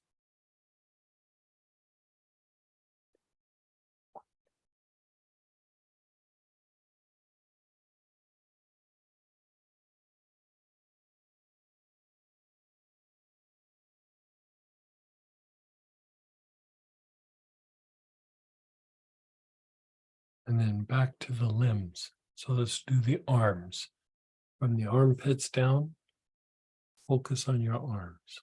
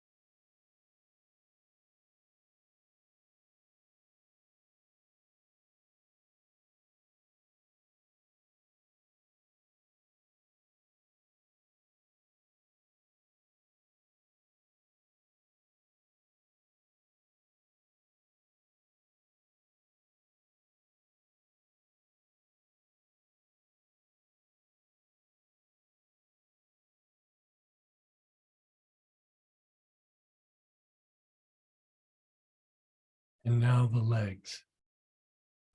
Your awareness is on the legs.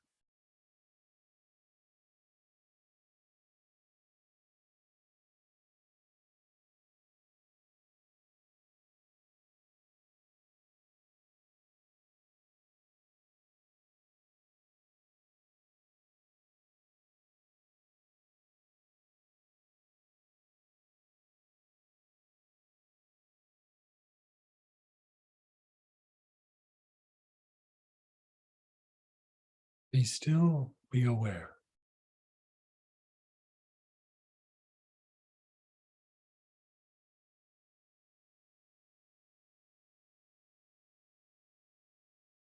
Begin inhaling on the back of your head.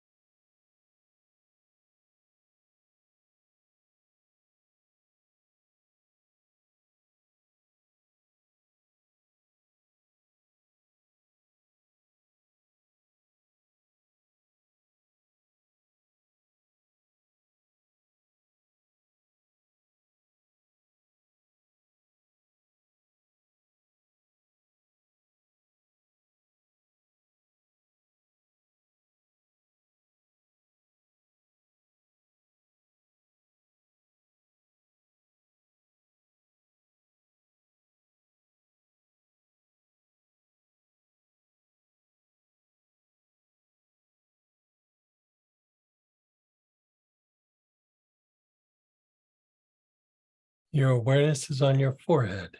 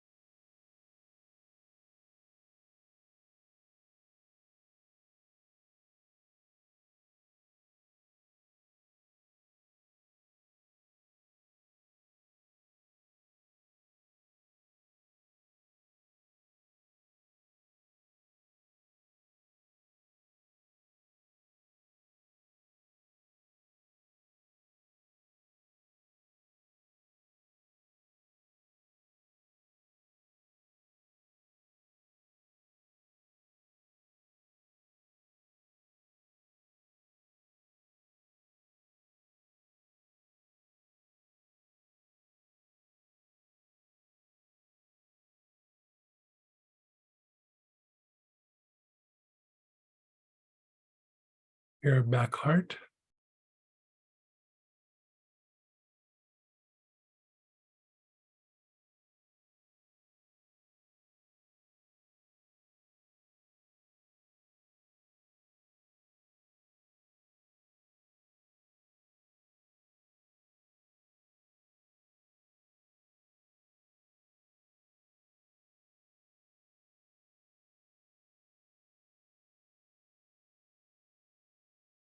And your front heart.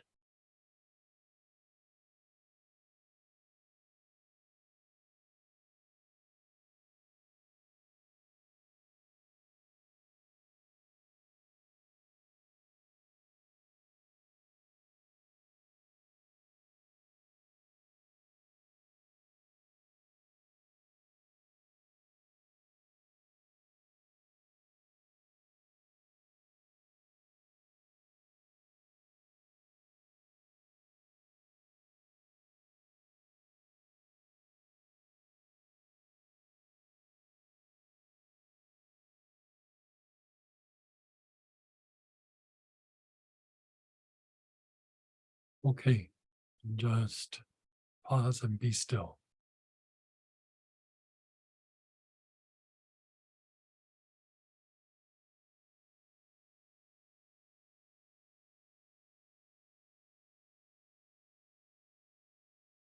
Now, this last stage is REM.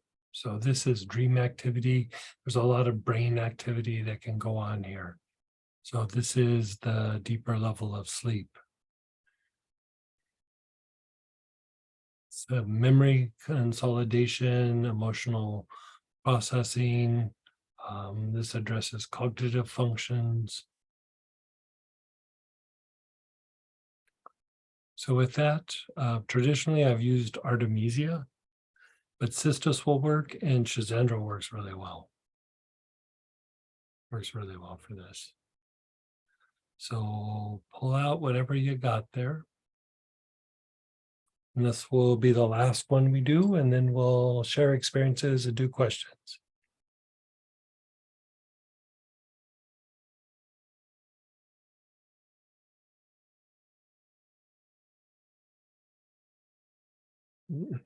Yeah, unfortunately, there's not a different thing to use here.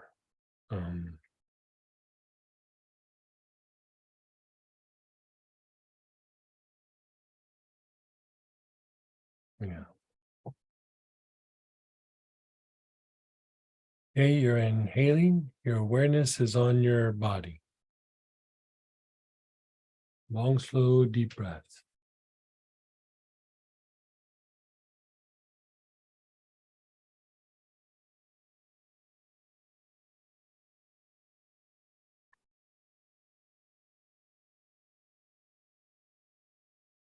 You should end if you have it. Yeah.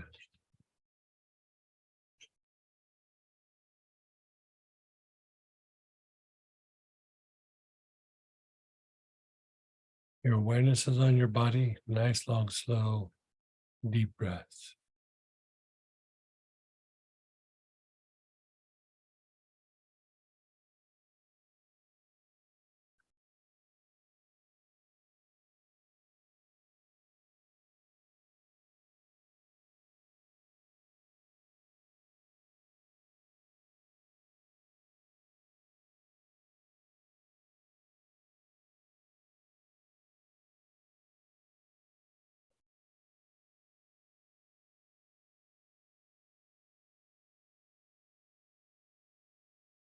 Your awareness is on your body. Nice, long, slow, deep breaths.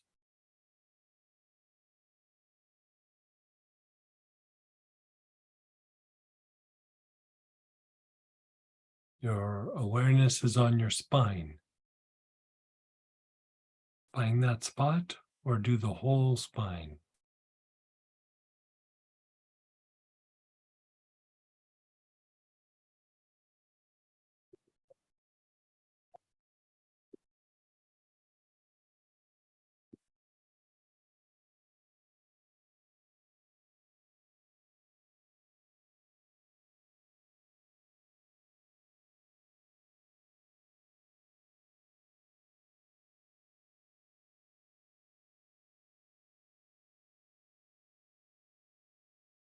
Brain awareness. Your awareness is on your brain.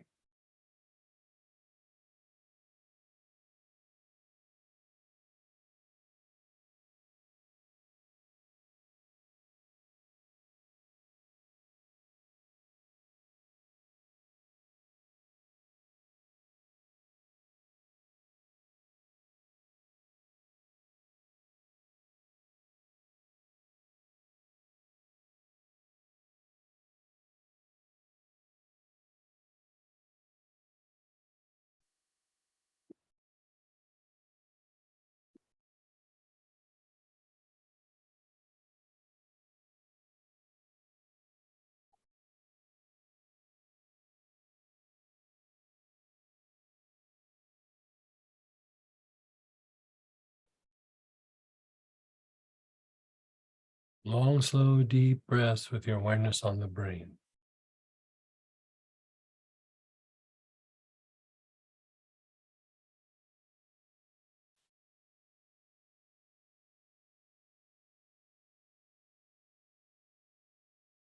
And then just pause and let go for a moment.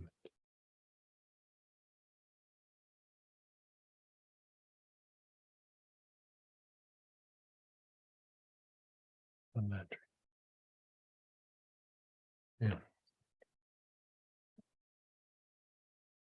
But then was nice. Your jaws. Inhale with your awareness on the jaws.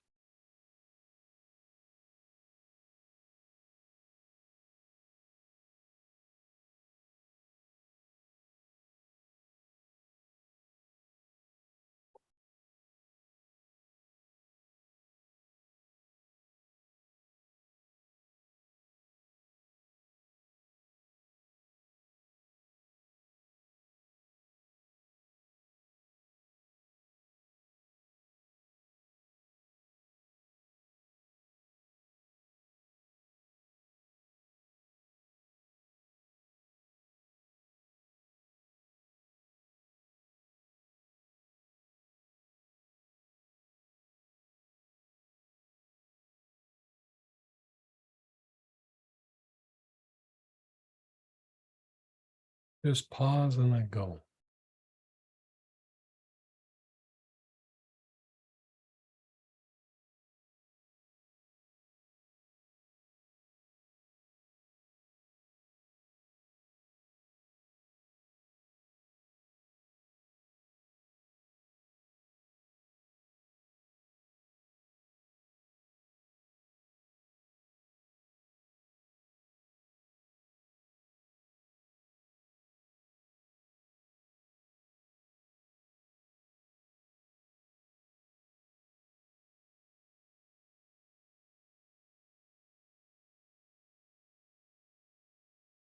Now, begin inhaling again. Your awareness is on the back head. Long, slow, deep breaths with your awareness on the back head.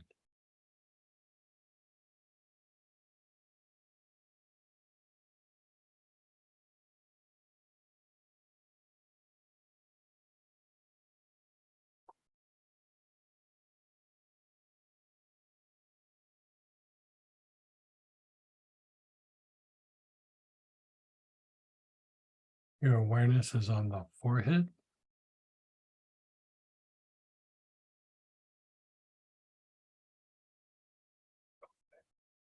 Eyeballs, good.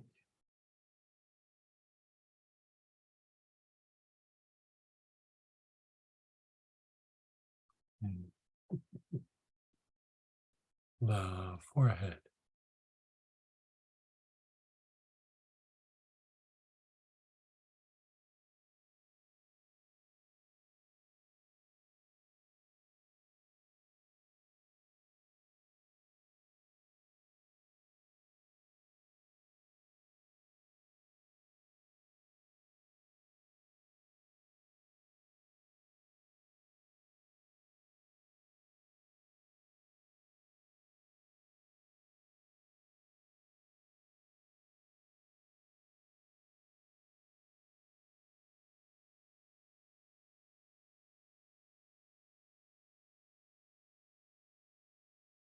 Awareness is on your forehead. You're taking nice, long, slow, deep breaths.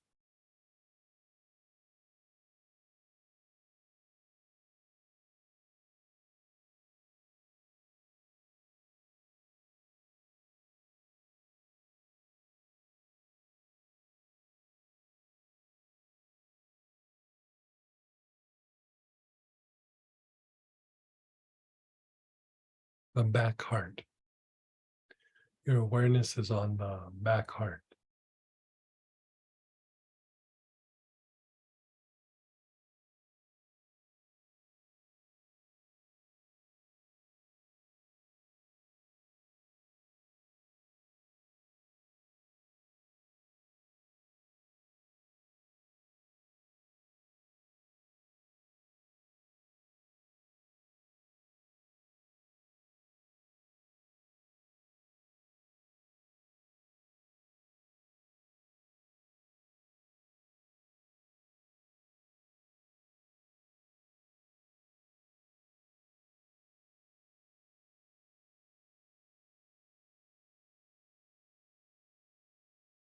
The front heart.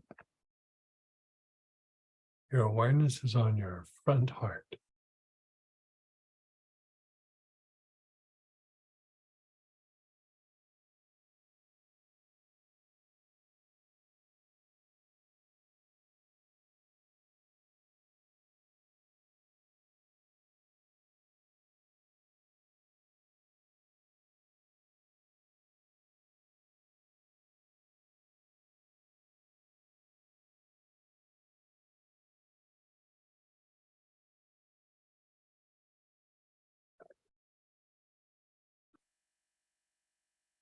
Just pause and let go.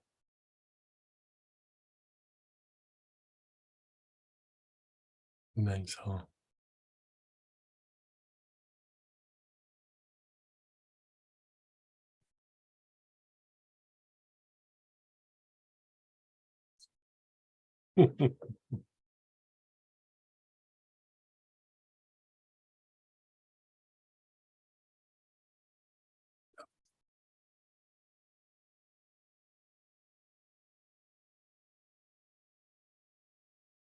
Hey, we're going to do one more round. Just same thing, just one more time. So same oil. Your awareness is on your body. Wherever you're feeling it the most in your body right now, your awareness is there. Long, slow, deep breaths. Inhale through the nose, exhale through the mouth.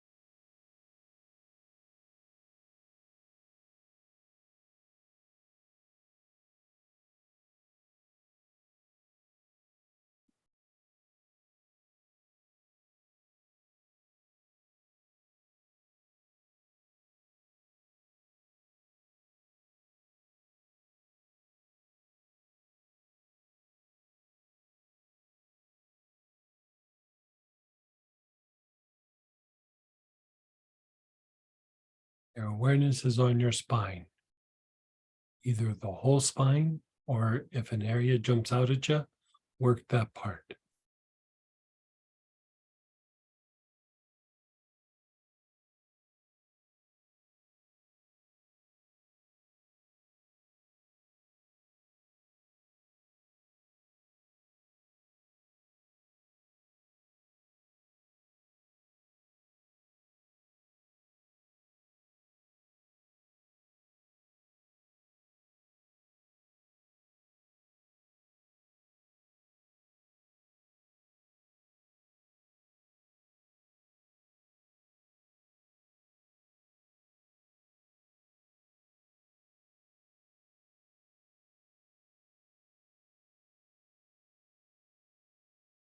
The brain. Your awareness is on the brain.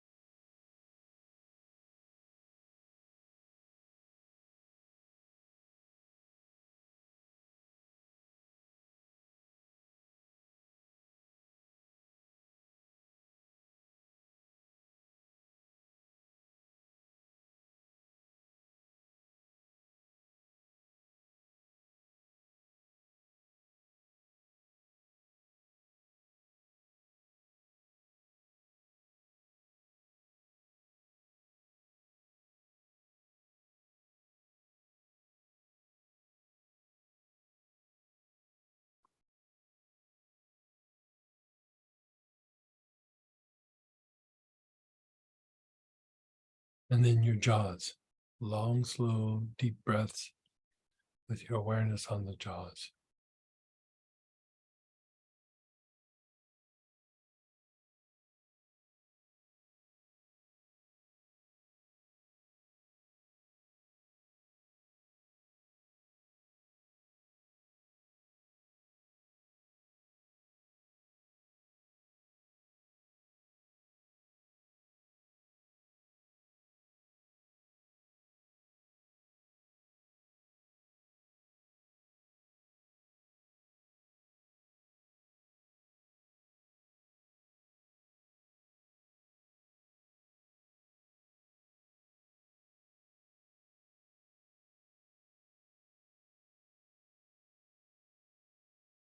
Just pause and be still.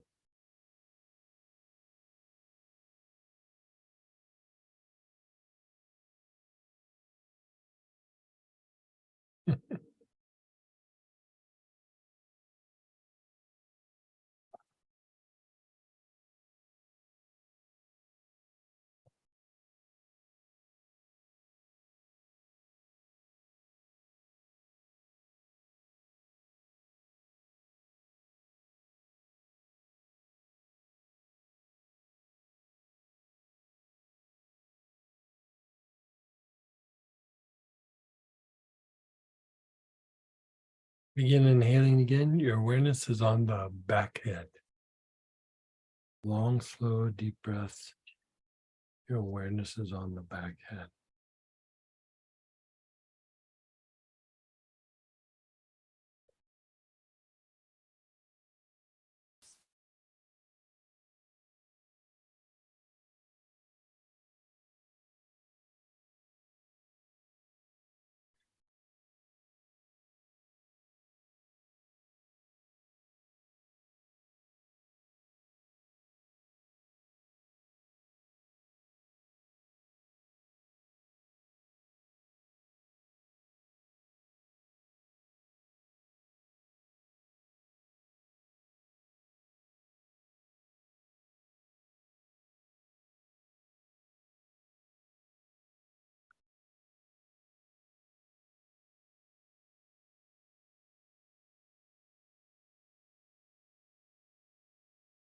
The forehead.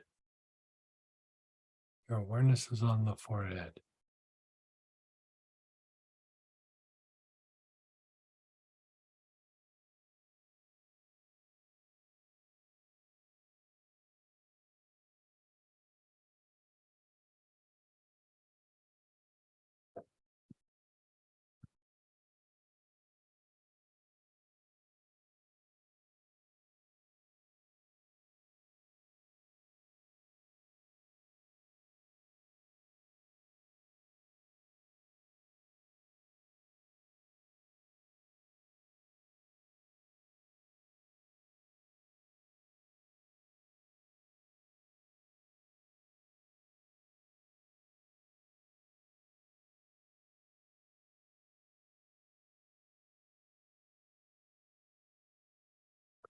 The back heart. Your awareness is on your back heart.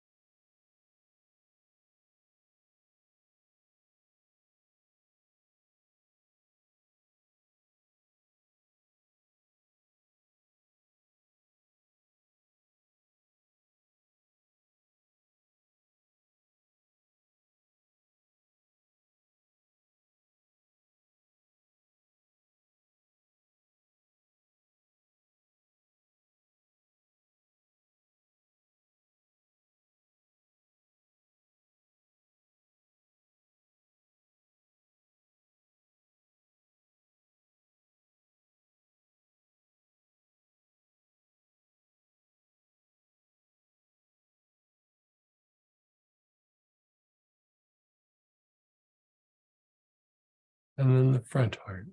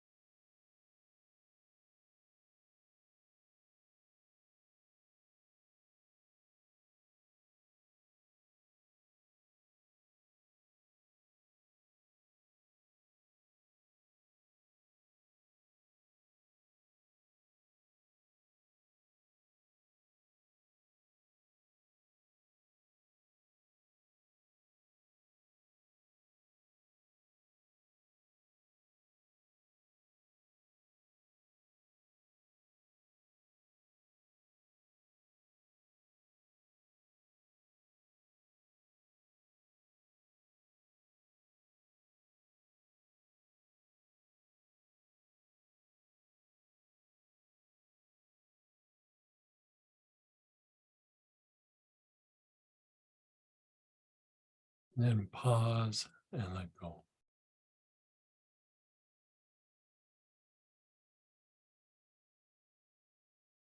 Now, notice how you feel. Your body, again, this is not about trying to make you go to sleep. This is undoing the agitation in each step or phase of these mechanisms so that when it comes time to sleep, becomes easier. Or if you use some oil or herb or something, it becomes more effective. You know, it's a kind of cleansing, but it's a more of a re-education than anything, like regeneration of these mechanisms. So at any point, if you're going through this and you start to feel like, feeling a little heavy, I feel like I need to release something, I need a little bit of cleansing, that frankincense, that step number 11, where you go through and you do the frankincense, you can do that step at any time, right? Each of these phases can stand on their own, but they also build on each other as a whole single unit. And so let's go ahead and share experiences. And then after we share experiences, we'll go through and we'll do Q&A. So. And you can unmute yourself, you can raise your hand, you can just type in the chat, your experience, any part of the day. Yeah, go ahead, Anne. Well, let's get you. I was amazed when we got to the right thigh. I had had 2 hip replacements, and I started crying so hard I could hardly breathe. It took Yeah. a long time just to clear out, to breathe normally again.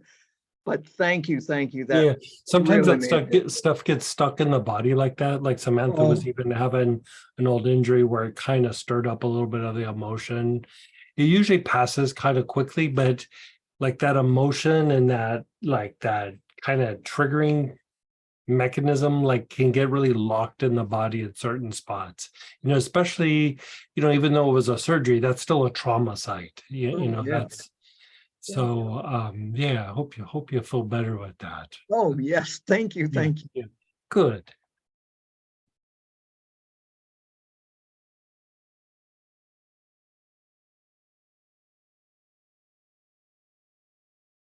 We had some shares a little earlier too that I thought were good. I am so relaxed and ready for sleep. Yeah. The first time I did this, like I did it like this, it was kind of hysterical to me. I went through and I didn't even do the sleep part. I just did the first pain part, and I was like, yeah, I feel good. I feel relaxed. You know, yeah. And then I got up, I went to bed, and I slept like a crazy person. Like I slept really long, really deep. And like a day or two went by, and it dawned on me, my shoulder's not hurting. Like it hasn't been hurting for a couple of days. And then I started moving it around. I was like, oh my God, I can move it to a much greater degree than I could before. You know, before it'd be like, ah, and now I'm like, wait, that's like it used to be before the injury. Like, you know, it's not quite like it was before the injury, but it's close. And so later I went through and I did the sleep stuff, and I'm just like, man, I sleep so much better, so much deeper. But even when I was doing it, I was like relaxed, but I wasn't really sleepy. You know, I was like, yeah, you know, we'll see how that goes. And then I went and laid down. I was like, oh, man, I just went out. And so it's not so much about what happened to you today. It's about what happens to you as you go through and you do sleep and, you know, as the days progress. I found it to be very long lasting, even just a single treatment. I would suggest that you do it a couple of times. You don't have to do it all at once. You can do one little application a day, you know, take 5-10 minutes, but yeah. Go ahead, Sonia. Hey, Sonia. You know, uh, for all the sleep stuff and the neurological and stuff, all the technical stuff on this stuff, yeah, are there books? Are there what? Are there books that you can suggest? Boy, are there books? It's been so long since I've referenced, I'd have to go and look. Yeah. This is drawn out of my notes, and I wrote these notes like probably 15 years ago. Yeah, I'll go back and see. Yeah, because in the 70s, I had covered a lot of that stuff in college, but like there's a new terms, things have changed, a lot of advanced. Yeah, and sleep disorders. things have kind of changed a little bit. And at one point, like they went from 4 stages to 3 stages, and then I think they went back to 4 stages. They were kind of tweaking with how they were defining the stages, but I just have kind of stuck to my old notes because I had a bunch of clinical information about it. So I don't even know where that's at anymore. Yeah, and the sleep disorders didn't even go until about the 1980s, and a lot of doctors, neurologists didn't even know anything about it. They didn't even know how to recognize it. Right. And the terms that you're using, like when I went to school, they were different. So like, Yeah. and the stages and stuff. And so I'll try to see if I can find, I'll go through my little library. I don't have a huge library, but enough where it'll take me a little bit to go through it. okay. Yeah. And then go ahead, Carolyn. Hey, Carolyn. Hi, Greg. Thank you Hey, how are you? much. Wow. I woke up this morning not feeling good about myself, kind of in a funk, feeling alone and sad and depressed, and I feel 1,000 times better. So good. Yeah. And that just goes to show sometimes like what we feel emotionally, mentally is just our body not doing good. Like, Right. it really can influence those emotional and mental factors. I mean, yeah. So I'm glad you feel better. Samantha kind of said the same thing. She wasn't feeling bad, but she was like, about halfway through that first thing, like about step 5 or 6 this morning, she was like, I feel so much better. She wasn't even feeling bad, but like it's just it just makes your body feel good. Like it does. And then also I felt like I had little people running all around my body saying, oh my God, we get to do this. And my brain was going crazy with that's funny. Little people running all over it. I don't know. Very good. It was great. Thank you. I'm so glad you're feeling better. Thank you. So am I.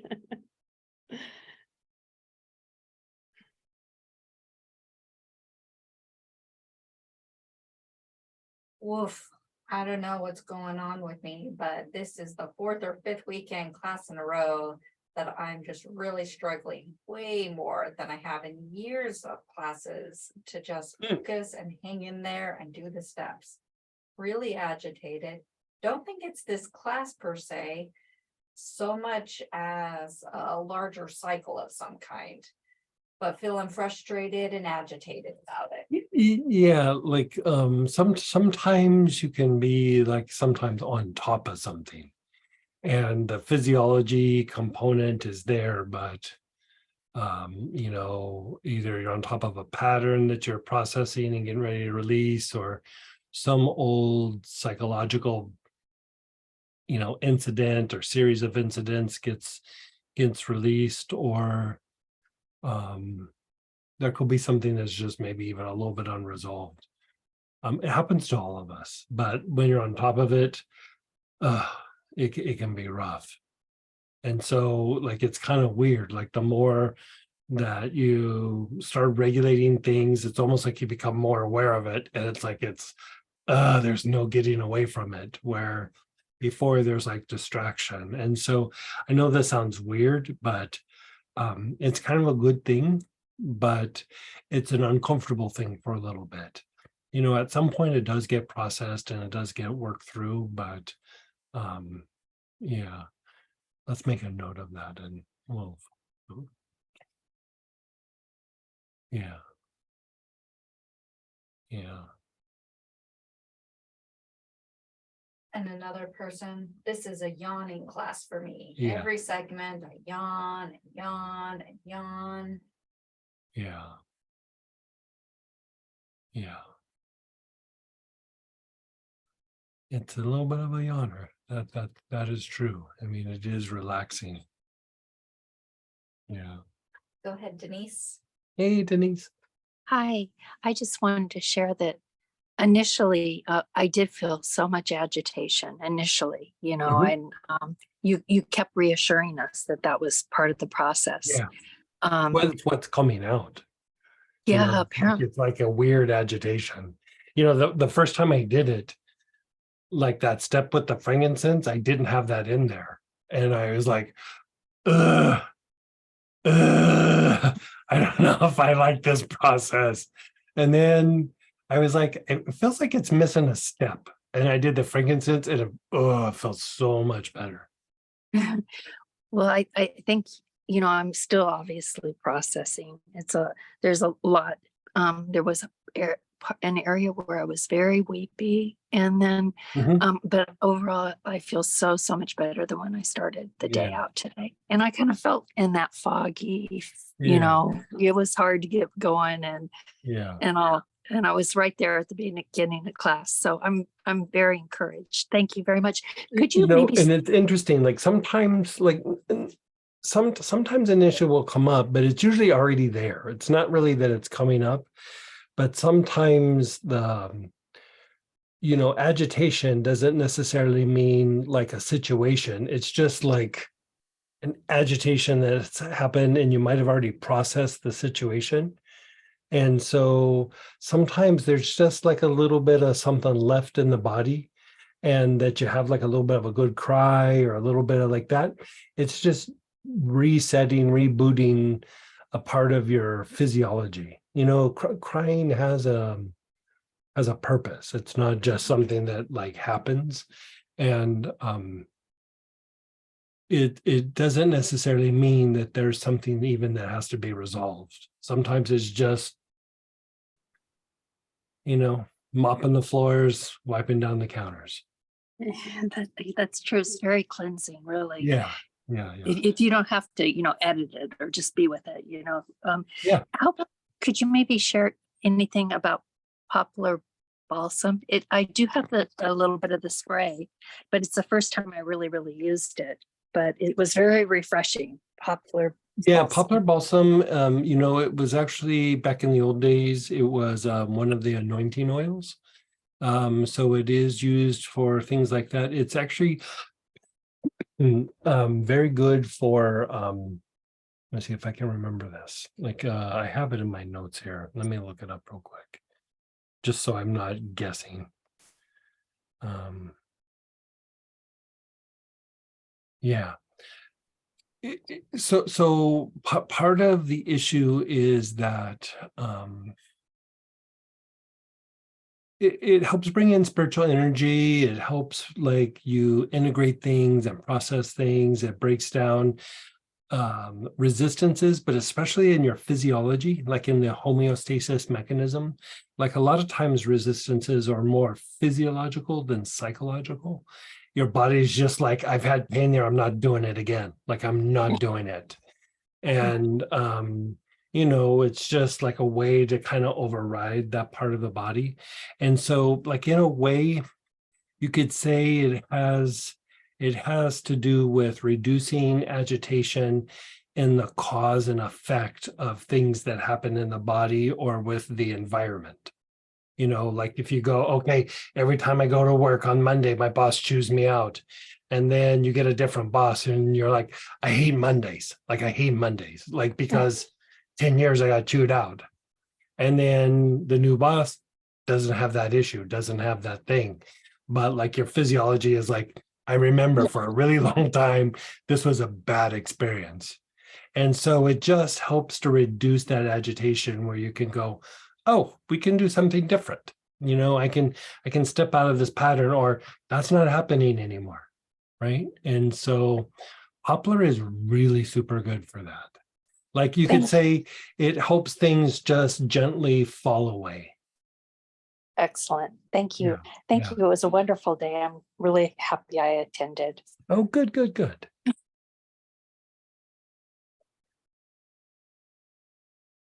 The sleep prep sections drained the remaining persistent tensions out of my entire body. Yeah. I feel similar to when you float in deep, still water. Ooh, nice.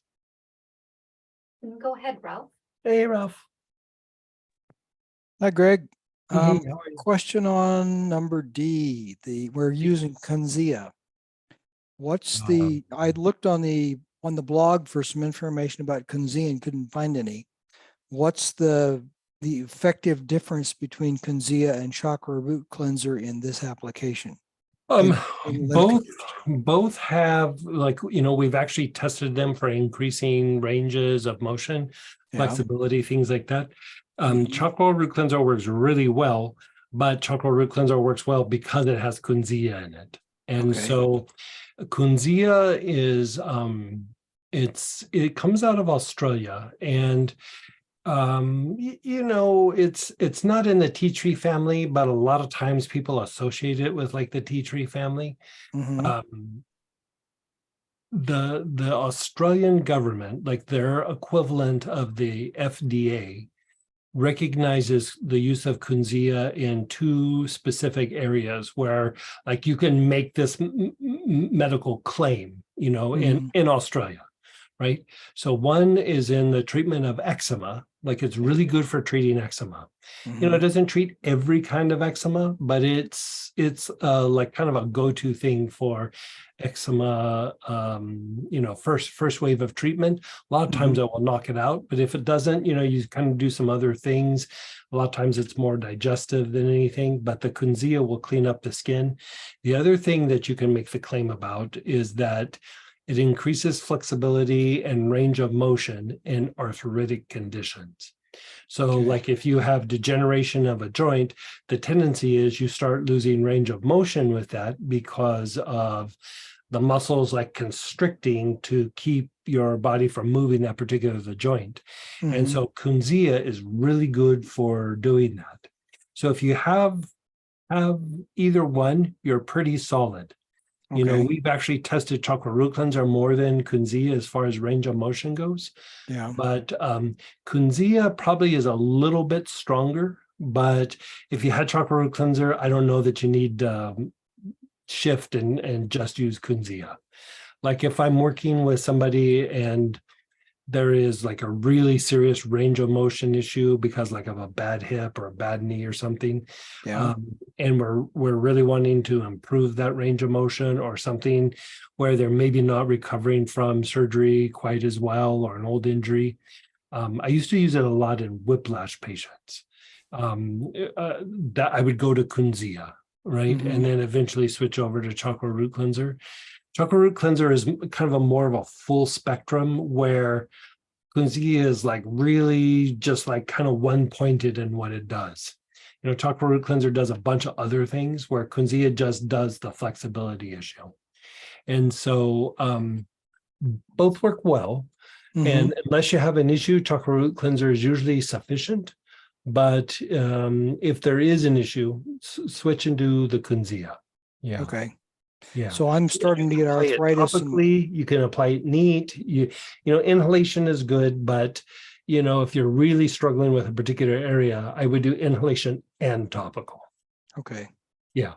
All right. I'm starting to have some arthritis in my little finger. So the chakra root cleanser, as far as range of motion, either one. is And like in fine. your little finger, I do the finger, but I do the palm, and I actually even do the forearm a bit. Okay. Like kind of follow it up. Okay. Yeah. Yeah. Very good. Thanks. Very good. How do you feel? Otherwise doing good. Good. Relaxed. That's for sure. Good. My spine seems stronger and more integrated, and it seems Yeah. my brain more integrated and whole. Nice. Yeah. Feels like we had a spa weekend. I Yeah. needed this. No joke, huh? Yeah. Go ahead, Cindy. Hey, Cindy. Hey, Greg. Hey, Hey, hey, it how was, are you? it was good. Really, really good. Um, I did have a lot of processing, like some crying came up and it processed really quick. Like Yeah, you're not holding it in the body. So even like when it stirs up, usually it's like a couple of minutes and then maybe 5 or 10 minutes at the most. And then it's just kind of gone. that's exactly how it was. Yeah. It felt, and I'm like, where'd it go? Right. Yeah. It's so weird how that stuff gets stuck in the body. It is so bizarre. You know, I have this one section, like it's not my bad shoulder, it's on my, like below the, on the rib cage on my good side. And whenever, like if I get a massage or something, the therapist pushes on that, I start coughing like a maniac. And I'm like, there's no reason for me to be coughing. There's no like muscular reason why that should happen. But it's just, you know, something happened. And then I remembered, like when I was about 15, I got hit in that area really badly. And it actually fractured a couple of my ribs and everything. And then I was like, that's what it is. Like completely forgot about it. And so, you know, I would work these mechanisms in that, and it's, that one's still there, but it's down by about 70%, I'd say. Wow. You know, but it's just stuck in the body. It's like muscle memory almost. Yeah, that's what it felt like. Yeah. Coming up. Hey, and I did wonder, how do you use Shazandra other than how we did it today? So you can do inhalation. You could put a few drops on the body, but one of the best ways to use it, like maybe 3 drops right as you're going to bed, it will make you sleep really good. It will take you deeper into that dream state. And when you take it internally, it actually helps to release the fascia and helps to even release tied up tendons. And if tendons are weak or there's been like a little tear in them, it will actually help to build the tendon back up. Yeah, Shazandra is amazing, by the way. That's why we were going back and forth. I told Samantha, if you have Shazandra, use Shazandra. You know, it's in Chinese medicine, you know, they do the thing where different herbs have like one of the 5 like tastes, like sweet, salty, sour, you know, whatever. I can't remember what they all are. But Shazandra has all 5. So it's this really universal herb. And it basically, one of the big things that it does is it helps transmute water in the body for the body to use it. And so that's how it releases the fascia. That's how it builds the tendon. And then it's very good for the nervous system and for the brain and for like the sleep mechanisms. Like you sometimes see Chinese herbal formulas, especially if you go to the acupuncturist, and it'll say like sweet dreams or dream time or something like that. And it's real heavy with Shazandra. So 3 drops internal before bed. Yeah. Like, you know, maybe like right as you're going to bed or 15 minutes before you go to bed, and it will just take you deeper real quick.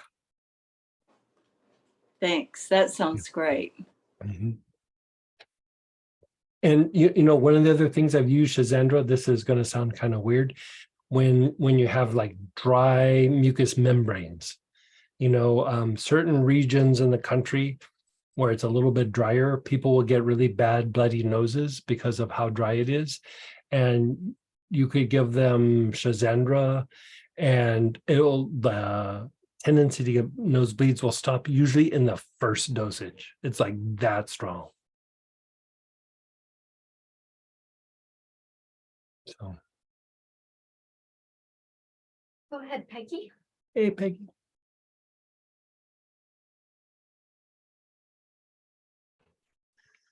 Yes, I love the Shazandra, and I had run out, and I do have some more now, thank goodness. But I was only out of it for 2-3 days, and I felt like my the mucus meant my eyes felt a little dry, like they weren't getting what they needed with the Shazandra. And I confess I didn't hear. Did you say do not take the Artemisia and the Citrus internally? Artemisia I wouldn't take internally. Cystis you could, but it's not going to have the same impact on the mucous membranes. Okay. Yeah. Thank you. It was a wonderful class. I loved it. And when you said talk about experiences, I think here he goes again. He doesn't realize we can't articulate at this point. But a lot of people did a lot of wonderful articulating. It was a great class. Thank you, guys. Yes, thank you.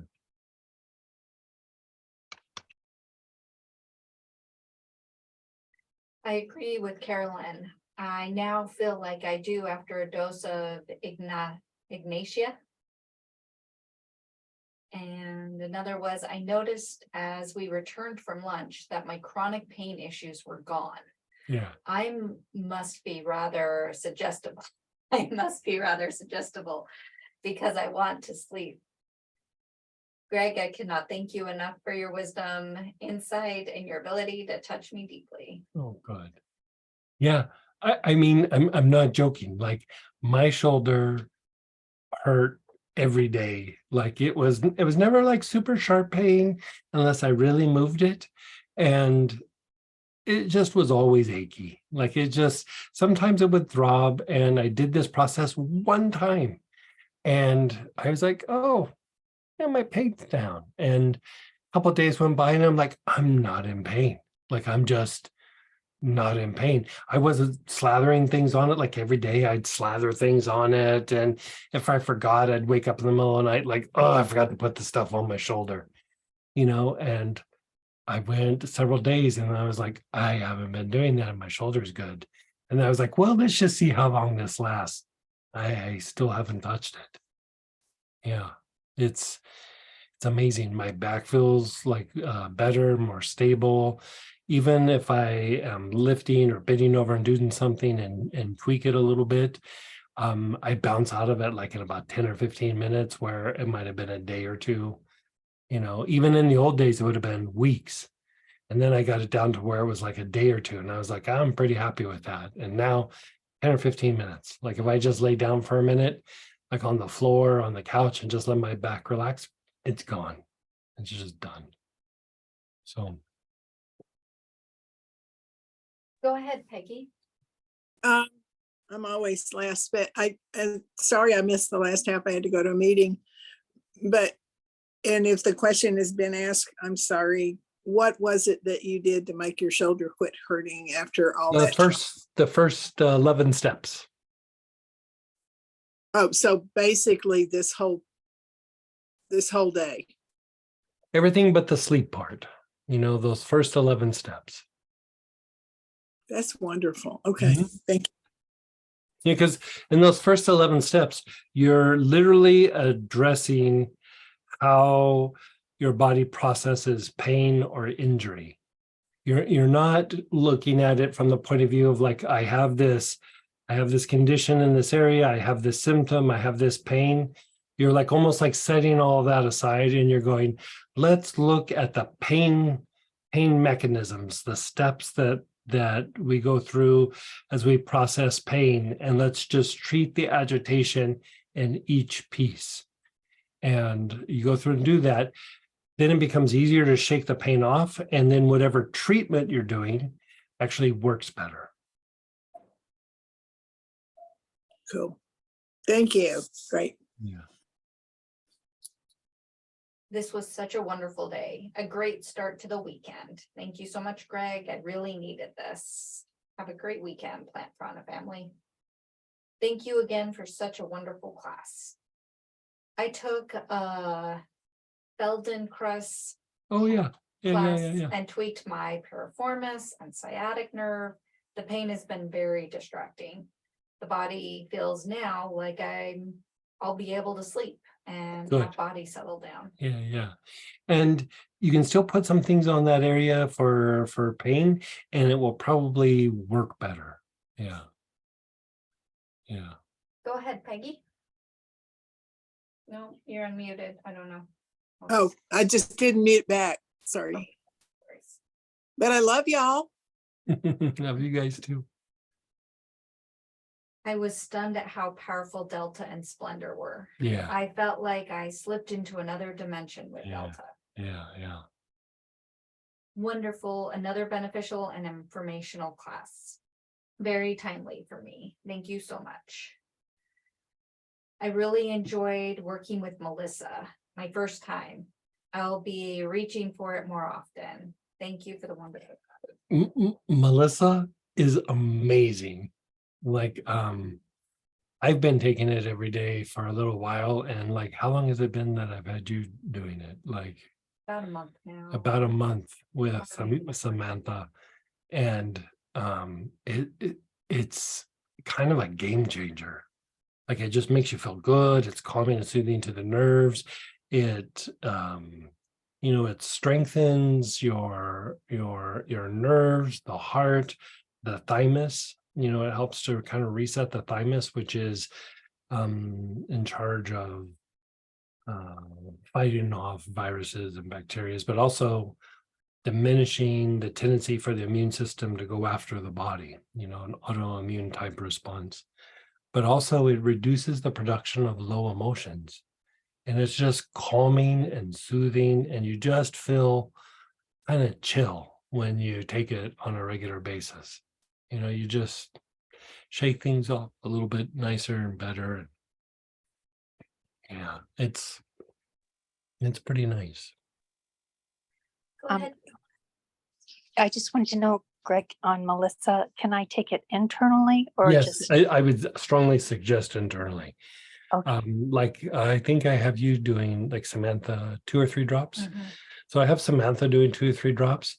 Honestly, I do 5 to 6 drops at least once, if not twice a day. It's just calming and soothing to the system, especially if you're dealing with like a lot of stress, or you're dealing with just a lot of shifts and changes, and you're bouncing from one thing to the next. It can be very helpful, but also it is one of the main things that reduces cardiac fatigue. And so for cardiac fatigue, I've been rotating Lang Lang, Melissa, Neroli. I've been wearing camphor, and then also using rosemary camphor. And I go heaviest on the Melissa, but I'm looking at like trying to come up with a set way to be able to treat blood pressure in people, where we don't have to figure out what's going on, just like a template. And it's probably going to be a rotation of 4 or 5 different oils, but I've been doing it on different people just to see what can happen. And I'm starting to get to where I can bounce down each of the numbers, like the first number, if it's a little high, there's certain things that you can do. The second number, Melissa is the thing that drops that second number down quite substantially. And, like I've been averaging about, this is with somebody with high blood pressure, it bounces it down about 15 to 20 points, which is substantial. Now, if they have normal blood pressure, it doesn't drop the blood pressure. It just drops it when it's abnormal. Oh, that's wonderful. That's Yeah. great. Yeah. I did notice that difference. I picked up, so I'll have to pay more attention to, I work more with Melissa. And then, if I kind of don't, if that doesn't change a lot, then I'll ask you more about cardiac Okay. fatigue. Sure. Okay. Thank you. All right.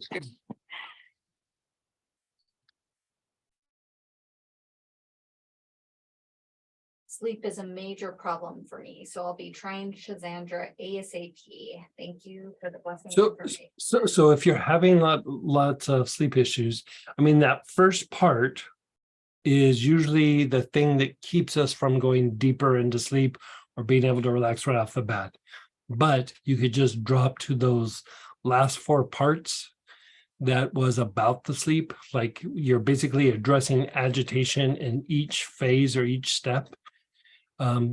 Do that, and then use something that might help you fall asleep, like spikenard, valerian, even marjoram, lavender, sleep support. Any of those should be quite helpful.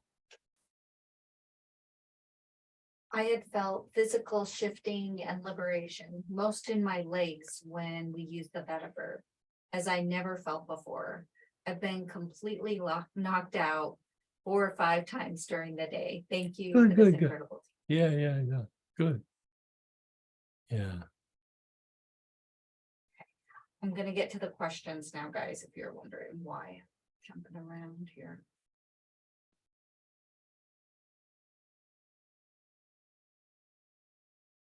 So we already answered that. I think you answered all of it, right? And like, how can Artemisia cystis and Schizandra be taken internally? The Artemisia do not take that internal. I mean, it's just, it can be a little too potent, but they work better in an inhalation form. Artemisia, you can put a few drops on the wrist if you want to augment. Cystis, it actually works better if you put it between the eyebrows, but inhalation is probably the most potent. And then Schizandra, you can inhale, but if you want to make that stronger, that one would be internal. The only one that improves like moisturizing mucous membranes is Schizandra. The other two do not do that. I don't know if I read this one. I was stunned at how powerful Delta and Splendor were. I felt like I was slipped into another dimension with Delta. Yeah. Delta is the slowest of the brain waves. And, I explained this a little bit in the brainwave class. I think it was last weekend or the weekend before. I can't remember. But you notice like in that particular protocol, there was one extra piece and it was the limbs. And there's a thing that like when you really relax the limbs, it will relax your back, your internal organs, the smooth muscle, your chest, the cardiac muscle, a bit of improved circulation. And, if you look at it from the point of view of like dealing with a baby, right? When you're dealing with a baby, like if you put a little bit of lavender in your hand with a little lotion and you go right to their chest and abdomen, their body will actually tense up, because you're going to areas that are potential like vulnerable spots, especially the abdomen. If you touch the abdomen right off the bat, their abdomen will get really tense, right? But if you go through and you rub the lavender on the arms and the legs, their body relaxes. And then if you go to the abdomen, it's like they're a rag doll. You can push on it, it doesn't push back. It's because you've relaxed that defense mechanism. And so the relaxation of the arms and legs is really key sometimes to going deeper into sleep, and also like letting things go in your sleep, letting things go emotionally. It really augments deeper states. And so you can do it with either one, right? You could even do it with like mugwort or something, but Delta is the premium thing to do for that. Is Schizandra tincture as good as taking it as the oil? It's significantly less potent, but it's still helpful, right? The oil, like 3 drops of the oil is probably the equivalent to about a third or a half of that tincture bottle. I mean, it's very, very potent. And so, just take a big dosage of the tincture if you don't have the oil. Would it be helpful to apply the alpha ointment from last week's class? Yes. On a compromised area? Yes. Yeah. How long can you take Melissa oil? I would say like if you started taking it today, you could take it the rest of your life.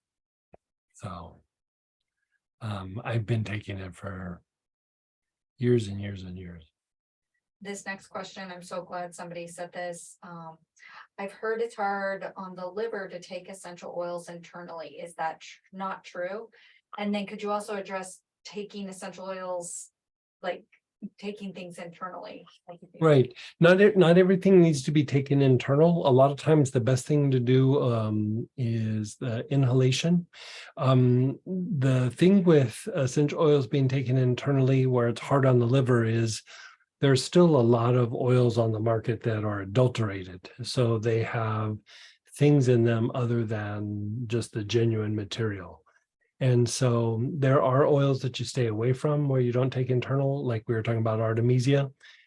You know, if you took a couple drops, it wouldn't be that much, but it's still the chemistry and the potency, it's a little too strong to take internally. So I would not do that. But most times when you have a genuine oil, the issue is for the liver is not an issue.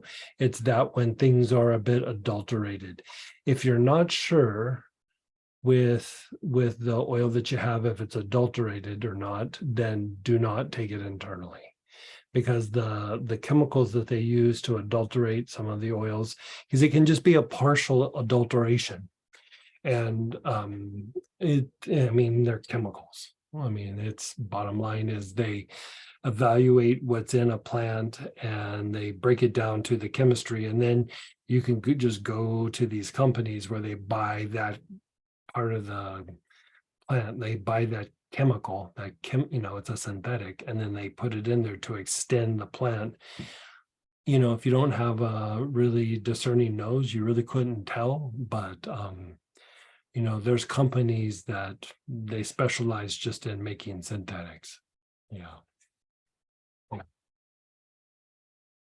And can you take Anula internally? You can, but it's not really a big benefit. Like it's really best inhaled or topical. So you would probably get the least results from taking it internally. Do you take Neroli internally? You can take Neroli internally. Most times, again, you would probably do inhalation or, putting it on a chakra or on the skin. But when I'm treating cardiovascular issues, I usually have the person take Neroli internally. Yeah. Also for certain kinds of anxiety and things like that, I'll have them take that internally as well. Is there a best time of day to take Melissa internally? It depends. Like I tend to do it in the morning and then again at the evening. And I think Samantha was doing it at first at night because it was like helping her sleep a little bit better because it does help you sleep. But if you take it in the beginning of the day, I will say you just feel like it takes the edge off, even like of a stressful day. You're just kind of like, so if you have like a demanding day or a stressful day or there's issues or you're dealing with difficult people, I would start the day with it. If you don't feel you have that issue, just do it at night. I do it morning and night myself. Cassandra, 3 drops in water internal. Yes. What is the difference between Monarda complex and Melissa? A Monarda complex has Monarda and Melissa in it with a couple other things. Heavy on those two, but Melissa is also a very strong antiviral. And so very, very strong antiviral. And so wouldn't quite it's stronger for the immune system, but not quite as strong for the nervous system or for calming down like stress responses and emotional states. But Monarda complex would be stronger for the immune response than just Melissa by itself, if that makes sense. I had a question really early on in the day as well, so give me a sec, sorry. Gotta save it on the phone.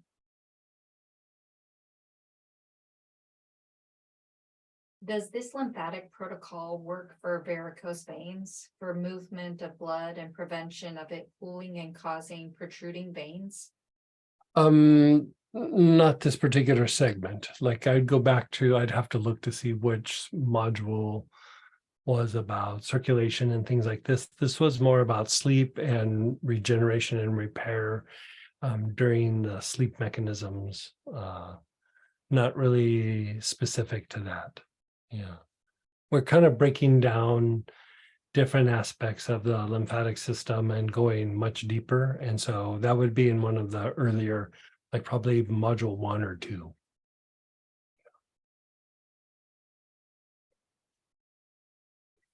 Are we done with everything else? Yeah. Okay.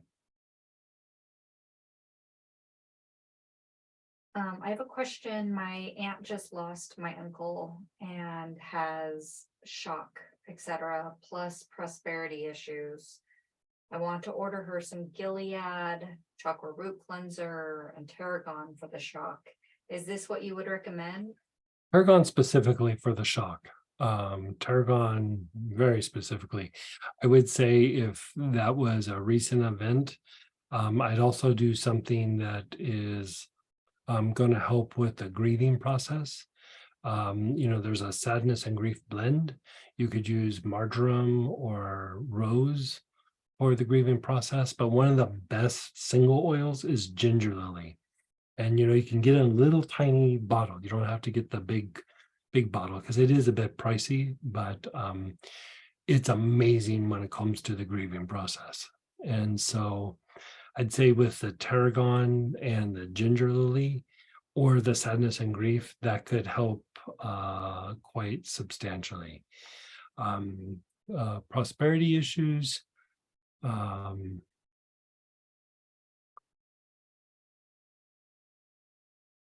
Yeah.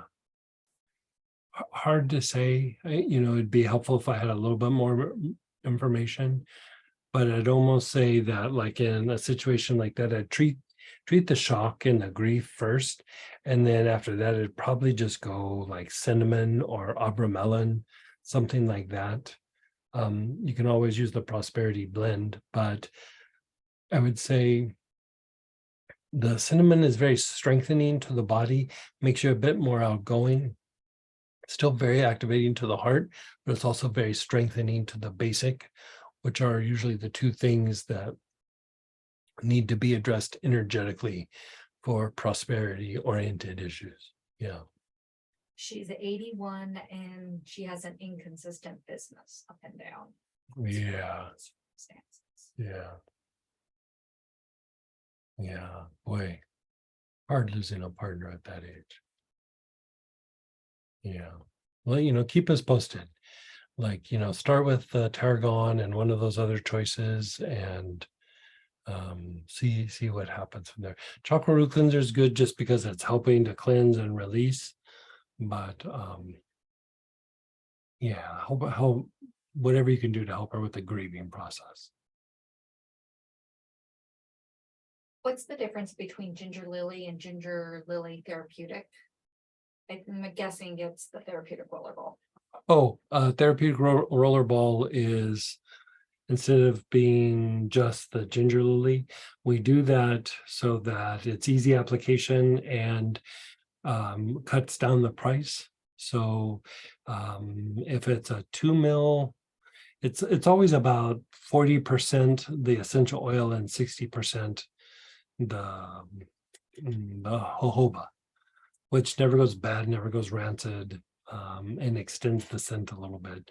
So it's just a way of easier use and decreasing price. What should we use for a salt bath tonight? Frankincense. Well, like all about frankincense. If you don't have frankincense, do galbanum or myrrh. But yeah, frankincense would be the number one choice. Yeah. Great class today, guys. And to all the fathers, happy Father's Day tomorrow. And we're still doing our star session if you guys want to join us tomorrow. But thanks for spending a nice day with us and hope you enjoyed. And next weekend, another free class. We're doing the essentials. We're going to visit like the greatest hits of things that you need to do to help accelerate the healing process just across the board, help you feel good. And then even the class after that will be a free class, which is on self-acceptance. So a couple more free classes before we get rolling again.